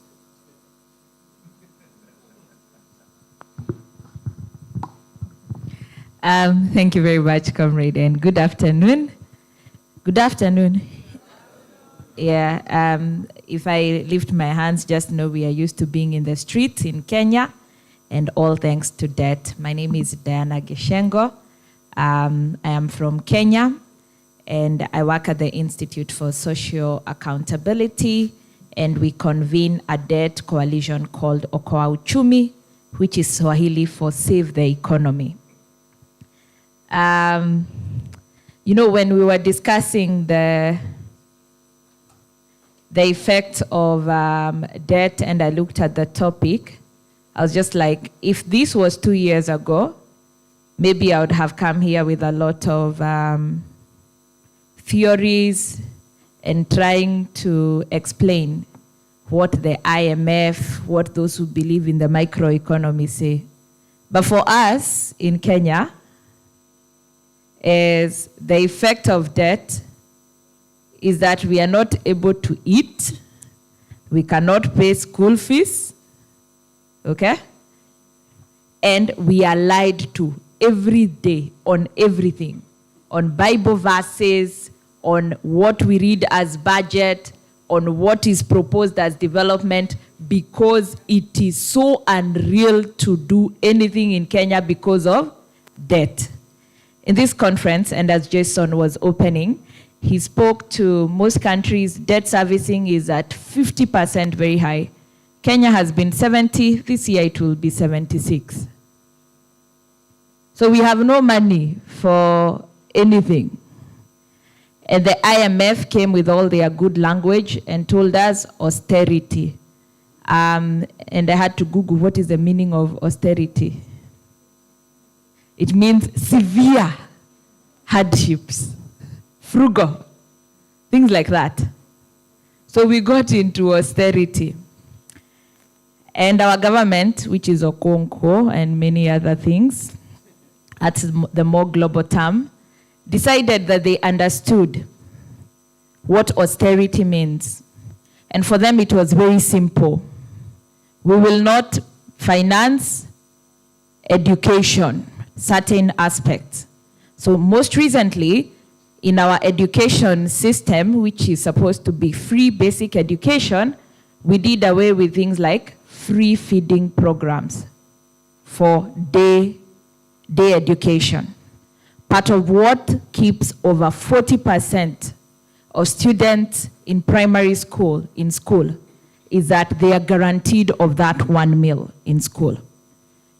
You do away with that, all of them will go and look for food every day as opposed to remaining in education. But when they were asked for austerity, that was the first austerity. Number 2 was free sanitary towels. After all, do you think our president needs sanitary towels? No. Do the cabinet secretaries in the cabinet need free sanitary towels? No. They import very expensive one. So that was very easy to slash. They looked at the next area. And this has even been practical on our screens and in speeches, where the president describes university education and says people can afford to pay all this fee. But when it comes to university, we have to pay for them. And he used his own example and how he raised his children. That it was no longer dignifying enough to keep them in a public school.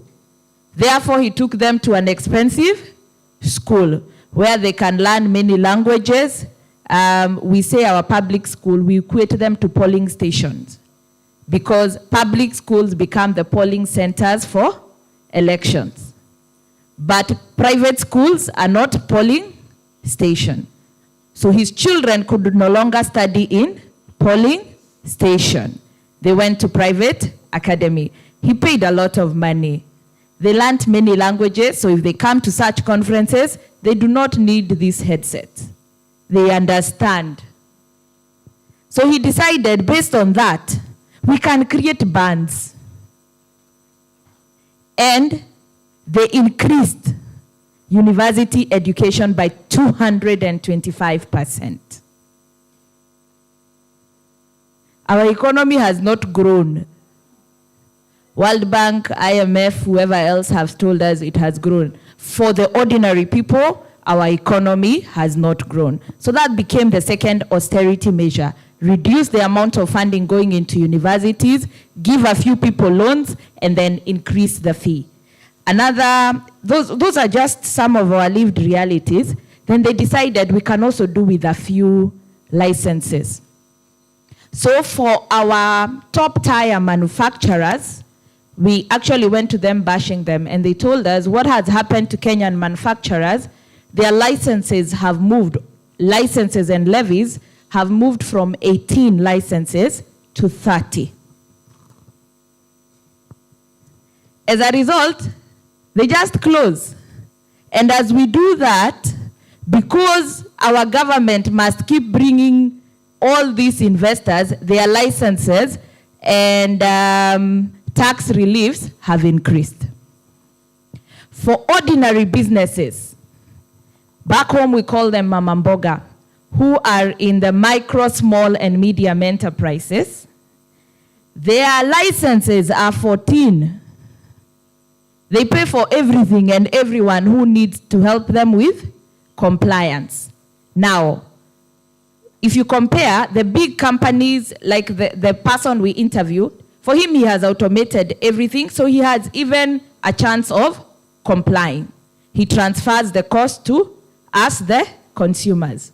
But for these ordinary men, youth, and women in the informal sector, 14 licenses, you just close or keep running around. In the long run, for us, the cost of debt, the cost of borrowing, is that we have realized the consolidation that is okay for the political elite does not work for us. So we are now on a path of severance. These people do not work for us. They do not work for our human rights. Feminism will never be a reality in Kenya. We will be oppressed, we will be unequal, so we will stay every day on the digital and physical street until we unset and throw away, like Jason has guided us, these bad terminologies of fiscal consolidation and austerity and redefine it for ourselves. I'll pause there for now. Yeah.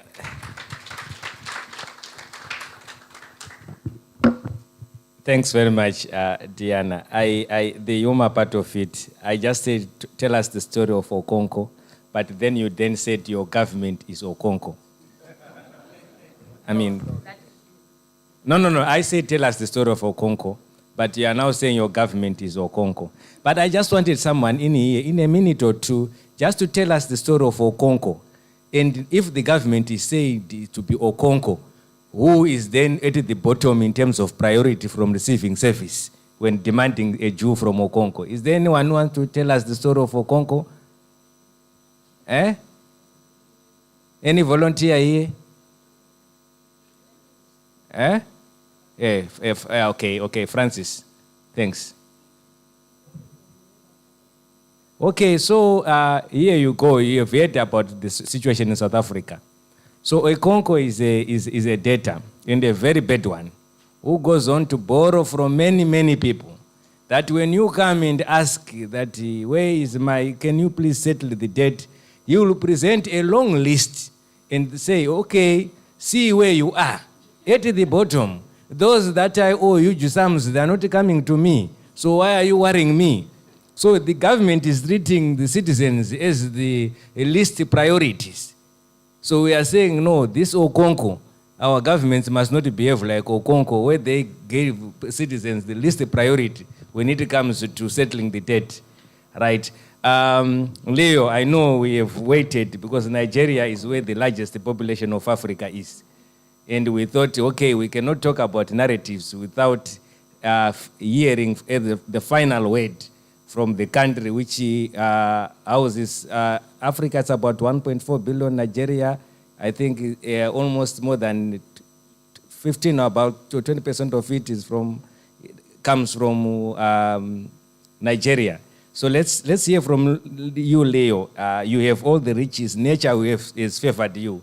And you have the people in terms of natural resources, in terms of the human resources.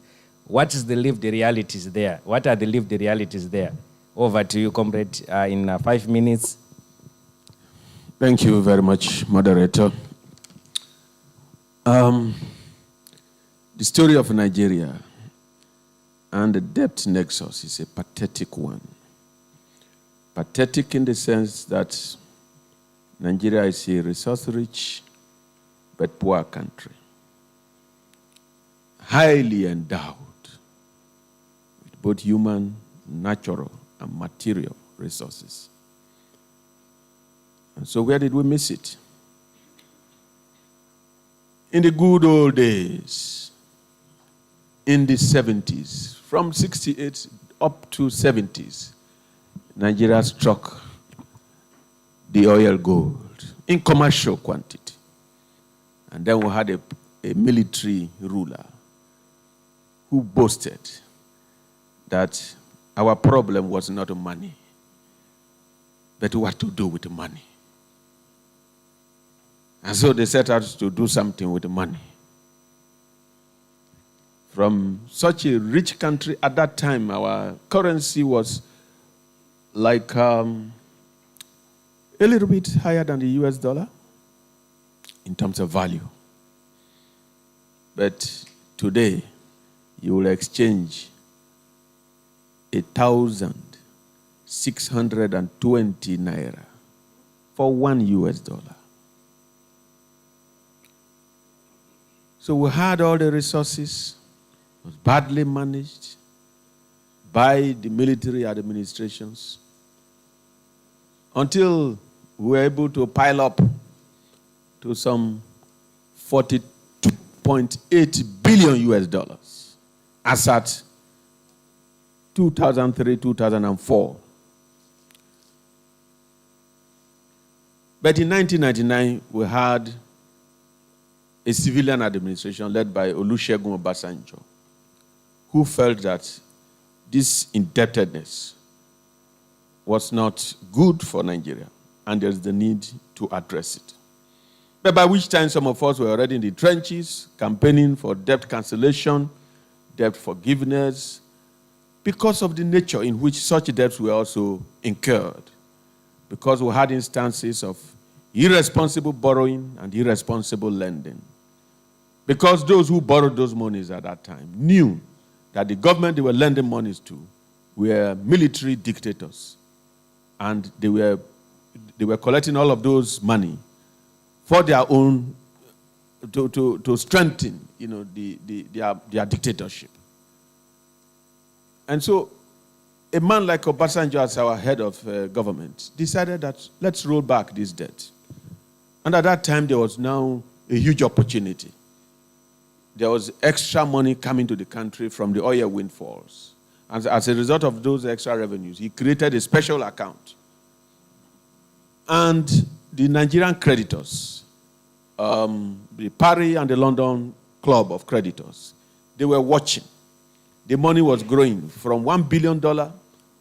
By the time it got to some 12.5 billion US dollar, they said this is the time to strike. Because initially during EPIC, Nigeria was not classified, was initially classified as a poor, indebted country, but later they removed Nigeria secretly. And then when we sought explanation, the explanation was that Nigeria was not an IDA-only country. And so, but when they saw that money piling up, they decided that, no, we need to now bring Nigeria back to EPIC arrangement. And so they came with a proposal to grant Nigeria debt cancellation. And so they were able to collect some $12.124 billion US dollars, such that Nigerian debt was cancelled. And so we had a clean slate. We celebrated, and we thought that that should be a good example on how to tackle the debt problem. But it wasn't long. We had yet another civilian administration. Through Jonathan Elra down to Muhammadu Buhari. Debt moved from just a paltry $1 billion that it was. It climbed to some $5 billion to 10. And as we speak, Nigeria's public debt is at 113 billion US dollar as at the second quarter of 2023, according to Debt Management Office data. And even as we speak, some 65% of Nigerian annual budget goes to debt servicing. 65 whooping percent. So it means that, and then in the course of the year of that same implementation of that same budget, government will go borrowing. So we practically borrow to service. As it were, you now go to incur more debt to service the existing debt. You are not even paying the principal. So that is where we are currently. And so that's why I say it's really pathetic, really sad that we mismanage some opportunities that we had. So that is enough for the blame for the government. But again, we must understand a few things. That debt in itself is an instrument of countries of the North to dominate countries of the South. Those who lend the money, they know that those who are collecting are not transparent and they are not accountable to the people. They know. They know very well. But they keep lending. So that's irresponsible lending. And according to Patricia Adams, in her book, Odious Debts, if you lend irresponsibly, then you must take responsibility for irresponsible lending. So the creditors are not taking that responsibility. So we're throwing it back to them now. That you are responsible for the crisis. You must take responsibility. We must pass it back to them. You cannot, a government that is not accountable to the people, that is not responsible to the people. I mean, across sub-Saharan Africa, the story is almost the same, where you find that people, governments, they go are borrowing for whatever reasons. And you go on the ground, you don't find infrastructure that matches those borrowing. You don't find health services. You don't find educational services that match those borrowings. So that in itself is a big issue. And I'm sure those of you who were here first day of this program being organized by AfRoDad, you should have watched the debt palaver. And that chronicles the story, the sad story of Nigeria. I thank you all. Thanks. So, to distill Leo's message, if you gamble, you either win or what? Please, complete the equation. If you gamble, you either win or what? But if you're a creditor, if you gamble, you either win or what? You see, these are the rules. We know that if you are normal, you gamble, you win, you either win or lose. But if you are a creditor, you either win or what? Win. You understand? And this is what Leo is just trying to say, that this is not fair. This is not fair. You know what? There are people like me who are very good when the music is about to stop, they want to start dancing. All this long, they will be just on their chairs, just shaking a little bit. Have you ever experienced that situation at a party? That the moment when you start to stand up and to shake a little bit, then the DJ will say, okay, this is the end. But we can't do that now. We can't do that now. We say encore, we repeat a little bit. So this is the moment that we have for this last round. I'll take 2 from this first row, 2 in the middle, and 2 in that last row. Please, at most, you have got 2 minutes. Thank you. So Janet here and the gentleman on the over there.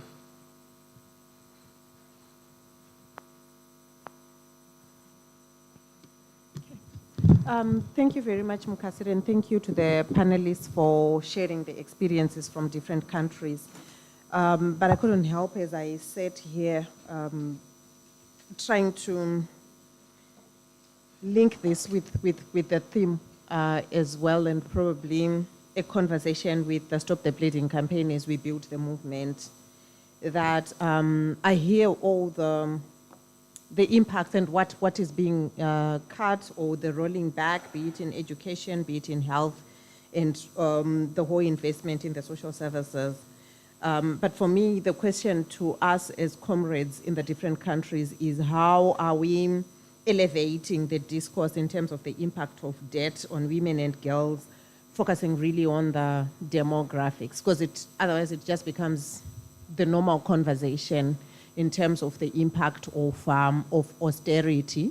I think the issue of mainstreaming and working with mainstreaming organizations in these conversations would really bring the human face. But beyond the human face, we know about the feminization of poverty, of all these impacts. So all this weigh a female face at the end of the day. So for me, it's a question of how do we really elevate and come to, when I came in, Jason was talking about socializing the conversation. So what are the social impacts on women and girls? If we are talking about access to education or unemployment, how do we begin to put conversations about the growing trend and levels of unpaid care work and domestic work and all that, really feminizing those conversations and making sure that we're now building care economies that take cognizance of this issue that we're discussing here. So for me, it's feminizing the debt conversations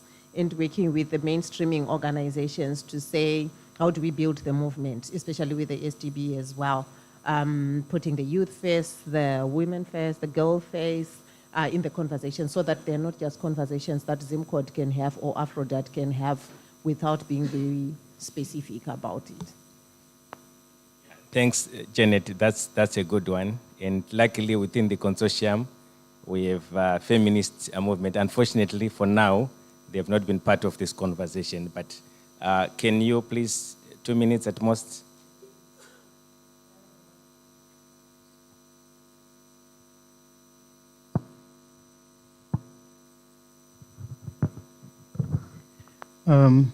Ok, good afternoon. I will speak in Portuguese. Meu nome é Edson e eu sou de Moçambique, da Universidade Eduardo Mondlane. Obrigado pela oportunidade. Tenho 2 perguntas. A primeira é, nós estamos a falar aqui sobre o impacto da dívida, sobre a forma como esta dívida é contraída, se legal ou ilegalmente, responsável ou irresponsavelmente. Não sei se isso me escapou, mas gostaria de ter ouvido também sobre que medidas os nossos estados poderiam implementar por forma a não necessitar de ir buscar dívidas, considerando todo o contexto sociocultural e econômico que os nossos estados têm como sua característica.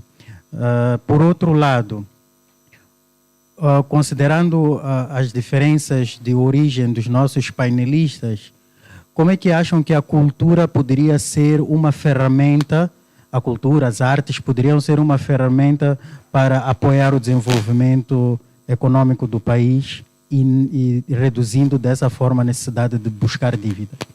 A outra pergunta, ouvi o orador agora falar, desculpa, não fixei o nome, que estava a falar sobre a necessidade de responsabilizar os nossos credores que o fazem de forma irresponsável. Como é que os nossos estados africanos, que já são tidos como frágeis politicamente, militarmente, economicamente, vão enfrentar os colossos mundiais para dizer que eles são responsáveis por nos ter dado dinheiro irresponsavelmente. Que mecanismos efetivos nós temos para fazer face aos nossos credores, considerando que dia seguinte havemos de ir dizer que há cheias e que precisamos de arroz. Obrigado.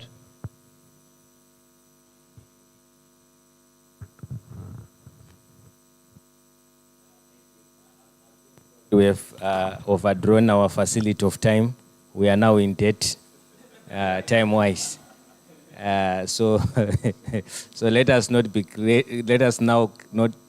Let us be careful not to create any further debt. So I will take maybe 1 minute at most here at the middle, and then lastly, and then we give the panelists a minute each to close. Yes, please go ahead.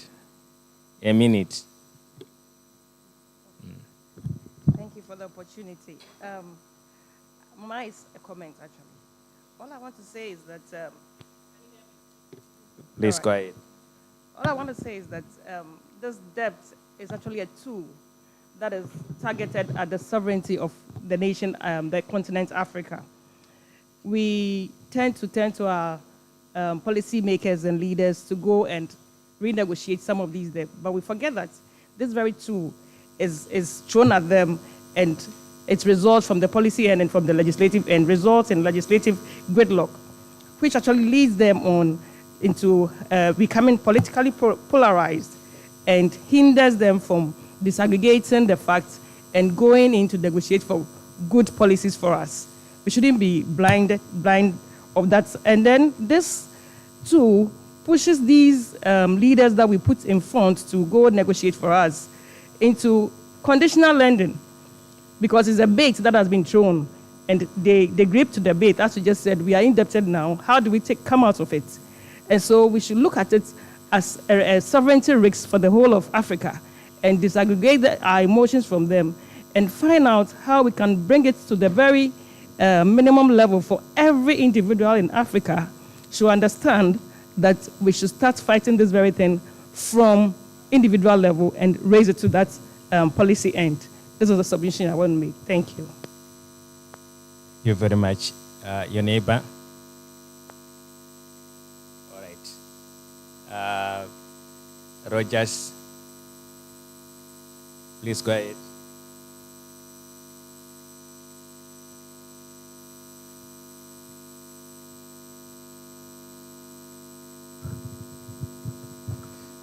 Hi, people. This is Kidia. So my question is on the practical side. Are there practical legislative interventions for odious debt? As we speak, we know many of our countries are either currently in the problem or heading towards that problem. Are there like immediate solutions that are legislative or something that we can all adopt across the countries to proceed? And then on the same practical level, my question has to do with, so the problem of odious debt is connected to fiscal policies and also the source and the kind of debt that countries can use. Because let's be honest, today or tomorrow, even if we cut all the expansionary policies in our countries, we will still need debt because of our fiscal problems. So what are some of these ideas that are coming out from this conversation that we can push as a group, and what we can do in terms of coming up or proposing ideas to governments across Africa? Thank you so much. Yeah, thanks a lot, Rogers. I like what you said. What? The idea. Are you not saying we're not seeing? Okay, let's help each other to make that there's an idea. Our eyes can help us to see the vision which we are taking. So, the panelists, we have at most a minute, but there are some questions that have been asked. But know that this is not the only session that we have had on these issues. So we cannot exhaust everything, but just pick one that you would want to respond to, starting with the last in, then first out method. Over to you, Leo, Nigeria. For me, practical legislative steps to address odious debt. The parliament in Nigeria, they are complicit with the executive arm of government in the accumulation of our public debt. And so they are not reliable in addressing the debt crisis. What ideas can we push as a group to address the debt crisis? For me, if you ask my opinion candidly, I will use the example of Gary.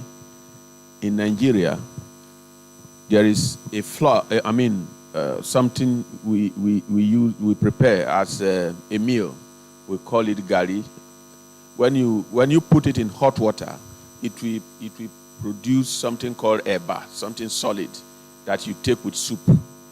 And then there is that parable that if Gary does not see hot water, he does not obey the last command or the last order.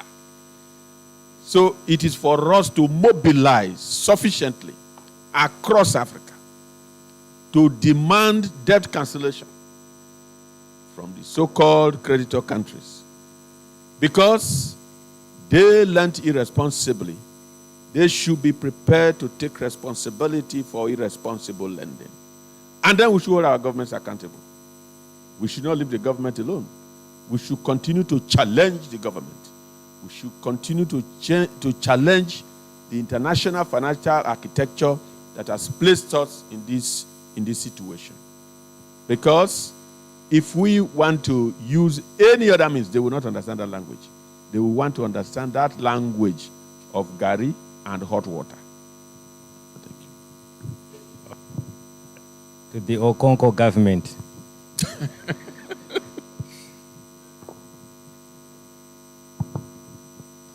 Thank you very much. Allow me to respond to what can we do to reduce or move away from debt. And based on the history of Stop the Bleeding campaign and our own experiences with Okonko government and others, the ultimate in addition to the international financial architecture, our government's greed to accumulate wealth among the political elite, which is just theft of public money that is now called corruption, is at the heart of the huge deficit that we continue to experience in a number of resource-rich countries like Kenya. They are all here. They are all here and they are all in the audience. It is purely out of theft and corruption. For us back home in Kenya, the amount of deficit that we have experienced over the last 14 years is equal to the amount of corruption identified by oversight bodies. So without that, we didn't need to borrow, but we'll now continue borrowing on account of that. How do we deal with odious debt? I think we have to stop the comfort of imagining that debt is acquired by the political class. It will come for you. It will come and reduce the size of your plate. It will make you move from driving to cycling, from cycling to crawling. So we must, as African citizens, come together and interrogate the contracts that our governments are entering into. Demand certain levels of transparency and accountability at national level, international level, bilateral level. It will open up the moral question of, is what the lenders doing right? The minute we create that across the continent, across the global south, the financial system will get a reset. But for now, I doubt. We have all the forms of legislation. Parliaments will be co-opted. we will go to court like Mozambique, debt will be declared odious, but somehow the political architecture, the international financial architecture will just, there will be a conspiracy and they will still pay despite that. So I think it's a moment where we must all demand. On feminist approach, I think where we are in terms of inequality, yes, we must avail data of the effect of public debt, poverty, and so on women and girls, but in addition, have broader demographics. So for us, we are analyzing the effect of women and girls, boys and men, but also the youth, because there's a huge youth bulge. Will they ever access the opportunities that millennials and Gen Zs were able to get? So there is a wider analysis that would be required to show the effects, the feminism effects of public debt, of corruption, of all the illicit financial flows. And that way we even have a strong constituency of marginalized and oppressed people led by women and girls that need to come together and demand for the needed equity. But for now, Africa, arise. Thanks very much on that. When it comes to budget analysis, after all, the size does matter, right? Yeah, thank you. Martin, let me come to you. Please try in a minute, and then we close. We move to Mando and then Marioto lastly. Okay, thank you, Gasiri. I'm going to use the image of the Gari, because if there's one thing that we know how to share, is the Gari. We share that with our cousins in Nigeria. I'm from Cameroon. So we eat the same thing. I think what we have to do is, I'm using this to respond to he who said we will still need debt, whatever the case, to solve fiscal issues.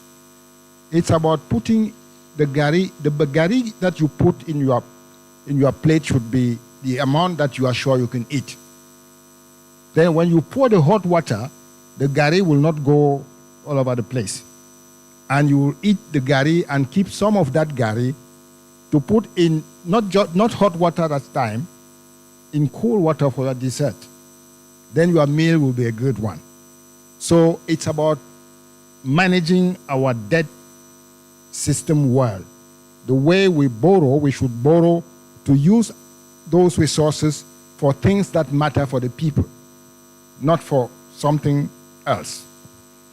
So for me, it's about public governance. We need to make sure that we have a public government which is good for the people, which responds to what the people expect. Thank you. Yeah, thanks a lot, Martin. A big end to Martin. So you can see how the flow is going. Diana spoke about the size, and then Martin is clear that the share. I know when we talk about the size does matter. Please don't get me wrong. I'm talking about fiscal issues here. So when we say size, we are talking about fiscal issues. Right, thank you. Right, the share, and then we move to you, Mando. Thanks, Mukasiri. I started by just trying to paint a picture of where we are and where we've come from. And because Gen Zs are the loudest, I did use them as an example. So if you were born around the year 1997, you've probably lived through 2 instances of extreme debt burden on a number of our countries within the continent, and we had to get some form of debt relief. And then we went on and discussed some of the lived realities that have then come from those situations, right? And the reality of those issues actually coming down to the most ordinary citizens and impacting them in ways that they cannot even comprehend. The thing that I would like to do to close off would be to encapsulate a lot of what my colleagues here have said in the word accountability. It's accountability through and through.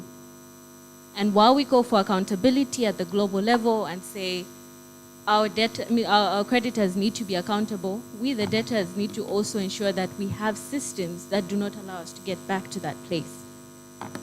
And the only way that we can do that is through having socially accountable systems that ensure that people have the information that they need and are able to hold the leaders that they have accountable. We do not need to be getting back to the same place. So we have the laws. Are they actually working? And who do we need to hold accountable for them not working and us not being able to utilize the resources, the limited resources we already have, to be able to provide the basic services, the most basic services for people? So it will take a lot of mobilization. It will take a lot of openness, a lot of transparency, and overhaul of our own systems to ensure that they're socially accountable and that people are able to have a word in how resources are actually spent. And if we're going to borrow, that we do it in a way that is sustainable. Thank you. Maria. Ok, merci. Et je voudrais un peu caricaturer parce qu'on nous a demandé l'impact de la dette sur la femme et les jeunes filles. Prenons l'exemple d'une famille qui, dans un village, leur champ a été exproprié pour cause d'exploitation minière. Et cette famille, il y a une femme et 2 enfants, une fille et un garçon. La femme étant enceinte, ces 2 enfants ont l'âge d'aller à l'école, mais ces enfants ne partent pas à l'école parce qu'il y a l'insécurité, les écoles sont fermées. La femme qui est enceinte vient à terme, elle part au niveau du service de santé du village, elle a des complications, on doit l'évacuer en ville, à la capitale. Du village à la capitale, ça fait 20 km. Mais le temps d'arriver, ça fait 3 heures, 15 km ou 20 km, 3 heures, parce que la route est mauvaise. Il n'y a même pas de route. Arrivé au centre de santé dans la capitale, on n'a pas pu sauver et la femme et le bébé. C'est ça l'impact. Alors que de l'autre côté, on sait que le budget a été endetté à hauteur de 57%. L'argent qui a été pris est parti où? Au lieu d'investir dans l'éducation, dans les centres de santé, dans les infrastructures que sont les routes, non, les politiciens qui sont là ont préféré détourner et faire la corruption, le détournement des deniers publics au lieu de penser aux communautés. Et du coup, la dette, le plus souvent dans nos pays, quand c'est contracté, ça ne passe même pas au niveau de nos représentants qui sont l'Assemblée, les députés. On a contracté, l'exemple chez nous, 2000 milliards de dettes sans passer par l'Assemblée. Et ça a créé un scandale. Et même la dette, les 57%, quand nous, au niveau de la société civile, on a fait le suivi pour voir où est-ce que l'argent est parti. On a vu au niveau du ministère de la Défense, qui est supposé acheter des armes, il y a eu un détournement de plus de 1000 milliards. Au niveau des minerais, il y a eu 200 milliards de minerais, de l'uranium qui a été vendu sans qu'on ne retrouve les traces au niveau du trésor public. Donc, du coup, pour éviter tout ça, je pense qu'on doit avoir des comportements parce que la responsabilité nous incombe tous. Il faut avoir des changements de comportement. Il faut inclure le patriotisme, l'intégrité dans nos comportements. Il faudrait aussi que nos pays soient ensemble. L'Afrique a des ressources. Les autres, ils ont l'argent. Comment faire pour combiner? Ils ont besoin de nos ressources. Nous avons besoin de leur argent. Mais il faudrait qu'on soit ensemble, qu'on harmonise nos textes pour pouvoir aller prendre l'argent là sans que ça ne soit à des taux excessifs. et bien gérer dans les secteurs sociaux de base. Il faudrait, à ce sens, donner un visage humain à la dette. Merci. All right. So a big end once again to all the panelists. And Chinai, please be kind enough just to give us the closing remarks. Thanks, Mukasiri. A round of applause to the panelists one more time. So my job is quite simple. It's just to close the session. I'm Chinai from Tax Justice Network Africa. As Jason mentioned, we're also members of the Stop the Bleeding campaign. And I think the only thing that I wanted to say in concluding this conversation, I was just having a side discussion with Mukasiri, is that it's often really easy to lose hope, right? Because these conversations, we tend to have them over and over and over. And sometimes you start to question to what degree we're actually starting to see change. I think one of the things that Mukasiri said I should speak to is, for example, what's currently happening within the tech space, where a discussion was started almost 15 years ago, and only now we are starting to see the kind of reform that we wanted to see. And even in the tech space, when discussions about creating a UN body started, many people actually derided the tax justice movement and the civil society organizations that thought that this was a possibility. Yet today, everyone is talking about it. Everybody wants to input. Everybody has ideas about which direction it should go.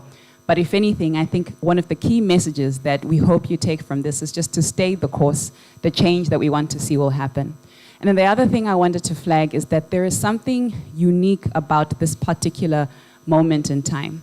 As TJNA, we had a meeting with some of our members a few days ago, and I think what I said to them is that what we see currently taking place on the continent, right, in Kenya, Uganda, Nigeria, it's incredible, because you're starting to see citizens arise and start to call for transparency, to start to hold their leaders to account. But we're also starting to see Africans start to call even deficiencies that exist within our international architecture to account as well, right? We're seeing governments saying that the reform of the financial architecture needs to happen. So there's something about Africans now rising to say the way things working is not working for us.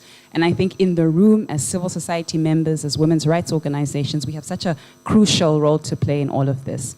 And so really it's just to say thank you so much for taking the time to join this particular session out of all of the ones. A huge thank you to the panelists for all of their inputs, and we hope you enjoy the rest of today. A huge thank you to AfRODAD, NAWI, etc. for this opportunity. Thanks, everyone.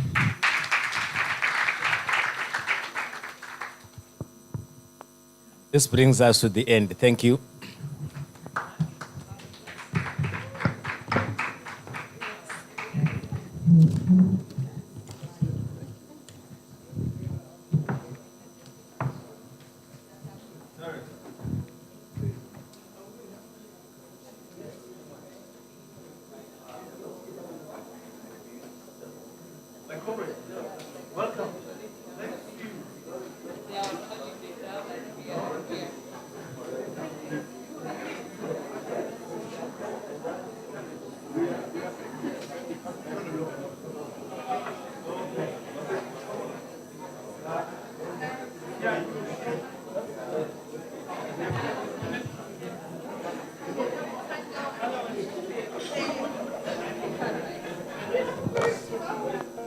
Sorry, don't forget that after tea break, there's another session that's going to continue.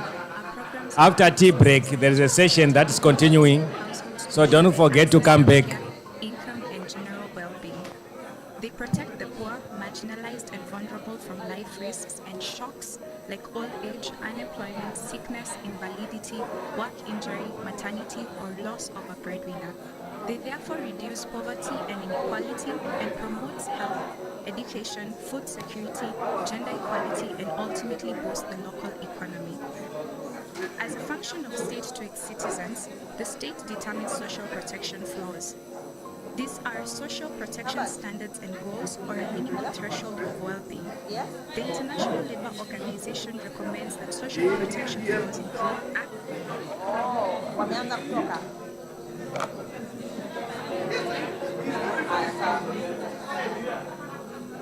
social protection for social security are programs and policies designed to households to ensure they access healthcare, income, and general well-being. They protect the poor, marginalized, and vulnerable from life risks and shocks like old age, unemployment, sickness, invalidity, work injury, maternity, or loss of a parent. They therefore reduce poverty and inequality and promotes health, education, food security, gender equality, and ultimately boost the local economy. As a function of state to its citizens, the state determines social protection floors. These are social protection standards and goals for a minimum threshold of well-being. The International Labour Organization recommends that social protection floors include access to essential health care, including maternity care, children's access to nutrition, education, care, and any other necessary goods and services, basic income security for persons facing sickness, unemployment, maternity, disability, basic income security for older persons. Through Africa's Agenda 2063 and the Sustainable Development Goals, African states have committed to social protection. By 2005, 25 sub-Saharan African governments were running social protection programs. By 2021, the numbers of countries increased to 46. However, these programs face insufficient financing and low coverage of target beneficiaries. Sub-Saharan Africa has a social protection financing gap of $62 billion. Only 17.4% of the population is covered by at least one social protection benefit. Nearly 6.7% of persons with severe disabilities receive benefits in Africa. 7.5% of women with newborn babies receive maternity cash benefits in sub-Saharan Africa. Measures to deal with the COVID-19 pandemic increased poverty levels in the continent. In response, African states temporarily boosted social protection measures and programs. These efforts have been cut back as the pandemic decreases, implying that the social protection has not been developed into elements of social protection flows. Instead, Africa has sunk deeper into debt, exposing Africa's overdependence on aid and donor funding for social protection.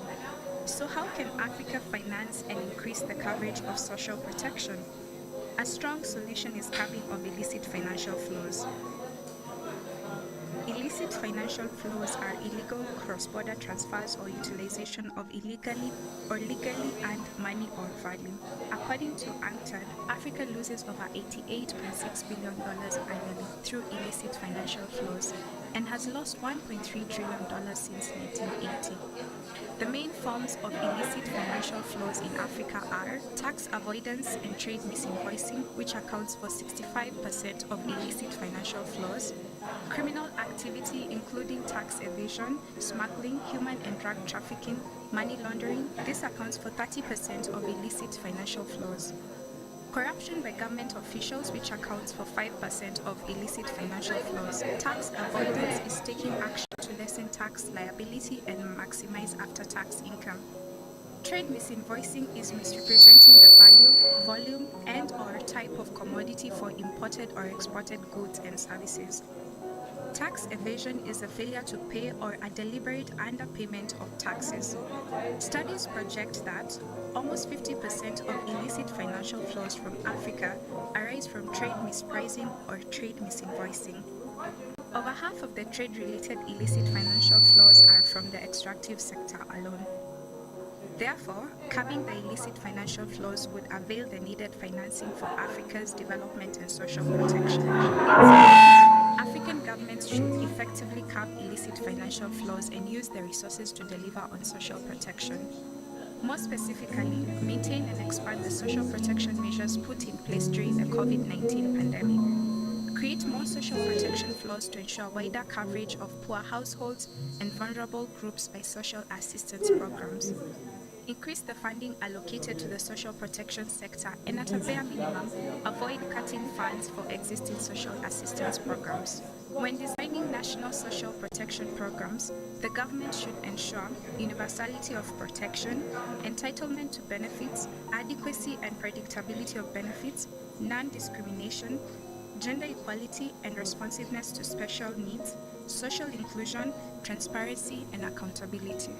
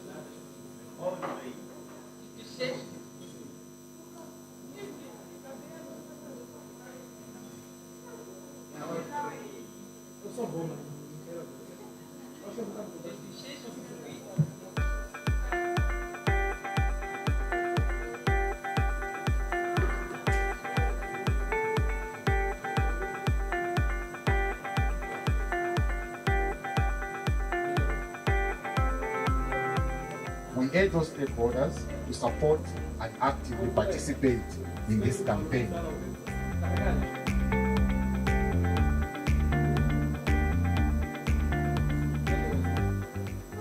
What are you doing to make sure we get this money back? Because once that money goes to your country, you treat it as a clean money, you know? We lack a comprehensive national beneficial ownership register. So all these, the financial, the illicit flows that are being recorded, what are the young people doing about this?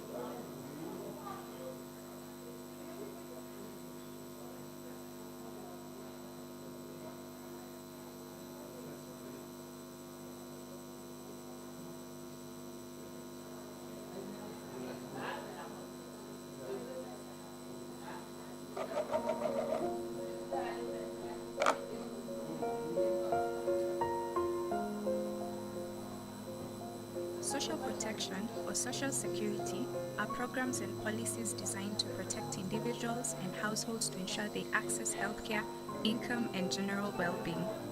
They protect the poor, marginalized, and vulnerable from life risks and shocks like old age, unemployment, sickness, invalidity, work injury, maternity, or loss of a breadwinner.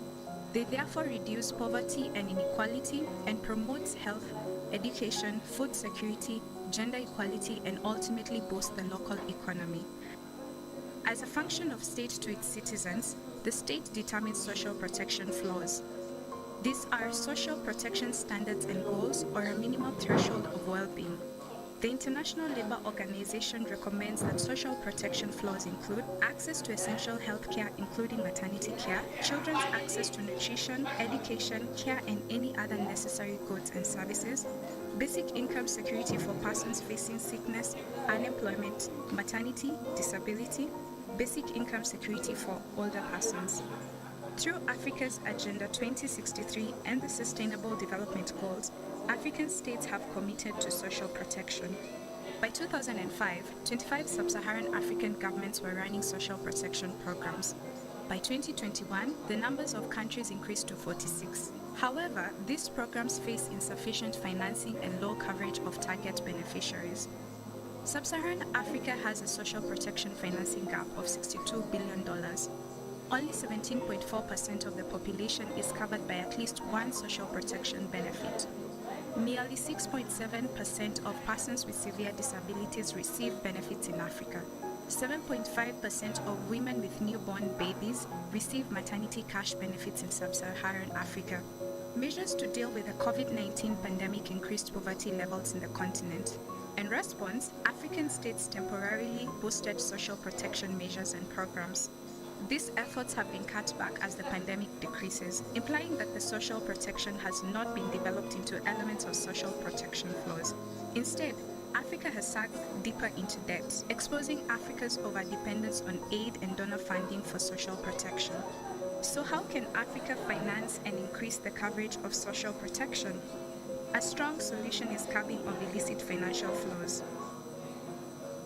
Illicit financial flows are illegal cross-border transfers or utilization of illegally or legally earned money or value.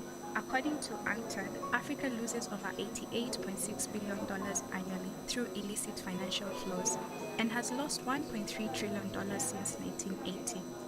The main forms of illicit financial flows in Africa are tax avoidance and trade misinvoicing, which accounts for 65% of illicit financial flows, criminal activity including tax evasion, smuggling, human and drug trafficking, money laundering. This accounts for 30% of illicit financial flows. Corruption by government officials, which accounts for 5% of illicit financial flows. Tax avoidance is taking action to lessen tax liability and maximize after-tax income. Trade misinvoicing is misrepresenting the value, volume, and/or type of commodity for imported or exported goods and services. Tax evasion is a failure to pay or a deliberate underpayment of taxes. Studies project that almost 50% of illicit financial flows from Africa arise from trade mispricing or trade misinvoicing. Over half of the trade-related illicit financial flows are from the extractive sector alone. Therefore, curbing the illicit financial flows would avail the needed financing for Africa's development and social protection. In summary, African governments should effectively curb illicit financial flows and use the resources to deliver on social protection. More specifically, maintain and expand the social protection measures put in place during the COVID-19 pandemic. Create more social protection flows to ensure wider coverage of poor households and vulnerable groups by social assistance programs. Increase the funding allocated to the social protection sector and at a bare minimum, avoid cutting funds for existing social assistance programs. When designing national social protection programs, the government should ensure universality of protection, entitlement to benefits, adequacy and predictability of benefits, non-discrimination, gender equality and responsiveness to special needs, social inclusion, transparency and accountability.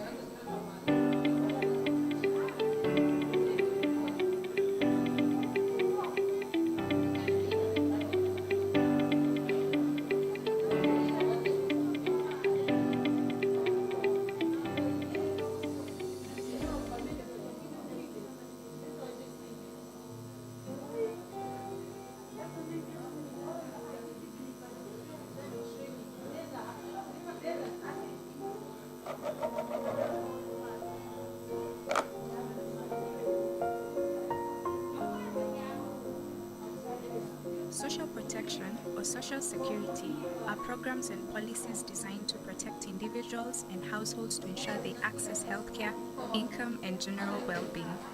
They protect the poor, marginalized, and vulnerable from life risks and shocks like old age, unemployment, sickness, invalidity, work injury, maternity, or loss of a breadwinner. They therefore reduce poverty and inequality and promote health, education, food security, gender equality, and ultimately boost the local economy.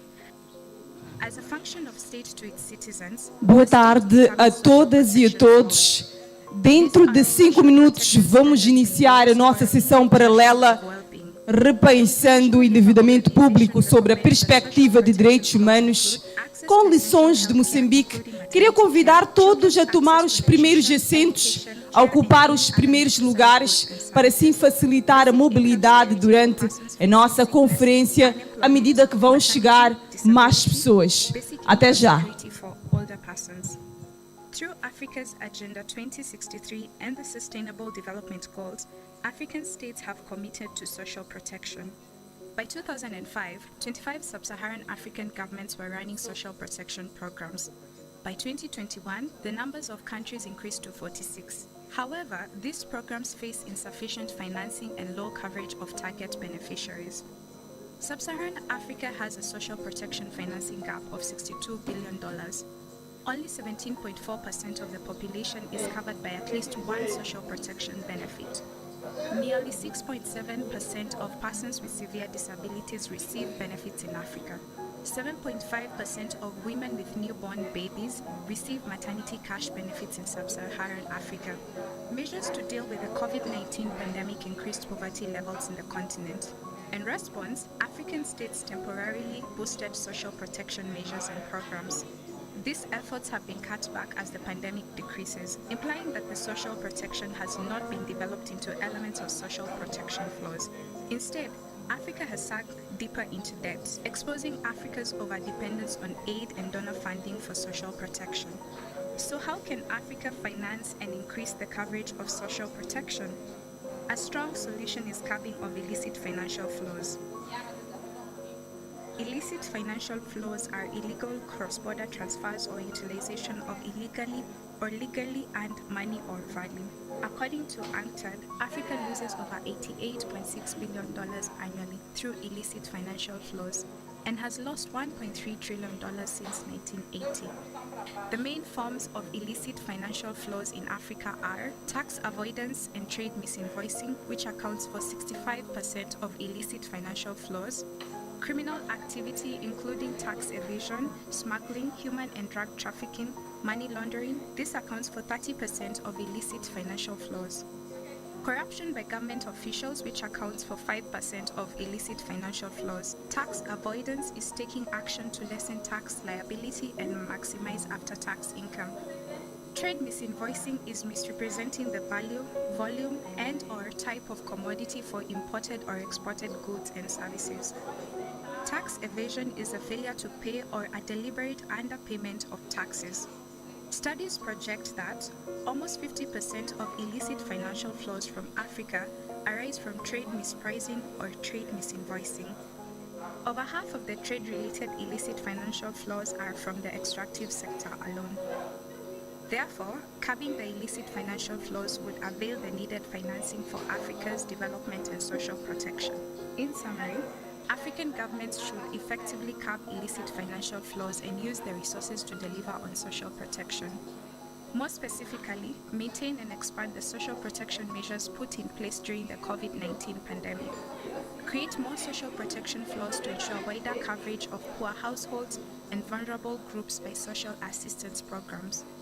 Increase the funding allocated to the social protection sector and at a bare minimum, avoid cutting funds for existing social assistance programs.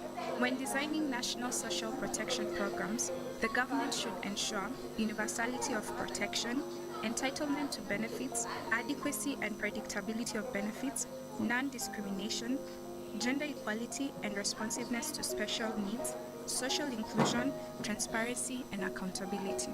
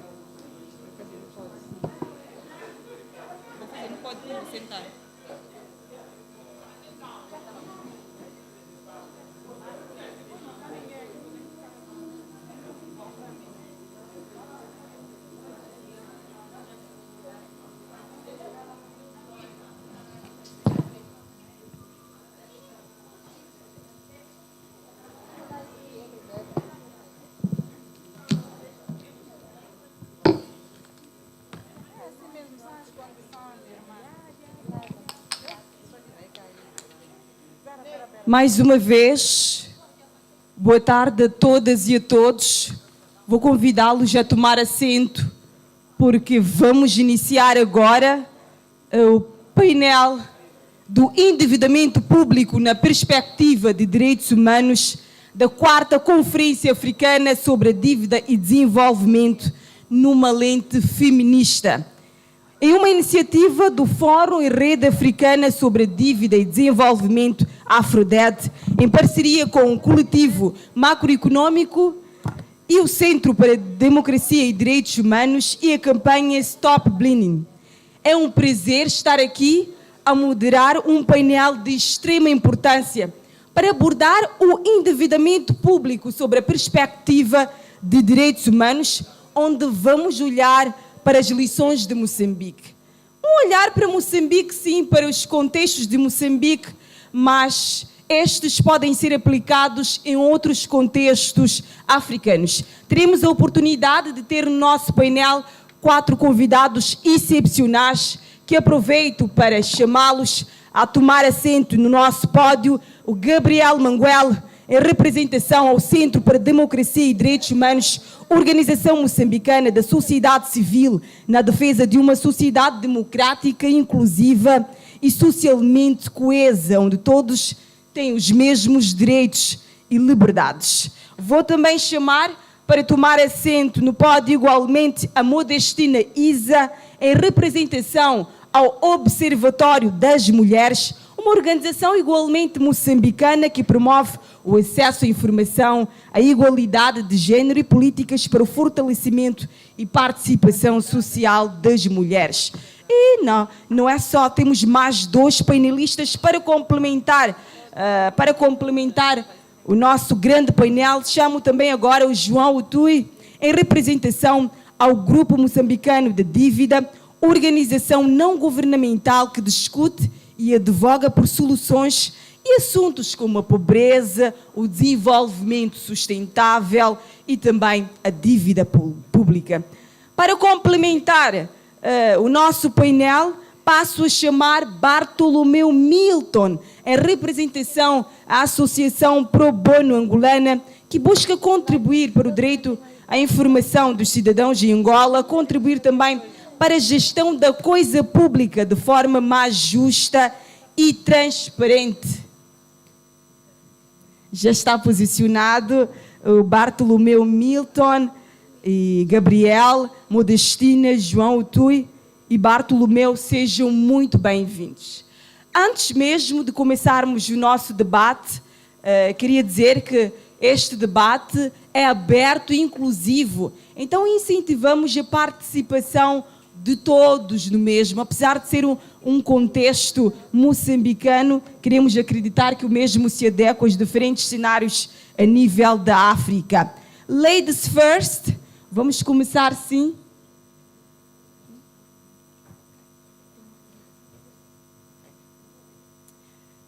Vamos sim começar com o nosso debate. Antes, vamos iniciar com as apresentações. Alguns dos nossos painelistas prepararam uma apresentação para mostrar o cenário do endividamento público versus os direitos humanos. Quero convidar aqui o Gabriel Manguel, em representação ao CDD, para fazer a sua apresentação. Gabriel, tenha bondade.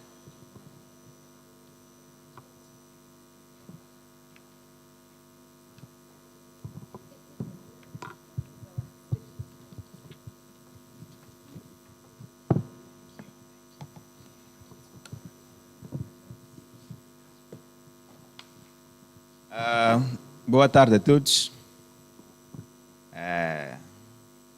First of all, I would like to ask everyone to just move a bit. and for us to take the empty space in the first lines, please.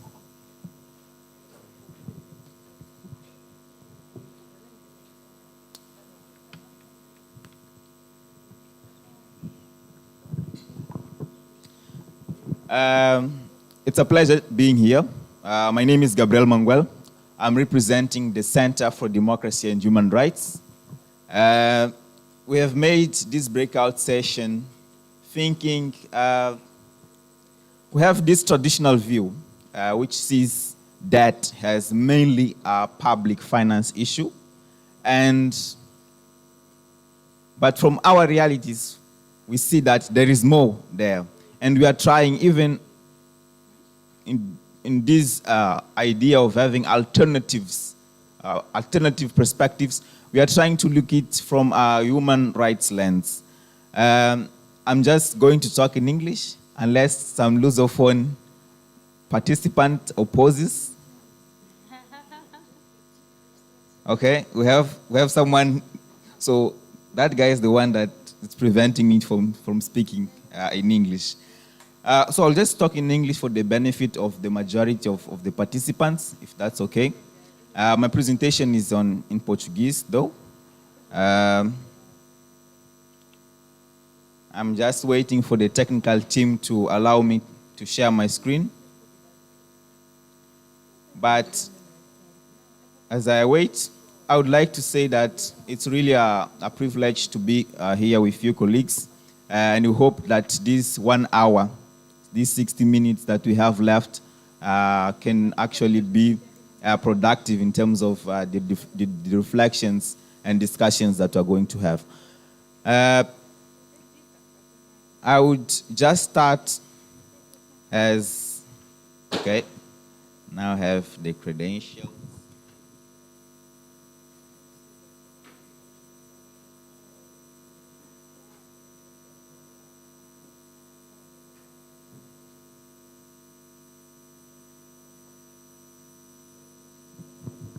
Seems that, yes, I now have the credentials to share my screen. Well, I just wanted to set the scene on this topic. And setting this scene, I would like first to say that contrary to those mainstream approaches to debt, which see debt as mainly a public finance issue, merely accounts in the budgeting and the state budget accounts, there are implications to those numbers. There are real people being affected, and we are trying to promote this discussion in terms of what else is there beside numbers. What is else there besides servicing debt, saying that the debt servicing this year, the amount was this, and last year it was Z or X. So we are trying to put these reflections in the room and see, based on these perspectives, which solutions can we propose to the current debt crisis that most of African countries are facing. And when doing so, I have divided this presentation in two parts. The first one, I'm trying to see this right-based approach first in the relationship state-citizen. And then I have the relationship state-creditors. So I have here two parts where we are going to explore a bit more on what are the implications of this right-based approach when we see the relationships between the state and its citizens, and also the states and the creditors. Starting from the relationship between the state and the citizens, and looking for this rights-based approach, we see has most of you probably have come across this approach because human rights-based approach are now applied to almost everything. We always have duty barriers and right holders, where the duty barriers are responsible for respecting, protecting, and fulfilling the human rights.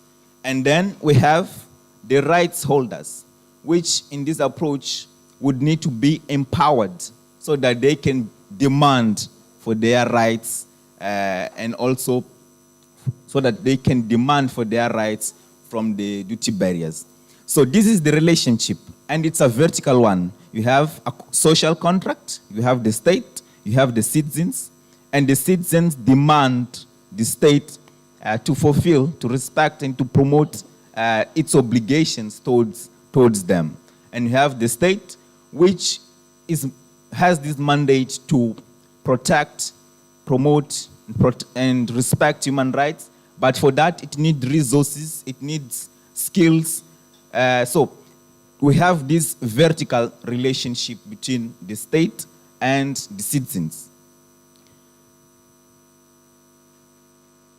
And in this relationship, as you may imagine, we have here so many rights. We have different different categories of rights. And though today, because our context, we're in Africa, the civic space is shrinking. We have so many people being silenced. We have fraudulent elections. We are always focusing on civil and political rights. This is the reality. Today, if you see people talking about human rights, they will be talking about civil and political rights. But they are not, this is just the first generation of rights. We have also economic and social rights, which are pertaining how the citizen, how the individual can realize have like a basic standard of living, right to education, right to health. Those are the economic and social rights. And then we have the third generation, of course, which are collective rights, and those are related to environment, for example, the right to a good environment. And now we have the fourth generation of human rights, which are related to technology and information. That, for example, the right for privacy and all that.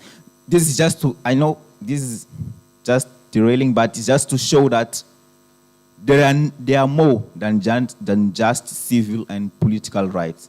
There is more to be discussed, and from our experience, economic, social, and cultural rights are usually underlooked, marginalized in this discussion. So that's why we are trying to push here at this our small engagement so that we can have a discussion. The first one has been very explored, so I will be focusing more on the second generation of rights, which are economic and social rights. And how does this relate to that? Remember when I said before that for the state to fulfill, has duty barrier, as the protector of rights, to respect, to protect, to promote those rights, they need resources. Resources is one of the must needs for them to perform that role. And this means that without resources, they cannot perform their role in this social contract with the citizens. And in this sense, it means that considering also that debt is a source of resources, we can discuss if it has been used well or not. That's the discussion. But the fact this is a mean of financing the state. It can be used to finance the state's needs, and it's there. So how then do we link this debt to the need of the state to fulfill, protect, and promote human rights? In terms of the general approach, the framework that exists, we know that we have rights because they are written somewhere. We demand them because we know that they are written somewhere. And coming from national to international level, we find different instruments that govern or that state which are our rights. At national level, as citizens, as Mozambican citizens, what are our rights? Our constitution will delineate those. You can see in chapter 4, we have there a series of human rights of different generations. But when we leave our borders, we also have other instruments that state what are our rights. We have, just moving a bit further, the African Charter on Human Rights. We have the Vienna and Rights Development Declaration. We have the International Covenant on Economic and Social Rights. We have at the highest level, the Declaration, the Universal Declaration on Human Rights. So these are the instruments that will then state what our rights as citizens. And we have these, I would put them at the national level, then at the international level. The point is that there is this framework, and the citizens are able to demand their states based on these instruments. Then, I here try to establish a relationship between the foreign capital and human rights. At the theoretical level, you will find at least two schools. The first one is the neoclassic liberal school, and the second, the dependence theory. For the first one, we will say that, well, that allows the state to have more resources. Those resources are invested and transformed into economic growth, which then results in the emergence of a middle class, which then pushes for the respect of human rights in their societies. But then we have also this theory of dependency that states that it's not like that. Actually, when you receive foreign capital, you will be conditioned. You will have to serve, you will have to follow the conditions of the people that are giving that money. We have discussed this so many times. When we talk about, for example, here in Mozambique, just sharing the reality on the ground, we recently had like a cut in the budget support following the hidden debt scandal. When that support resumed recently, we saw that it resumed with several conditionalities. For the IMF deal, the Standard Credit Facility, you'll find there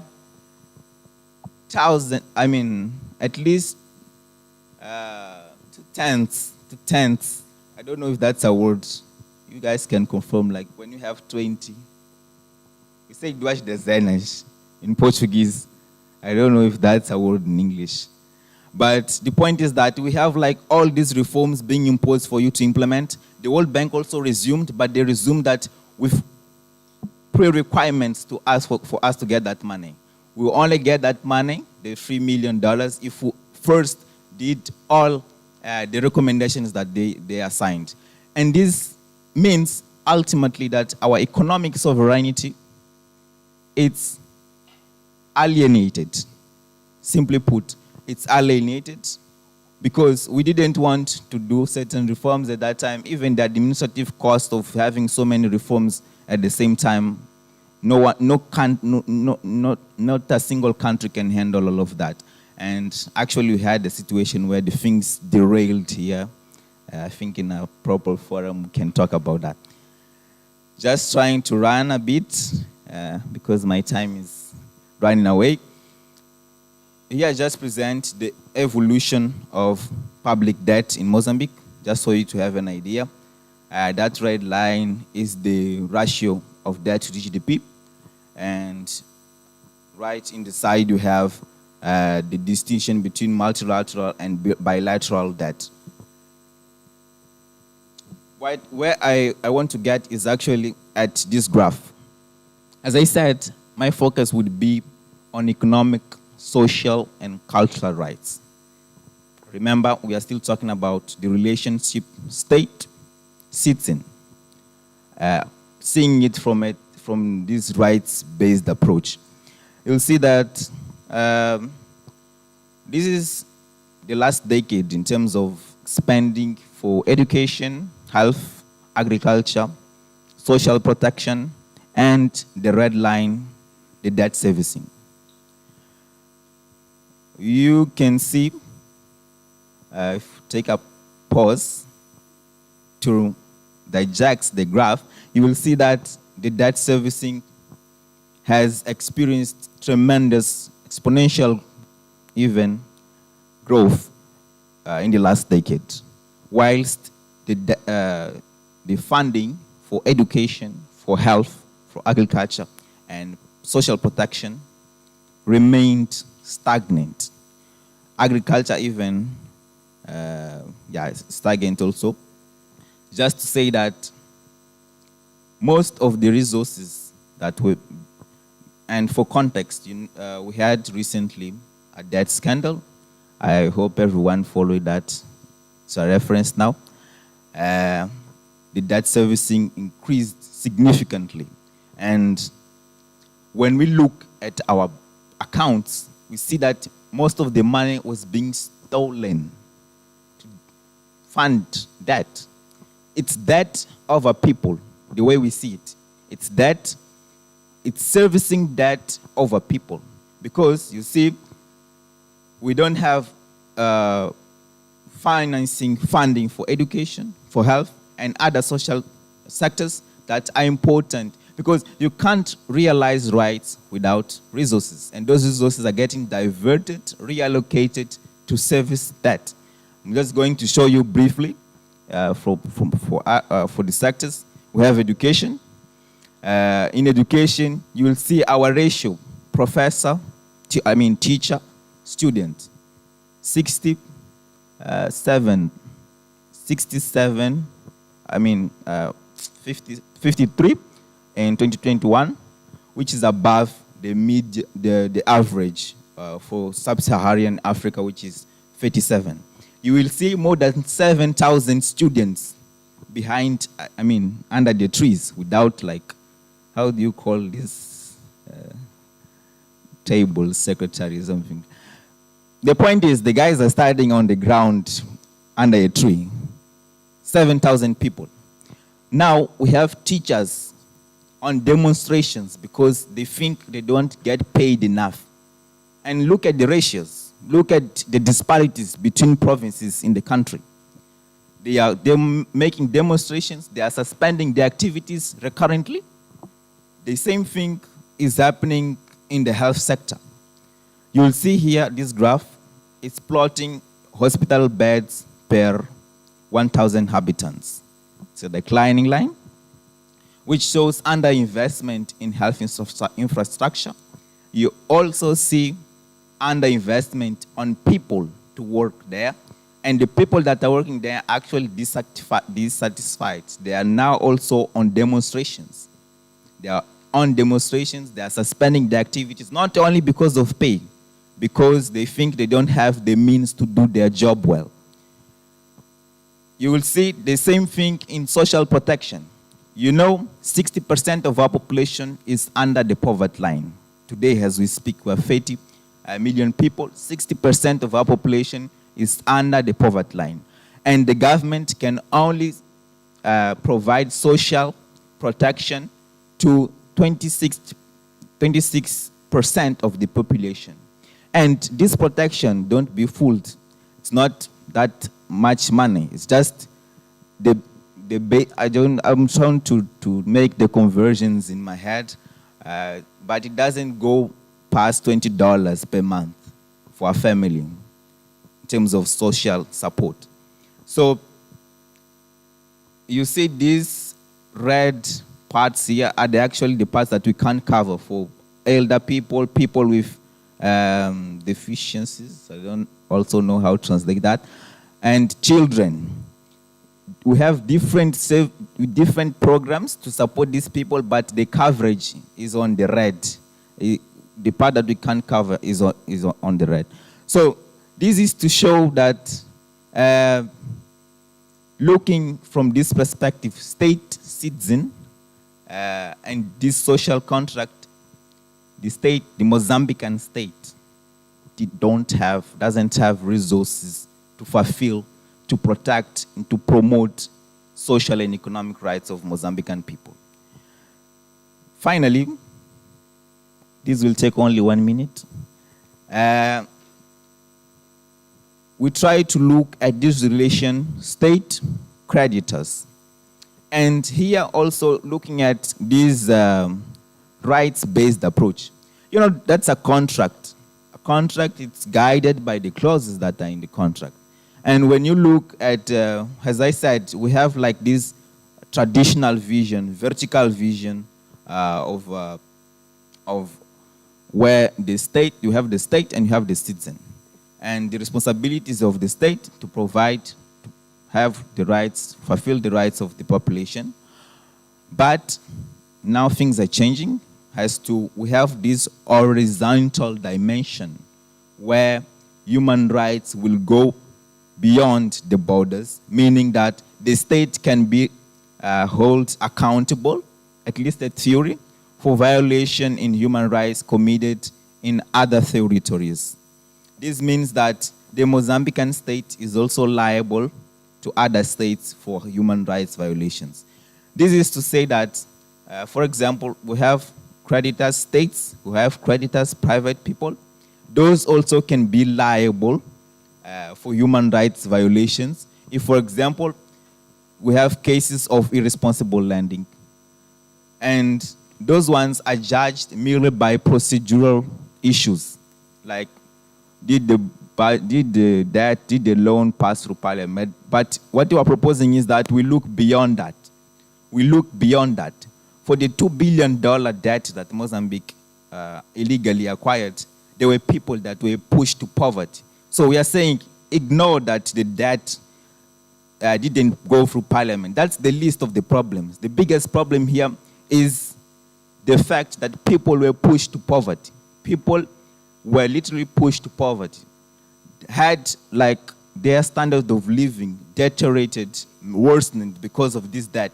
So what we are saying is that using this horizontal dimension of human in this relationship between the state and creditors, we can then hold our creditors accountable for what we called today morning odious debts. And yes, I'm being forced to finish, so I will end up here and also continue the discussion at the panel. Thank you.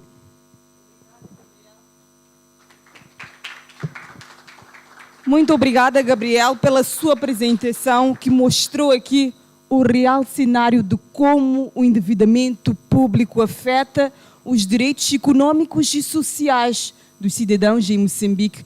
Vamos continuar a trazer esta visão ainda, agora a passar para Modestina Isa, em representação ao Observatório das Mulheres, para abordar qual é o impacto que este endividamento tem tido na vida das mulheres em Moçambique, nos direitos das mulheres, em concreto, de forma mais ampla, nos direitos humanos.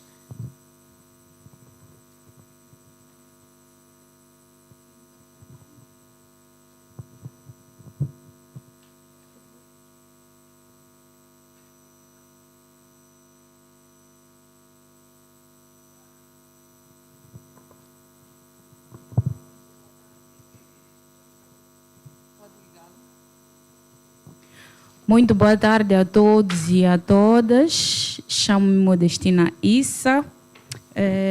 Vim em representação ao Observatório das Mulheres para falar do assunto da dívida que afeta as mulheres atualmente, ou se calhar desde sempre. Então, como Observatório das Mulheres, a princípio eu só gostava de referir que no que concerne a temática da dívida, é muito difícil falar dela, tentando desconstruir ou desconstruir o sistema, sem termos que falar da desconstrução do modelo capitalista e patriarcal que opera no nosso continente africano. Porque esse sistema opera no continente africano, mas não trabalha com organizações feministas, tampouco protege os direitos humanos. A dívida é um sistema de dominação política e nós temos visto aqui no nosso país o que tem refletido principalmente nas mulheres. Tanto é que nós, como Observatório das Mulheres, a quando da verificação deste mal que está a assolar as mulheres, não só, nós acabamos lançando a nível do Observatório um estudo com dados atualizados que chamamos de Barômetro de Estado das Mulheres, que anualmente é lançado no Observatório, que contém lá dados atualizados sobre a real situação do estado das mulheres em Moçambique. Neste barômetro, nós acabamos comportando 9 dimensões atinentes à saúde, à mulher na política e liderança. Falamos também da questão da educação, do acesso às tecnologias de informação, no desporto, inclusive no sistema penitenciário e no extrativismo. Então, nós quando abordamos o barômetro, tentamos trazer essa componente do quão isso está a afetar a mulher e até que ponto a questão da dívida está a afetar a mulher, porque geralmente tem-se dito que o nosso Estado tem um orçamento suficiente para poder dar vazão a certos projetos que podem fazer ou podem cumprir com as requisições no âmbito da saúde, no âmbito da educação, mas não é o que nós estamos a viver, não é o que nós estamos a ver aqui no Estado moçambicano, porque estamos a ver uma dificuldade imensa no setor da educação. Estamos a ter aquela questão da falta de livros ou material didático de qualidade para que as pessoas possam ter acesso, mesmo a nível primário, mas nós sempre dizemos que os nossos governantes, não chamaria de líderes porque não são, os nossos governantes sempre têm dito que, fazem ou contraem essas dívidas porque querem contemplar ou acautelar a situação de educação nos estados, mas não é o que acontece. É por isso que estamos a ver agora a questão da debilidade no setor da educação. Estamos a ver que as crianças estão com falta de material didático, inclusive no setor da saúde também estamos a ver a privatização dos próprios centros de saúde, porque há hospitais que a nível nacional podem acautelar a questão da saúde, mas os próprios funcionários ou os que praticam os atos de administração pública fazem, como é que se diz, privatizam esses meios, esses recursos, e os centros hospitalares, muitas das vezes, como o colega Gabriel esteve aqui a fazer referência na sua apresentação, tem déficit de recursos. Mas nós temos os nossos governantes sempre a nos virem com a política de nós contraímos as dívidas porque queremos acautelar esses sistemas que estão... queremos acautelar essas questões de falta de recursos para podermos avançar com países desenvolvidos. Mas não é o que nós estamos a ver. E temos notado de forma integral que a questão da dívida é um retrocesso para os países africanos, porque se formos a verificar, a África é bastante rica em questões minerais e por aí em diante, mas o que acontece é que os governantes africanos simplesmente extraem a riqueza africana para fora. E o que nós fazemos? Nós não fazemos nada porque, ainda que tenhamos legislações que contemplem direitos ou que contemplem regras que ditam a existência de direitos humanos e que os cidadãos devem gozar, nós estamos a ver que os governantes estão como é que posso dizer? Estão a ferir esses direitos. Eles não respeitam no todo a questão dos direitos que estão lá contemplados. Então, como breves comentários, eu só queria deixar isso como observatório das mulheres. Nós estamos a ver que as mulheres, muitas das vezes, estão a ficar mais afetadas por essas questões, mesmo quanto à questão dos climas.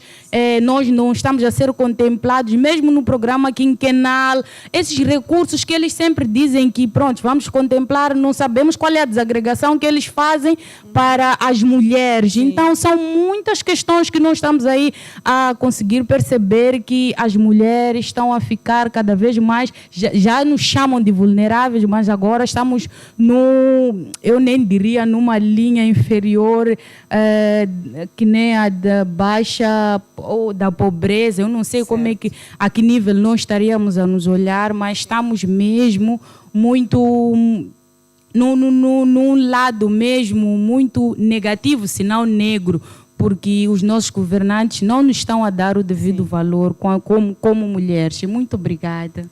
Obrigada, Modestina. Vamos, uma salva de palmas, sim. Esta é a realidade, o cenário que a dívida pública, não é, tem impactado na vida e direitos humanos das mulheres. E queremos saber do Bartolomeu, ouvimos aqui o contexto moçambicano, o Gabriel trouxe a visão. Vou pedir à Modestina para compartilhar o microfone para ouvirmos o Bartolomeu. Ouvimos aqui a visão do Gabriel, não é, sobre o impacto social e econômico desta dívida pública, e a Zeltina também trouxe para o lado da igualdade de género e direitos humanos, mas para o contexto angolano, não é? Fazendo comparações, não é? Trazendo semelhanças e diferenças. Como é que a dívida pública tem afetado a população e os direitos humanos em Angola? Muito obrigado. E obrigado ao CDD pelo convite para cá estarmos e, portanto, partilharmos com os outros membros do painel estes momentos em que pronto, falaremos assim de forma muito resumida sobre a questão do endividamento público versus o respeito pelos direitos humanos. Ora, o que se disse e o que tenho estado a acompanhar desde as primeiras sessões do dia de hoje não difere muito do contexto africano no geral. Importa, entretanto, salientar que os Estados, e daqui de modo particular o Estado moçambicano, o Estado angolano ou outro Estado africano, têm necessidades permanentes para pagar salários dos seus funcionários, para, digamos, fornecer cuidados de saúde, educação, acesso a serviços básicos como água e outros, todos estes configurando direitos humanos, portanto, direitos inerentes às necessidades da pessoa humana. E para satisfazer estas necessidades, portanto, o Estado elabora um orçamento. Anualmente, é a regra, faz um orçamento em que há previsão de despesas e de receitas. Portanto, o Estado prevê executar despesas e prevê arrecadar receitas para financiar estas despesas. Todavia, nem sempre as receitas que o Estado arrecada por via tanto dos impostos, que são a primeira fonte de financiamento do Estado, são suficientes para fazer face às despesas que o Estado tem. E isto resulta naquilo que se chama déficit orçamental. Portanto, a partir da altura que há um déficit orçamental, ou seja, que o Estado não tem dinheiro suficiente para fazer face às despesas que tem sob sua responsabilidade, sente-se então na necessidade de se financiar. E assim recorre, naturalmente, a duas modalidades de financiamento. Portanto, interno, começando por olhar internamente as possibilidades que tem de se financiar, e quando não consegue, o Estado recorre ao endividamento externo. Estas duas modalidades têm reflexos diferentes na dívida pública e impactos também diferentes nos direitos humanos. E como estamos a falar de endividamento, e aqui numa perspectiva mais externa, e vou enfatizar um pouco mais esse aspecto, para percebermos em que medida é que este processo de endividamento, que, como disse, justifica-se porque o Estado tem necessidade de financiar as despesas que previu no seu orçamento, muitas vezes acaba por ser um peso enorme para, digamos, as pessoas. E quando é que a dívida é um peso enorme para as pessoas? Precisamente quando ela é muito alta. Ou seja, quando o Estado tem uma fraca capacidade de arrecadar receitas, quer por via dos impostos ou de outras commodities que têm, tanto internas como petróleo e outros recursos naturais, o Estado tem de recorrer necessariamente ao endividamento. Muitas vezes interno, como já disse, outras vezes externo, mas este endividamento acaba muitas vezes sendo muito elevado para o Estado. E esta é, de facto, a realidade atual da maior parte dos países no continente africano, incluindo Angola, de onde venho, Moçambique, daquilo que acabamos de ouvir do amigo Gabriel. Portanto, hoje, por exemplo, no caso concreto de Angola, a dívida pública está bem perto de 70% do produto interno bruto, o que representa um problema muito grande para a tesouraria nacional, porque fruto, portanto, do endividamento que o Estado contraiu ao longo de muitos anos, e é preciso também referir isso, que o endividamento público, no fundo, é a soma de todos os empréstimos que o Estado foi arrecadando ao longo de muitos anos e que depois tem que devolver. Então, isto depois resulta num peso muito grande para o Estado. E o Estado, temendo cair numa situação de default, ou seja, de incumprimento, vê-se então na obrigação de honrar com esses compromissos. E nisto de honrar, o que é que o Estado faz muitas vezes? Onera os impostos, por exemplo, tornando a vida dos cidadãos mais difícil, porque os cidadãos terão que pagar mais. E muitas vezes não há uma correspondência entre a oneração dos impostos e os rendimentos dos cidadãos.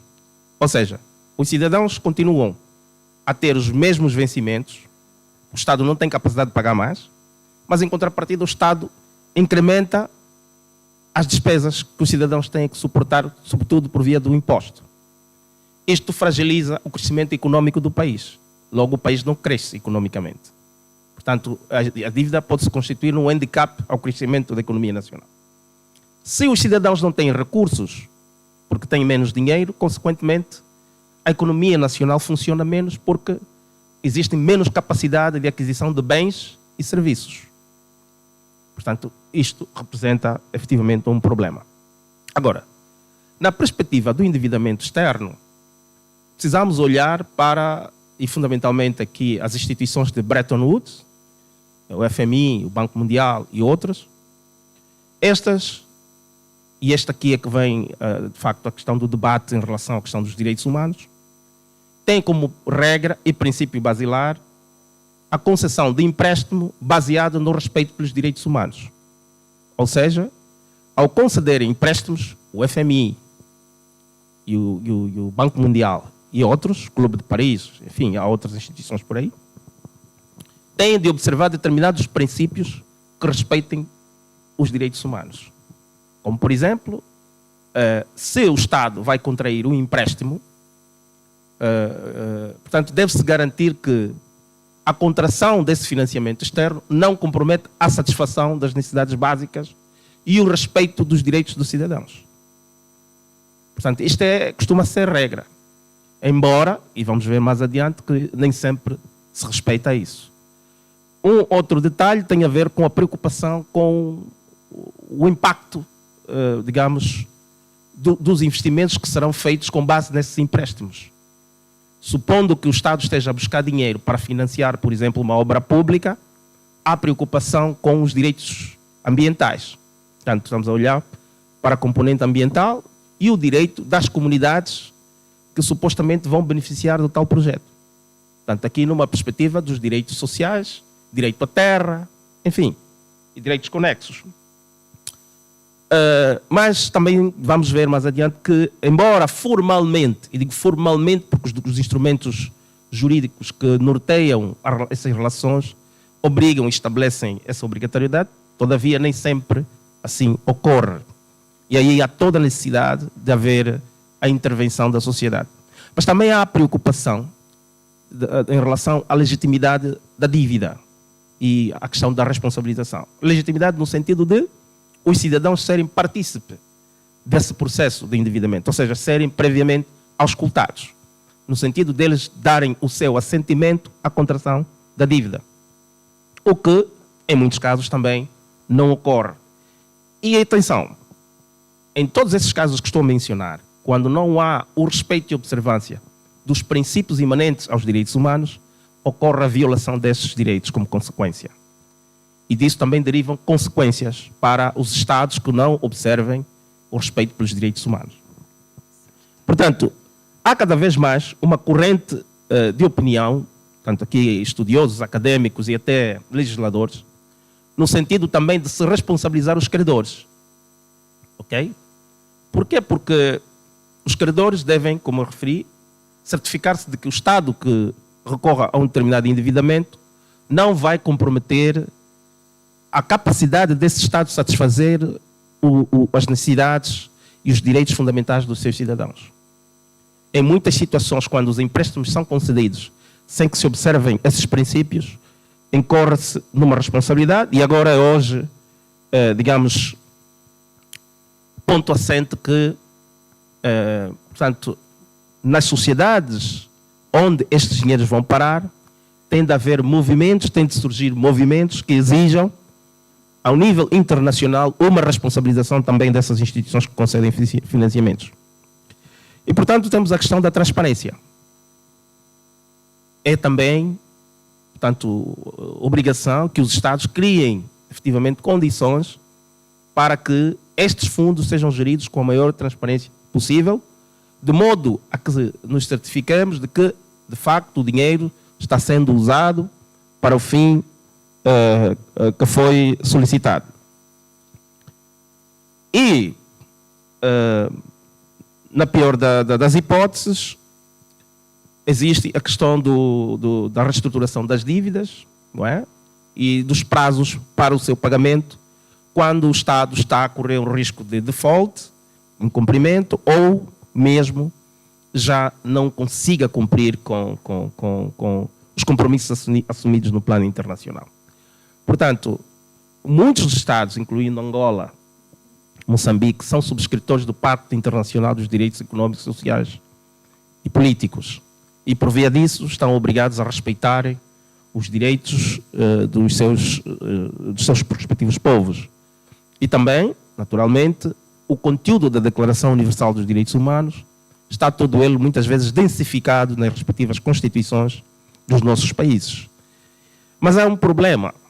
E eu, enquanto estudioso do direito constitucional, porque sou constitucionalista e também precursor dos direitos humanos, identifiquei um problema, por exemplo, na Constituição angolana, relativamente à questão do Estado realizar os direitos econômicos, políticos e sociais dos cidadãos. Nós temos uma norma na nossa Constituição que diz que o Estado não é obrigado a satisfazer as necessidades econômicas dos cidadãos.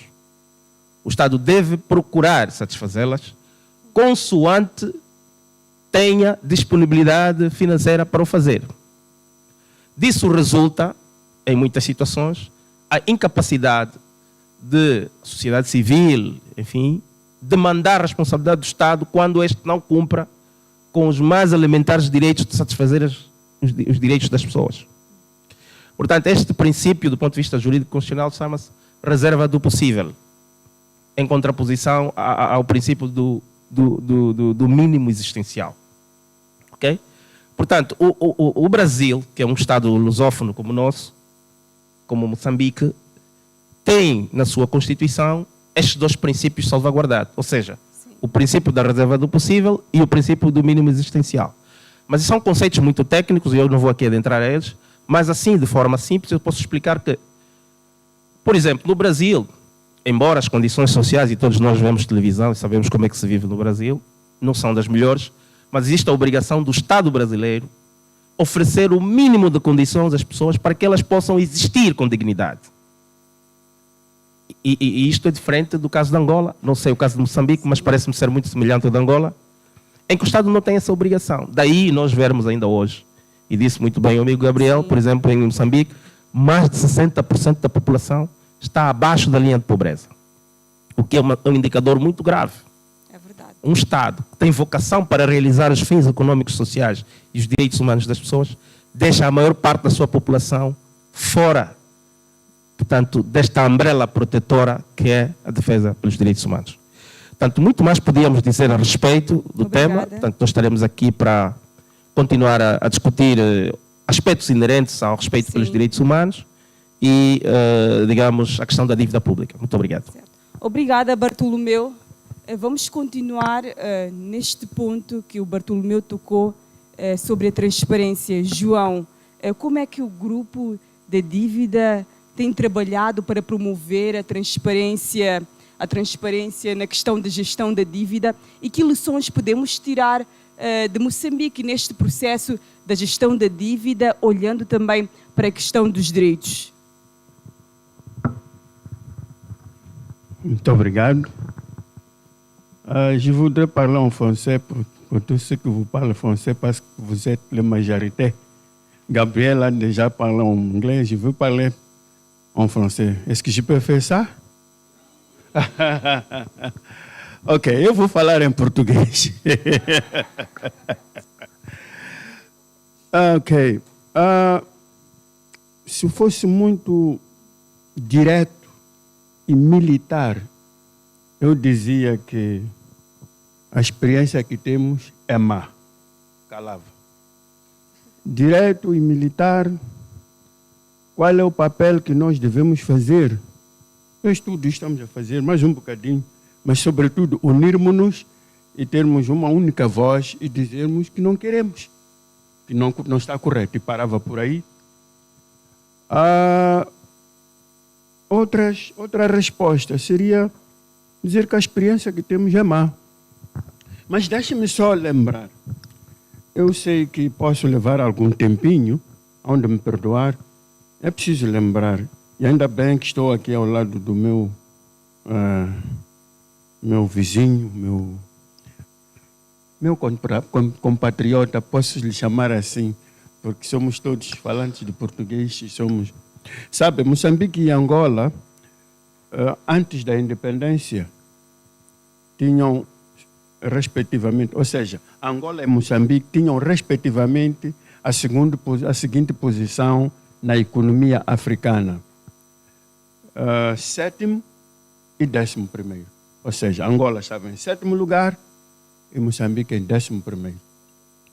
Isso nas estatísticas dos tempos, dos economistas dos tempos. Moçambique e Angola tinham empresas, tinham trabalho e tinham autossuficiência industrial que fabricavam desde a agulha de cozer à mão até montagem de automóveis. Montavam em Moçambique e Angola. Era proibido, naquela época, importar carros completos. Vinham apenas motores e eram montados. Toda a assessoria era fabricado. Se for em Angola, era fabricado em Angola. Se for em Moçambique, era fabricado em Moçambique. Moçambique e Angola, ou seja, Angola e Moçambique, porque assim é que é, fabricavam carruagens que hoje vão comprar à China. Vocês fabricavam. Se calhar não sabem, não tinha nascido, mas fabricavam. Exato. Então a pergunta é, afinal, para onde é que foi tudo isso? Essa é que é a pergunta que se calhar temos que fazer. Para onde é que foi? E quando isso aconteceu, Moçambique ainda não tinha descoberto o petróleo. Vocês estavam muito avantajados, é por isso que vocês estavam em cima, porque já tinham petróleo. Mas geriam o petróleo, não digo muito bem, mas pelo menos satisfaziam o básico. É por isso que tinham tudo isso. Agora, para onde é que foi esse pensamento de continuar esta gestão? É por isso que em Angola e Moçambique temos muita gente que não é consumida porque não há indústria, não há fábricas para consumir essa mão de obra. Nos tempos em Angola e Moçambique era possível o indivíduo entrar numa empresa de manhã e não se sentir à vontade, porque não estaria compatível com o que sabe e o que a empresa quer, à tarde mudar para outra empresa e ser recebido. Era possível. Portanto, não se procurava emprego. Trocava e adequava-se ao emprego de acordo com as capacidades e com aquilo que as pessoas ofereciam. Era assim na tua terra como na minha terra. Então, para onde é que foi isso? Isto é o que a juventude tem que perguntar. E quando se diz pesquisar, é pesquisar o passado para conhecer, adequá-lo ao presente, para perspectivar o futuro. Vocês têm que fazer isso. Essa é uma das recomendações que eu faço. A experiência da dívida é muito vasta, má e vasta. Nós, quando começamos aqui em Moçambique, era proibido falar da dívida como tal. Nós tínhamos que falar de doações. Tudo que vinha de fora, o Banco Mundial doou. Não, na verdade, não doava, era um empréstimo. E quando a sociedade civil começou a acordar devagarinho, começou a falar disso, tivemos problemas sérios. Estaríamos a falar de coisas que não devíamos.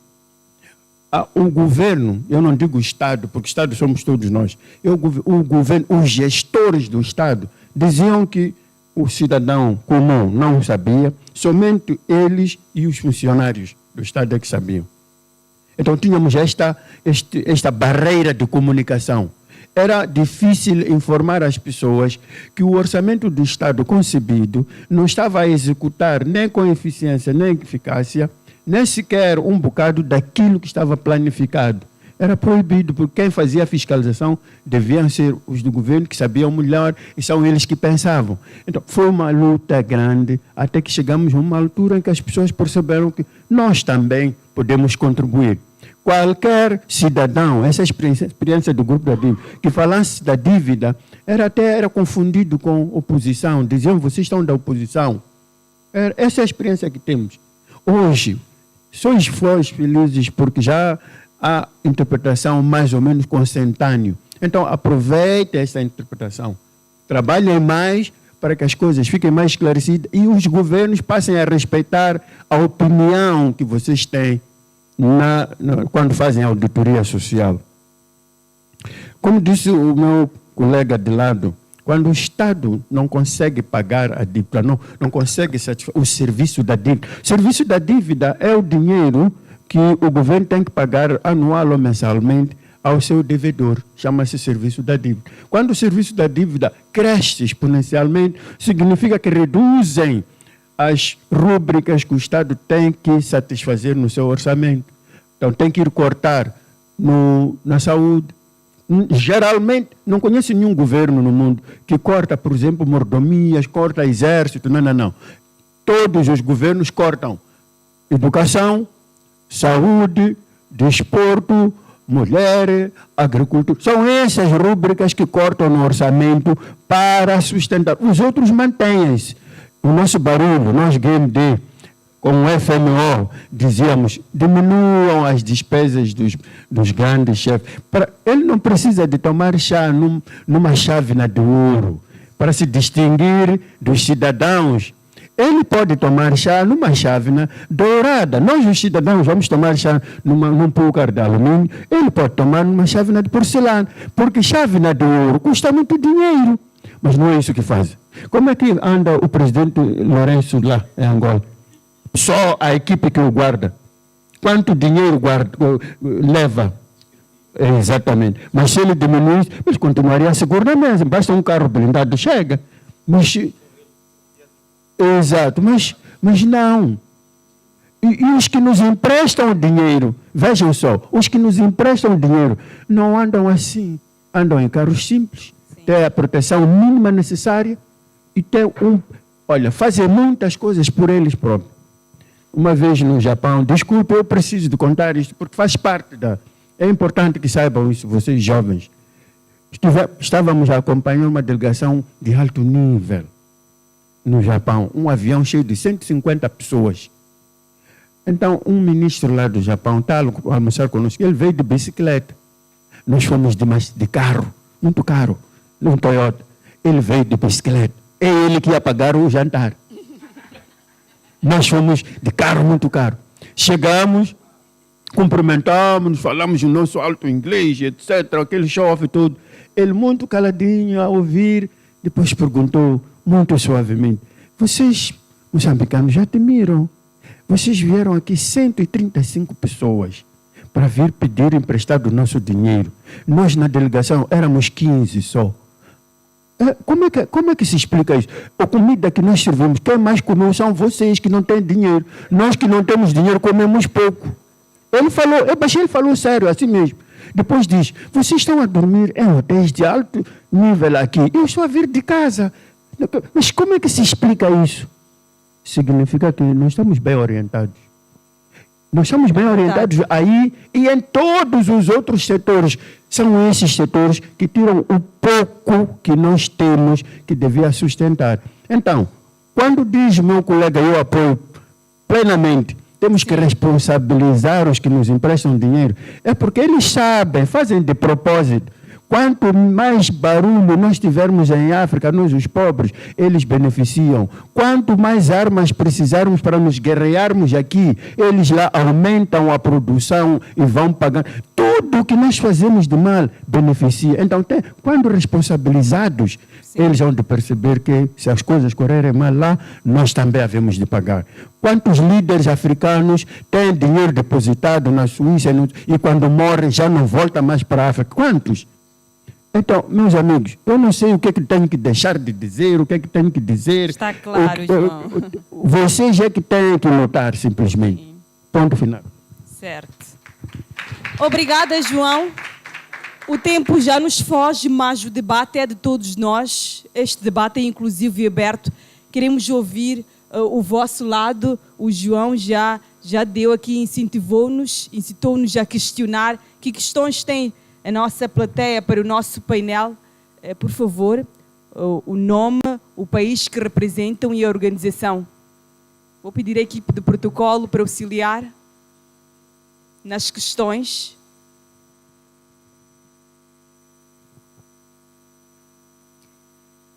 We can make questions. Acho que os tradutores já pararam. Já? Podemos fazer questões? Sim. Boa tarde a todos. Parabéns pela apresentação e pelo painel. Eu tenho uma dúvida. O doutor Bartolomeu, assim como o Gabriel, quando falavam, também tocaram nesses pontos. O que acontece é que, apesar de haver uma grande evolução sobre os direitos humanos a nível do mundo, a questão relativa aos direitos econômicos e sociais parece ser apenas declarações abstratas que os países têm. O caso de Moçambique, assim como o caso de Angola, são referência disso. Apesar de Moçambique ter assinado acordos relativos a direitos humanos e a direitos econômicos, Moçambique, assim como Angola, olham a questão da declaração dos direitos econômicos como sendo questões terciárias. E o Dr. Bartolomeu também tocou neste ponto e trouxe um ponto relevante, que o caso de Angola, pelo menos o caso de Moçambique, não sei, não é obrigação exata que o governo responda pela declaração dos direitos econômicos. Pode o fazer, tendo condições. Nesse contexto, como é que a sociedade civil pode atuar para responsabilizar o governo em questões relativas a direitos econômicos? Olhamos para a questão da Angola, olhamos para a questão de Moçambique, mais ou quase 50 anos depois da independência, ainda com 60% da população a viver abaixo da linha de pobreza. Parece ser uma questão preocupante para países que tenham assinado declarações que são, de certo modo, direitos vinculativos a esses países. Na sessão da manhã discutia-se o caso de alguns países africanos que levaram os seus governos à barra de tribunal relativo a dívidas odiosas. Como é que a sociedade civil pode, neste contexto, apesar de não ser imperioso ou não ser uma obrigação de Estado, ser uma questão optativa, levar o governo à barra de tribunal em um contexto de não realização de direitos econômicos? Muito obrigado. Quer responder agora? Mais questões, por favor. Boa tarde, meu nome é André, sou do CDD. Eu queria primeiro lamentar a situação de Angola. Somos irmãos, temos muitos aspectos em comum, mas nesta questão de fazer constar da Constituição que o Estado não é obrigado a satisfazer o mínimo é terrível, né? Eu acho que nisto Angola está mal. E é verdade que nós também não andamos muito bem, mas pelo menos isto não está na Constituição. O que está na Constituição é que o Estado não se deve mexer e ninguém deve obrigar o Estado a garantir o mínimo. Sobre a questão da dívida, eu penso que nós temos que ter o cuidado de diabolizar a dívida e pensarmos que a dívida é uma coisa má. Ela é má a partir do momento em que ela prejudica ou compromete a realização dos direitos humanos, que é o tema que nos une aqui neste encontro. Por exemplo, quando é que é má no caso de Moçambique? Duas coisas importantes. A primeira é que muitas vezes a dívida ela é feita para satisfazer interesses dos grandes chefes, como dizia o doutor João, interesses de corrupção, principalmente. Por exemplo, uma ponte que devia custar 200 milhões e vai custar 700 milhões, o que significa que o remanescente quem vai pagar somos nós, os moçambicanos. E quando nós pagamos por aquilo, por um valor que não nos beneficiou, foi para o bolso dos chefes, significa que o Estado ele vai deixar de realizar aquilo que em ciência política e direito constitucional chamamos das funções do Estado, nomeadamente a justiça, a segurança e o bem-estar, que depois concorrem também para a realização dos direitos humanos. Nesse sentido, a dívida ela é má, ela é nociva e ela é prejudicial. O que acontece em Moçambique é que nós contraímos a dívida de forma irresponsável. Dizia, por exemplo, que chegamos a atingir níveis de insustentabilidade. Quando nós não temos condições até de pagar a nossa dívida, significa que temos que parar de investir. Quem não investe, não desenvolve. Se não desenvolve, não consegue satisfazer o mínimo dos seus cidadãos. Por exemplo, eu acho que a questão de fundo do nosso encontro é saber até que ponto a dívida irresponsável ela tem um impacto na realização dos direitos humanos. Nós tivemos a questão das dívidas ocultas, por exemplo. Por conta destas dívidas, o Estado deixou de fazer muita coisa. Deixou de cuidar da saúde, deixou de cuidar da educação, deixou de cuidar da alimentação. Hoje em dia, nós temos crianças a estudar debaixo de árvores, sem carteiras. Nós temos os nossos centros de saúde a usarem cartolinas no lugar de gesso. Nós temos problemas de alimentação, o que significa que a dívida, no caso de Moçambique, ela é um problema na medida em que é feita de forma irresponsável e por conta dessa irresponsabilidade ela acaba impactando na questão dos direitos humanos. Então não era uma questão, era um pequeno comentário. Acho que não temos mais questões. Por favor.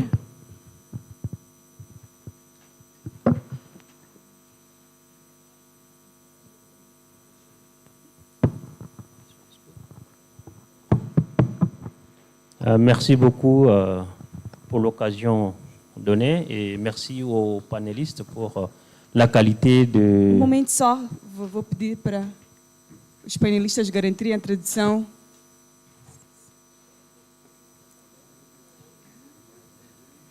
O João vai traduzir para nós a questão, certo? Pode, por favor. Ok, merci. Je disais que je remerciais les panélistes pour la qualité de leurs interventions et la richesse des débats qu'ils ont fournis. Je voudrais faire un petit commentaire sur la question de la dette en général et celle des pays comme l'Angola et la Mozambique en particulier. Au fait, pour moi, la dette, c'est un instrument financier. Bien vrai qu'on l'utilise à mauvaise escient parce que nos pays s'endettent pour s'endetter. Et c'est ça qui constitue, n'est-ce pas, un fardeau. Normalement, la dette, c'est un mécanisme de financement qui permet de soutenir les investissements de longue durée, les investissements assez lourds, les infrastructures, les travaux, les routes, les bâtiments essentiels, tout ça. Je pense que, à mon avis, l'Afrique ou les États africains doivent plutôt rendre, n'est-ce pas, le mécanisme de financement un objet ou un moyen pour eux de se développer et de se construire. Donc, si on s'endette pour faire fonctionner nos États à travers le paiement des salaires, à travers des dépenses de fonctionnement, je pense que cela ne va pas résoudre les problèmes et on va davantage s'endetter, on va tomber dans le cercle vicieux du piège de la dette. Ce que nos gouvernements devraient plutôt, n'est-ce pas, s'apaisantir dessus, c'est de pouvoir trouver des mécanismes de renégocier les dettes qui ont été déjà contractées, les dettes qui sont, n'est-ce pas, en cours ou les dettes à venir, chercher le moyen de discuter, n'est-ce pas, avec les partenaires, comment trouver les voies afin que le service de la dette ne constitue pas une charge davantage à nos pays qui sont pauvres. C'est-à-dire que demander à un pauvre de payer plus que ce qu'il a emprunté. Je pense que c'est voir le moyen que l'Afrique, en général, ayant les mêmes considérations de la dette, devrait faire pour, n'est-ce pas, faire avancer. Parce que si on prend, par exemple, le plan Marshall, après la Seconde Guerre mondiale en 1945, l'Europe s'est construite à travers le financement. Le financement en soi n'est pas si dramatique, mais c'est l'usage de ce financement et l'accès, n'est-ce pas, à ce financement-là. Donc, c'est-à-dire que pour des raisons politiques, eh bien, nos dirigeants, n'est-ce pas, essayent de s'adonner à ce mécanisme de financement facile. Si tu veux de l'argent, avec un taux d'intérêt assez élevé, eh bien, tu peux l'avoir. Maintenant, cela dépend de ce que tu vas faire.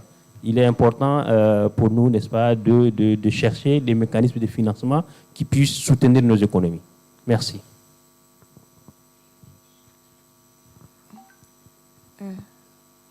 Pode fazer aqui. Parece que temos mais uma questão, mas queria saber, a questão chegou para os nossos painelistas, foi bem entendida? Foi uma contribuição, certo. Questão? Deseja fazer uma questão, por favor.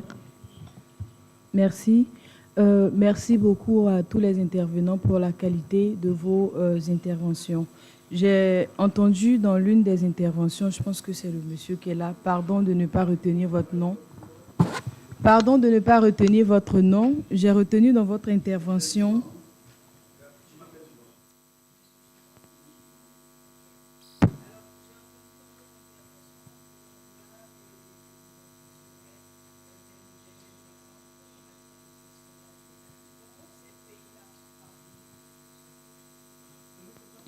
c'est pas de ma faute. Ok. J'ai retenu dans votre intervention que l'Angola et je crois le Mozambique sont des exemples en matière de gestion de la dette. Je veux savoir un peu comment ces pays arrivent à gérer leurs dettes, à ne pas s'endetter de plus en plus comme les autres pays africains, comme mon pays, la Côte d'Ivoire par exemple.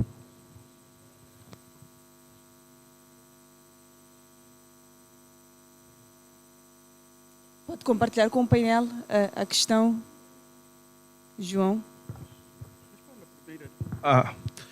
Bom, na verdade, a questão tem a ver com... Bom, a questão tem a ver com querer saber portanto, como é que Moçambique e Angola deverão fazer a gestão da dívida e de que forma é que isto pode servir de exemplo para os outros países africanos. Não é?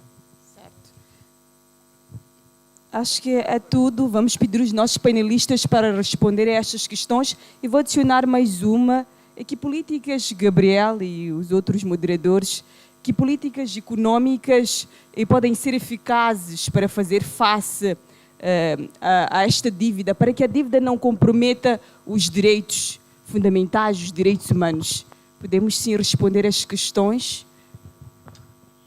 Sim, não sei se começo por mim. Pode começar, sim. Respondendo, meu amigo, não sei se, acho que já não está na sala, está na sala ainda. creio que a sua questão estava relacionada com...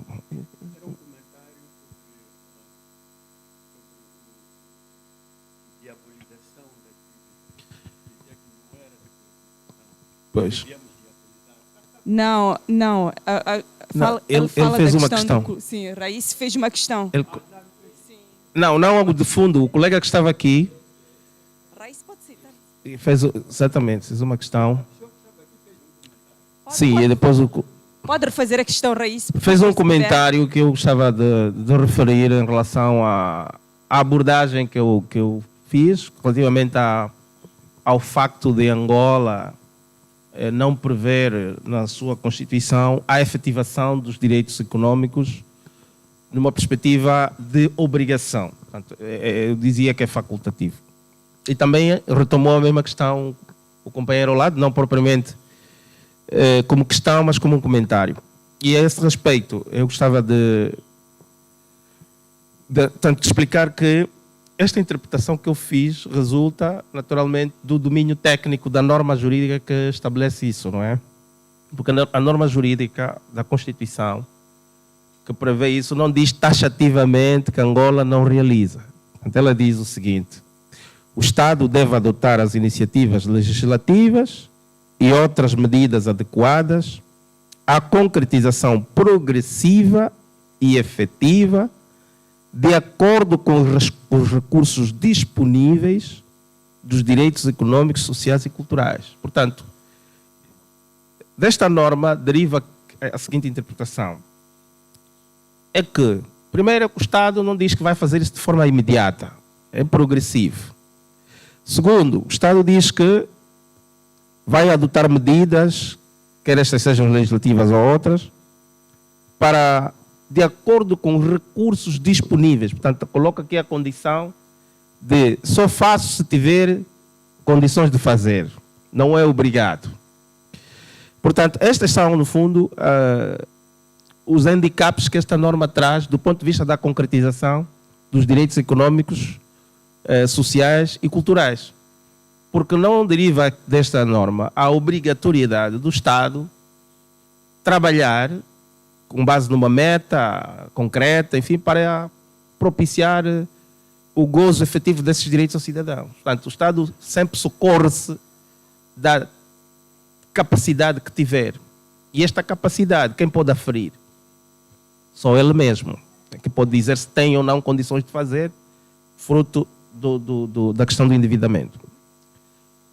Penso que o senhor lá ao fundo também fez alguns considerandos sobre a situação de Angola e Moçambique. Foi mais uma espécie de comentário, ao meu ver. Ao contrário da senhora aqui à frente, que colocou uma questão concreta em relação à questão de Moçambique e de coisa, relativamente à capacidade de gestão da dívida. Não sei se teremos, pelo menos eu terei sido bem compreendido em relação a isso. Não é o caso de Angola ser um bom exemplo da gestão da dívida, porque Angola, neste momento, já endividou-se mais do que devia. Portanto, Angola, como eu disse, está a beirar aos 70% do produto interno bruto. E isso está a obrigar um esforço financeiro para lá dos limites. Só para ter ideia, no mês transato, mês de julho, certo?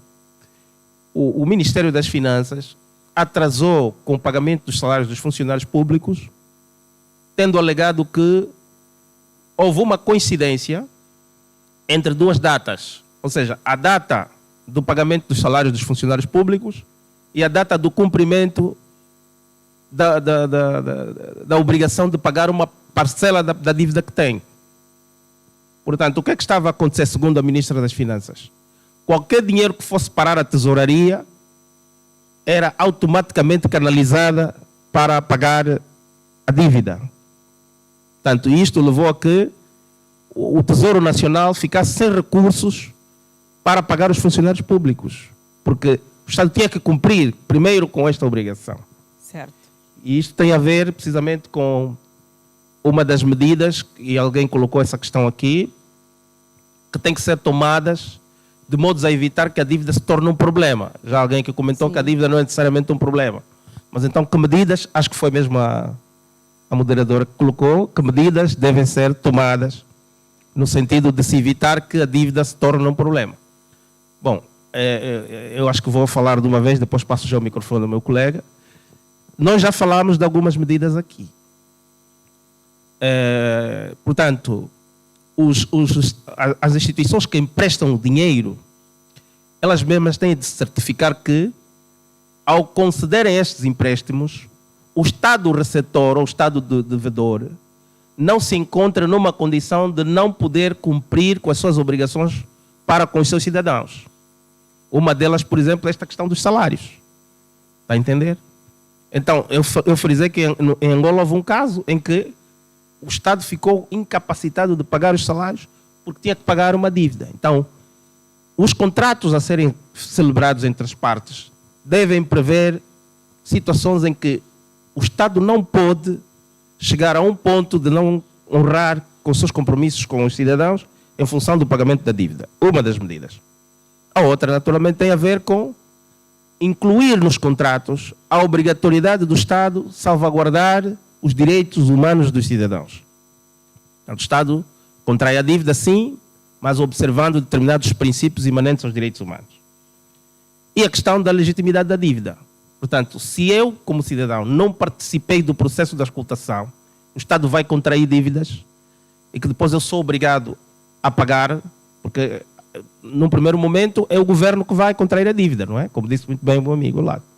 Mas depois acabamos todos por estar vinculados a ela. Portanto, não é só o Estado ou as pessoas que estão no Estado a tomar decisões que pagam. Todos pagamos. Então deve ser uma questão que interessa a todos. Há muitas outras medidas que eu podia aqui elencar, mas em vista do tempo, eu vou passar a palavra aos meus colegas para não me alongar muito. Obrigado. Podem complementar. Muito obrigado. João. A dívida, meu caro amigo, nunca foi diabolizada. Pelo menos em Moçambique nunca foi. Nós compreendemos que não há... o mundo não está fechado. Todos nós vivemos com os recursos, com a ajuda, com a opinião de todos uns dos outros. Assim, nas pessoas na sociedade, assim no mundo, na economia é assim. Você fabrica, mas não é para você, é para você vender ao outro. O outro tem que ser namorado para comprar. A vida é assim, nós sabemos disso. Mas ela é diabolizada pelas pessoas, precisamente, que vão buscar em nome de todos, mas utilizam os recursos em nome individual. Fazem planos, vão buscar dinheiro, mas não vêm cumprir os planos. Então, não estamos a diabolizar. Ela está sendo diabolizada para as pessoas que vão buscar. Ela está sendo diabolizada porque as pessoas vão buscar sem consultar as instituições que têm que consultar. Há normas. Quando é para ir pedir dinheiro até o montante Y, consulta-se até A. Quando é para pedir dinheiro ao montante até Z, então consulta-se até Z linha. Mas não fazem isso. Então, quando não fazem isso, não estão a respeitar as normas. Logo, são dívidas que nós não conhecemos. Certo. Porque se for um indivíduo que vem fazer isso para mim, eu não pago. Agora, é o Estado, é o governo que faz em meu nome. Como é que é de fazer? Evitar isso, uma das medidas. As pessoas têm que seguir as normas estabelecidas. E depois, temos que ter um parlamento que faz efetivamente a fiscalização. Não tem que ser um parlamento que ratifica o que o governo propõe. Tem que ser um parlamento que tem iniciativa de lei, que diz e proíbe, porque a tarefa é essa de fiscalizar. Alguns parlamentos como o nosso aqui, por exemplo, fiscaliza pouco e ratifica muito das normas que vêm do governo. Praticamente quem faz as normas é o executivo. O executivo em nenhuma parte tem que fazer as normas, não é legislativo. Na empresa, não tem que fazer leis, tem que cumprir as leis. É por isso que tem Assembleia Geral, tem não sei o que, é para essas coisas. Então, essas são algumas das medidas. As outras medidas, já mencionamos, reduzir o despegismo dos... Você tem um ministro que tem um carro protocolar, tem um carro para quando chegar em casa à noite, ir para a barraca beber. Depois a esposa tem um carro para ir para o mercado. Depois tem um carro para as crianças. Esses carros todos pagam salários, pagam combustível. Depois tem todas as outras... Nós chegamos a propor aqui, nos outros países, o diretor nacional recebe um salário robusto para ser ele próprio a tomar conta da casa, comprar comida dele, saúde e carro para o trabalho. Quando é assim, você vê que o carro dele dura 10 anos. Mas como o carro é do Estado, de 5 em 5 anos o carro está podre. Está percebendo? São essas medidas que nós propomos. Nós já propusemos isto muitas vezes. Quais são as outras medidas que precisamos de propor? Dizer que você não pode pegar o gás que está a sair e vender. Tem que pedir para aqueles indivíduos que vêm tirar, processem aqui para você ter muita gente a trabalhar e depois ter um produto para entregar lá fora. Ninguém não sabe disso. Ninguém não sabe que quando você produz energia, tem que dar energia primeiro às pessoas que estão a produzir energia. Ninguém não sabe disso. Não tem que ser medida isso. Tem que ser algo de bom senso. Desculpe lá. Obrigada, João, Modestina e Gabriel, para complementarmos e encerrarmos o nosso debate. Bom, eu acho que para aliar-me à colocação dos que me antecederam, se calhar só poderia secundar em relação à questão de parlamentares para poderem fiscalizar. Eu sugeriria, se calhar, um tribunal de contas que fiscalizasse as ações tomadas pelos nossos governantes, porque o Tribunal de Contas poderia, se calhar, dar-nos a luz de como é que esses recursos são utilizados a favor da própria sociedade. De seguida, se calhar, falar da questão da diabolização da dívida e dizer que, pronto, a dívida é diabolizada mesmo por conta da má gestão que os nossos governantes têm vindo aí a fazer e secundar as palavras do painelista João, quando ele fala da redução dos benefícios dos próprios representantes do Estado, porque esses benefícios é que fazem com que nós, como povo, acabemos assim, que sucumbindo a essas questões que acabam nos assolando, da fome, da questão da falta de acesso à própria saúde e à própria educação. E muito obrigada. Obrigada, Modestina. Gabriel.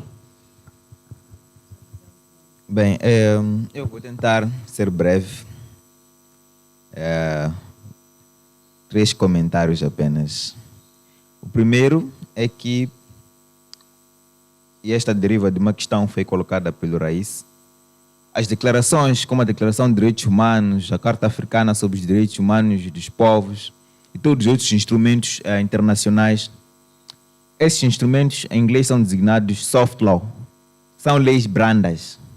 Vou dizer que é difícil fazer com que um Estado respeite aquelas normas.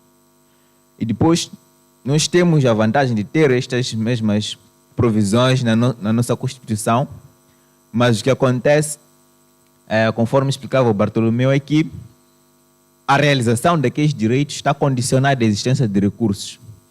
Olhando para esta abordagem de direitos humanos, nós temos uma situação em que os detentores de direitos humanos e as pessoas que são responsáveis, os tutibérias, nós, como cidadãos, estamos a demandar a um Estado, neste momento, falido. Estamos a demandar direitos, a realização de direitos econômicos e sociais fundamentais a um Estado falido. E esse Estado falido não pode fazer mais senão olhar as manifestações que nós vamos fazendo, as reivindicações. Não pode fazer mais do que isso. Então, é mesmo para trazer este comentário e também destacar um aspecto também que está relacionado com um dos comentários que foi levantado sobre a natureza, a composição da nossa dívida. Eu mostrei um gráfico ali que fazia a distribuição entre a dívida multilateral e a bilateral. Nós temos agora um peso significativo da dívida bilateral, que é a dívida com credores privados. Essa dívida é difícil de renegociar, de reestruturar. É difícil sentar com um credor privado e reestruturar a dívida. E o que acontece é o que o Bartolomeu esteve a explicar, em que todo o dinheiro que entra no tesouro, a prioridade é pagar dívida. Só depois de pagar a dívida é que vamos ver, com base no que sobra, o que é que vamos pagar para a educação, para os setores sociais, para os salários e etc. Então, para dizer que nós não diabolizamos a dívida, nós apenas estamos traumatizados pela forma como ela vem sendo gerida. Nós desenvolvemos um trauma pela forma como os nossos governos nos têm mostrado como é feita a gestão da dívida. Então, é essencialmente este comentário e muito obrigado. Muito obrigada, Gabriel Manguel. Muito obrigada, Modestina Isa. Muito obrigada, João Utui. Muito obrigada, Bartolomeu Milton, por fazerem este debate, e também agradeço a presença de todos vocês por mostrarem este compromisso com uma gestão da dívida que não comprometa o respeito aos direitos humanos. E assim finalizamos este debate. Muito obrigada.